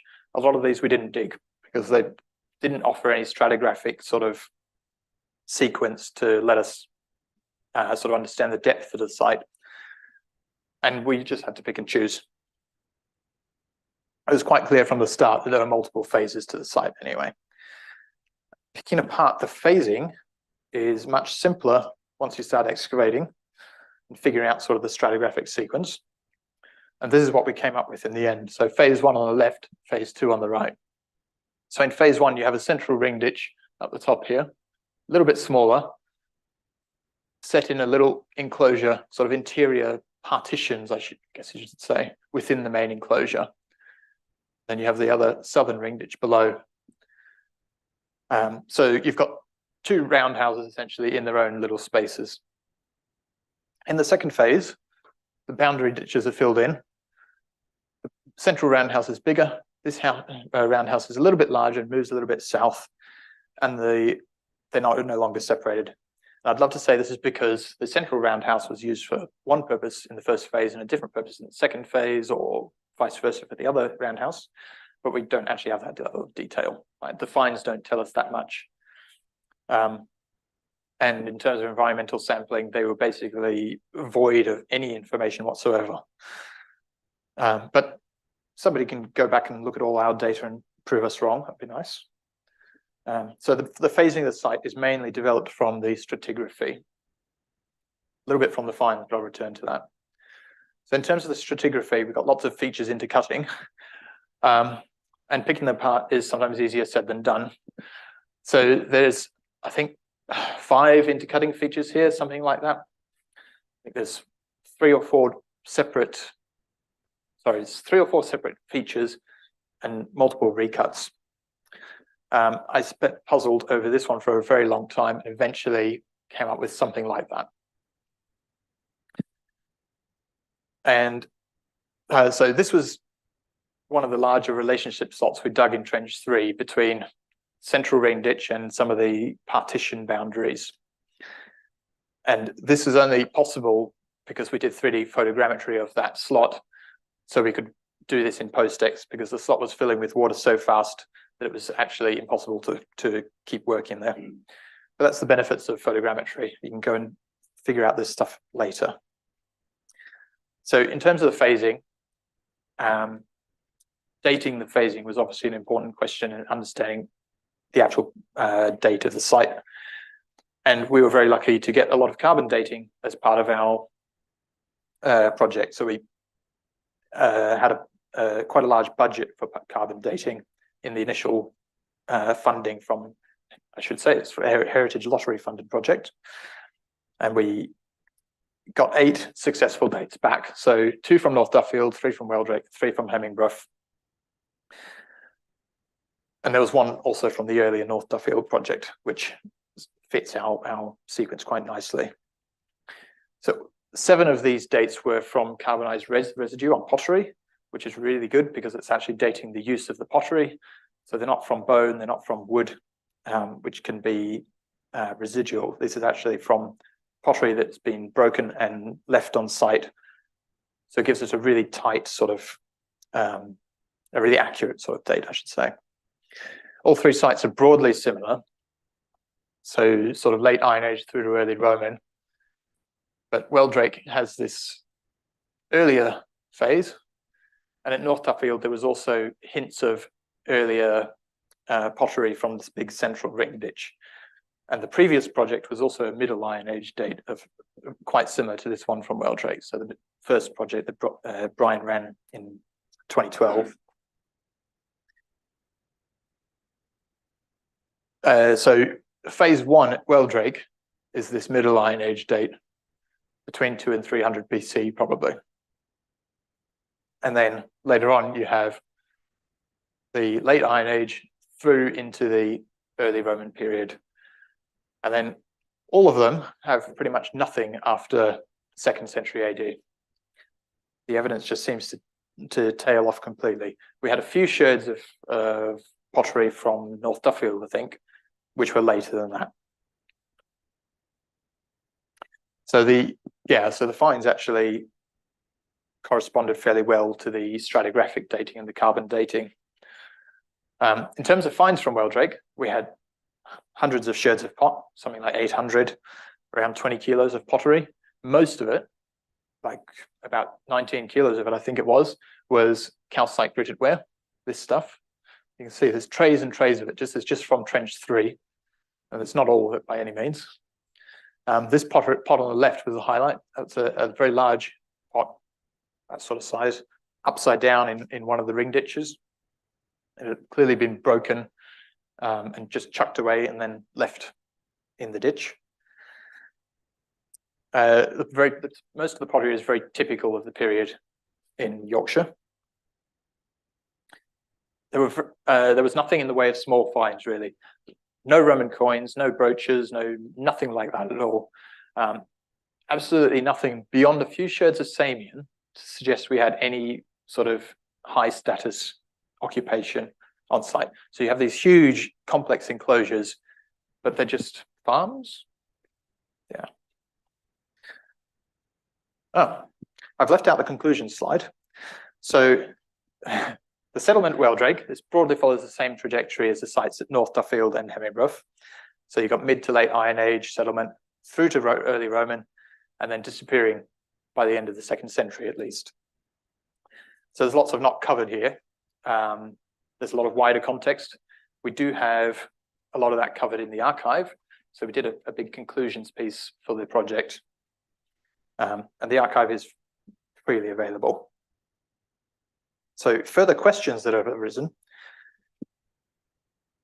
Were these settlements part of the Roman territorium? Did they become part of the Roman territorium? So we've got hints of like Roman pottery coming in, or Roman style pottery. So we've got pottery coming down from York. We have Samian ware and so on. We've got Roman grey wares appearing. A small quantity in general, but there's definitely some influence. And there is some reconfiguration of field systems at Hemmingbrough that suggests there's a sort of change in the landscape. Where are the dead people? We know where they live. York have done a site at Boroughbridge Road fairly recently, which the shape of it is not dissimilar to many of the crop marks that we can see in this area. So maybe some of the ring ditches and enclosures we see are actually mortuary enclosures, which makes sense. There's also big square barrow cemeteries all around the place. There's square barrow cemetery at Pocklington, at Skipwith. There's square barrows sort of over Rickall Way and Kaywood, and so on. And what happened after the 2nd century? Why did the hill stop then? There's no real sign of anything later on any of the sites. They just go through to that early mid-Roman period, and then just stop. And at Cannon House Farm, on the east side of Broad Highway in Wheldrake, there's actually an enclosure to the north here. So there's a round enclosure. This is just from the magnetometry results, with a rectangular feature inside it. That tallies up with what a small area of resistance survey we did there as well. We don't know what that is. We haven't actually looked at that area at all, but it could be Roman, it could be Iron Age, it could be later. There is apparently supposed to be a church somewhere in that area that is missing. So is that it? That's something I want to go back and look at again. So the question I haven't answered yet is what happened when the Romans came? And the answer is not much. Life went on. So they dug some more ditches and they filled some in. They bought some new pots, and then not much change, which itself is an interesting question because there's clearly a lot of social and political change at that time. And there's massive changes around York and closer to the big centres. There's not really any change visible here. No. Any answers? So the project archive is all freely available. Well, the material archive is in the Yorkshire Museum, so you have to ask them to access it, but the rest of it's available online. So if anybody wants to look at the data, all the reports are available in the Archaeology Data Service. There's a film by John Phillips, which is available on YouTube. It's about an hour long, covers all 3 sites. There are 3D models of all the trenches and some of the finds, some of the features. Those are all available. If anybody wants to know where these are, come and talk to me afterwards. But otherwise, thank you.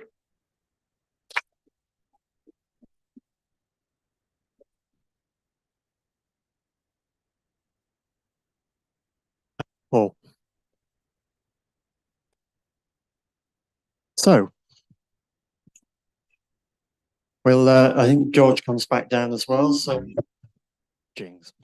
I take it off. I move over here. There we are. Joys of feedback. So we have George and Paul available for questions. We've got our roving mic with Claire. And any questions? Down here.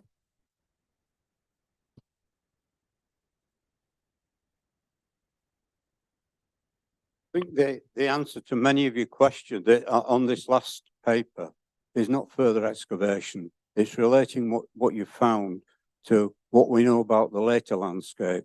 I mean, Wheldrake is a vast medieval township that's almost certainly a conglomerate one that forms the southeastern corner of Kexby Common. And as I suggested in my paper, these early commons go back to the mists of time, almost certainly pre-Roman. And it's quite likely that the settlements that you've been excavating, the people living there, use the common through the funnel. There's also the fundamentally important pioneering work of June Shepherd in the 60s, produced this pioneering paper on how to understand landscapes from the then discipline of historical geographer. And she used Weldrave as an example, a brilliant paper that I often look at because it's got so much stuff in it that looks back beyond the documents that she's dealing with. So I think that's the area that you need to be developing to understand what you've excavated. So I haven't actually mentioned, but we did a large desk-based assessment as part of the project, and we've looked at some of this wider sort of landscape context in the concluding paper. John Kenny did a lot of that work. So that forms part of the archive. And I completely agree with what you're saying.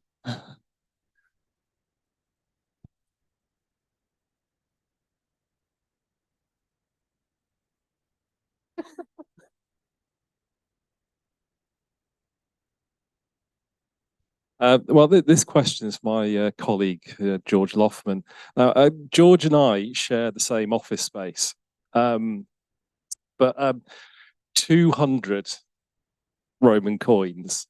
To put that in a little bit of context, although George's site was something in the order of about 5 by area, about 5 or 10 times larger than my site at the Guildhall, I had four Roman coins, so a factor of 50. So I'm just really intrigued by the relationship that those coins have to where they kind of like sit amongst building phases, I guess, but also whether you were finding that they were kind of like spread between the different phases of buildings, or whether they were more associated with one phase of building or another, or particular types of activity, whether it be like the industrial crafting activity, or whether they're coming from a more kind of like a domestic setting, whether they're widely distributed or were found in like clusters. I appreciate it might be a little bit difficult to answer all of that at this stage, given that you've not done a great deal, you haven't had the space to do the analysis with this as yet, but I just interested in distribution as much as so yeah, as I say, we haven't really been able to do those distribution modeling yet, but the impression on site was that the coin density was highest at the top of the sequence, really. So where we had that later tiled half, we were getting loads of coins there.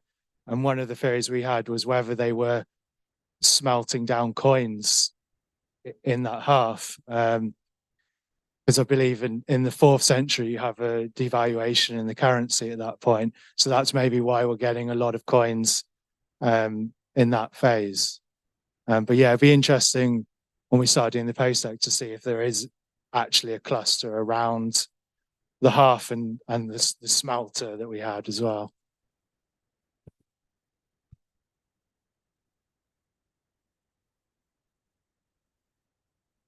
I'm sure there's a lot more to come up from the Micklegate site, and I'm sure we'll be revisiting it in the future. Yeah, definitely.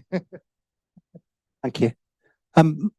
My point starts with a question to George about Micklegate, but actually it gets rather speculative after that.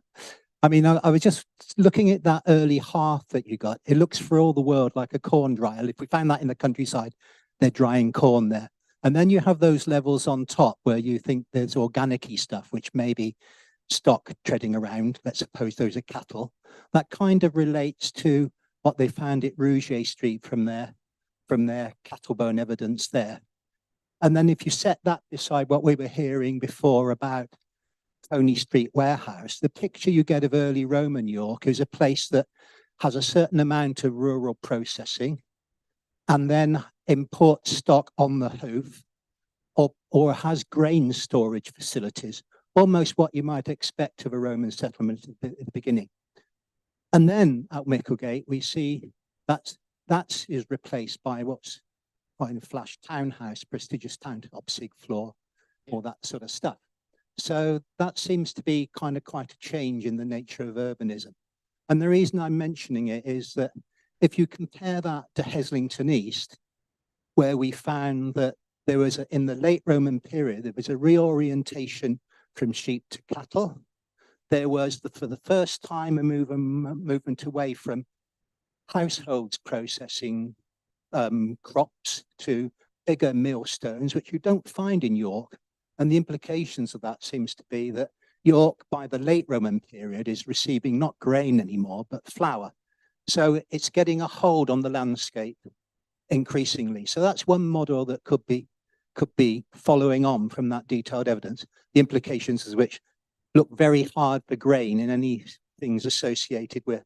I just say at the very end of this, I was very struck by your very late Roman half feature, which you said might be smelting. Yeah. Be great to know whether that's smelting or smithing, which are very smithing's too everywhere. Smelting is a different ballgame. Done from that, so hopefully, we'll have more clarity on that. Thank you. I mean, and the last point I wanted to make, and all of this has an implication for the sort of thing Paul was talking about, really. If we say that in the early period, the city is not self-sufficient, but it incorporates rural processing within its confines, by the late Roman period, it clearly is increasingly. And where are the landscapes that it gets a hold on to supply itself with food? They're not in the Vale of York, it seems, from the evidence we have at the moment. They might be out on the Wolds, which also has a big transformation in the late Roman period and a change away from sheep and towards cattle. So maybe the Wolds is another landscape to think about, because York is much connected with that. And the final point I want to make, really is the final, is about this concept of a territorium. We have this idea that Rome brings efficiency and greater productivity. Perhaps it brought decimation of these Iron Age settlements, actually, that it wasn't good news to be suddenly conquered by these bodies of armed men stationed in York, but maybe exploitation is what we're seeing rather than economic expansion. I'll shut up now. Thank you. But just on the subject of the territorium, one of John Kenny's theories is that the landscape changes to large farming estates around sort of centralized villa establishments. So it's supposedly a villa near Rickhall, but it's not been conclusively proven as far as I know. And there may be others around, and it may be that's the change that we're not yet seeing in the landscape.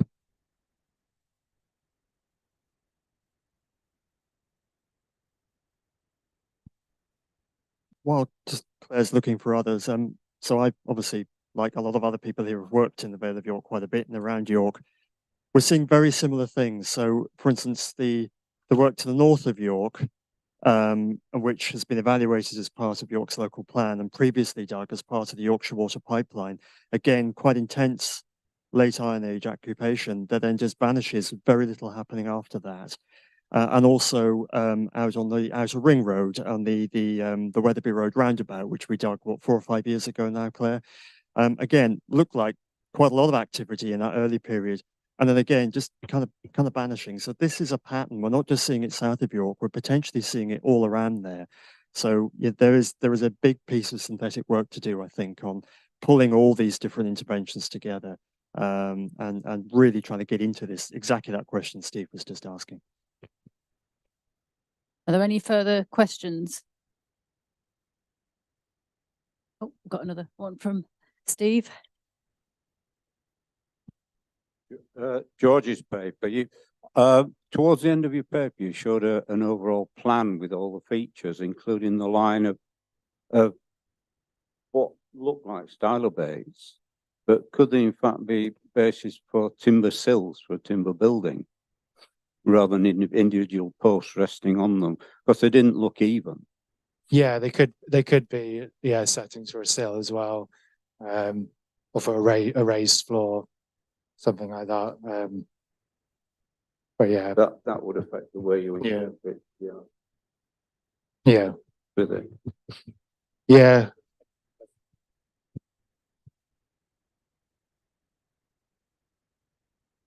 Yeah.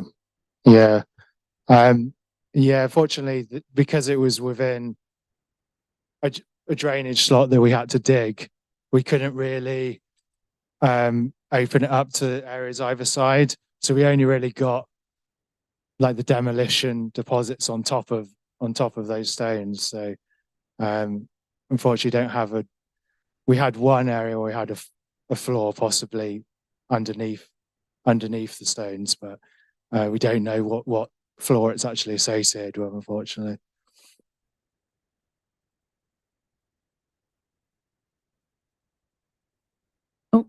Ian's got a question. I do have a question. Yeah, there's so I'm also an employee of York Archaeology, for those who don't know. There's a very long tradition in the trust with our wonderful ceramic materials specialist, our brick and tile specialist, Jane McComish. And when you find a particularly good piece of decorative, whether it Roman tile or brick or whatever, there's usually a small reward. So my question to George is, when you found the antifix, did you get cake? No. Well, it was Martin that found it. So I'll have to ask him if he got some cake, but I don't think so. I mean, Jane said the assemblage was good, but it wasn't as good as the evaluation that Aaron did. He did a small evaluation on the site, and yeah, the assemblage from there was apparently not better. But we had 200 coins. So.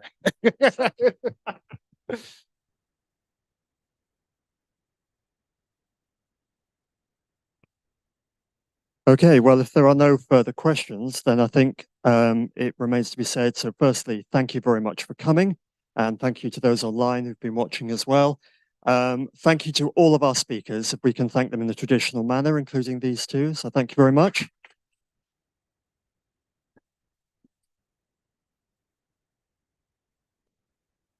Also, want to give huge thanks to City of York Council for providing the premises today.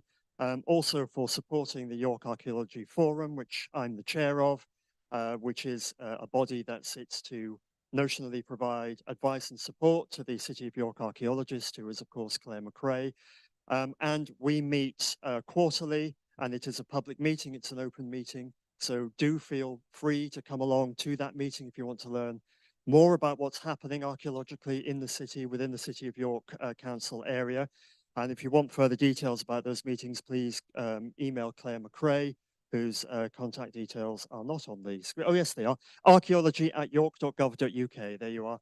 That's the email address to get in touch with if you want more information about those meetings. Also, when we talk about thanks, huge thanks to Richard here for doing all of the IT work and all of the running around and keeping things going. So thank you very much. And unless I've forgotten anyone, Claire, I think that's everything. So thank you once again, and we'll see you all next year when we do it all over again. Thank you. Oh, and to our exhibitors as well, deposit modeling at the back and the various finds and the bookstores and everything else. Thank you, everybody. You're all marvelous.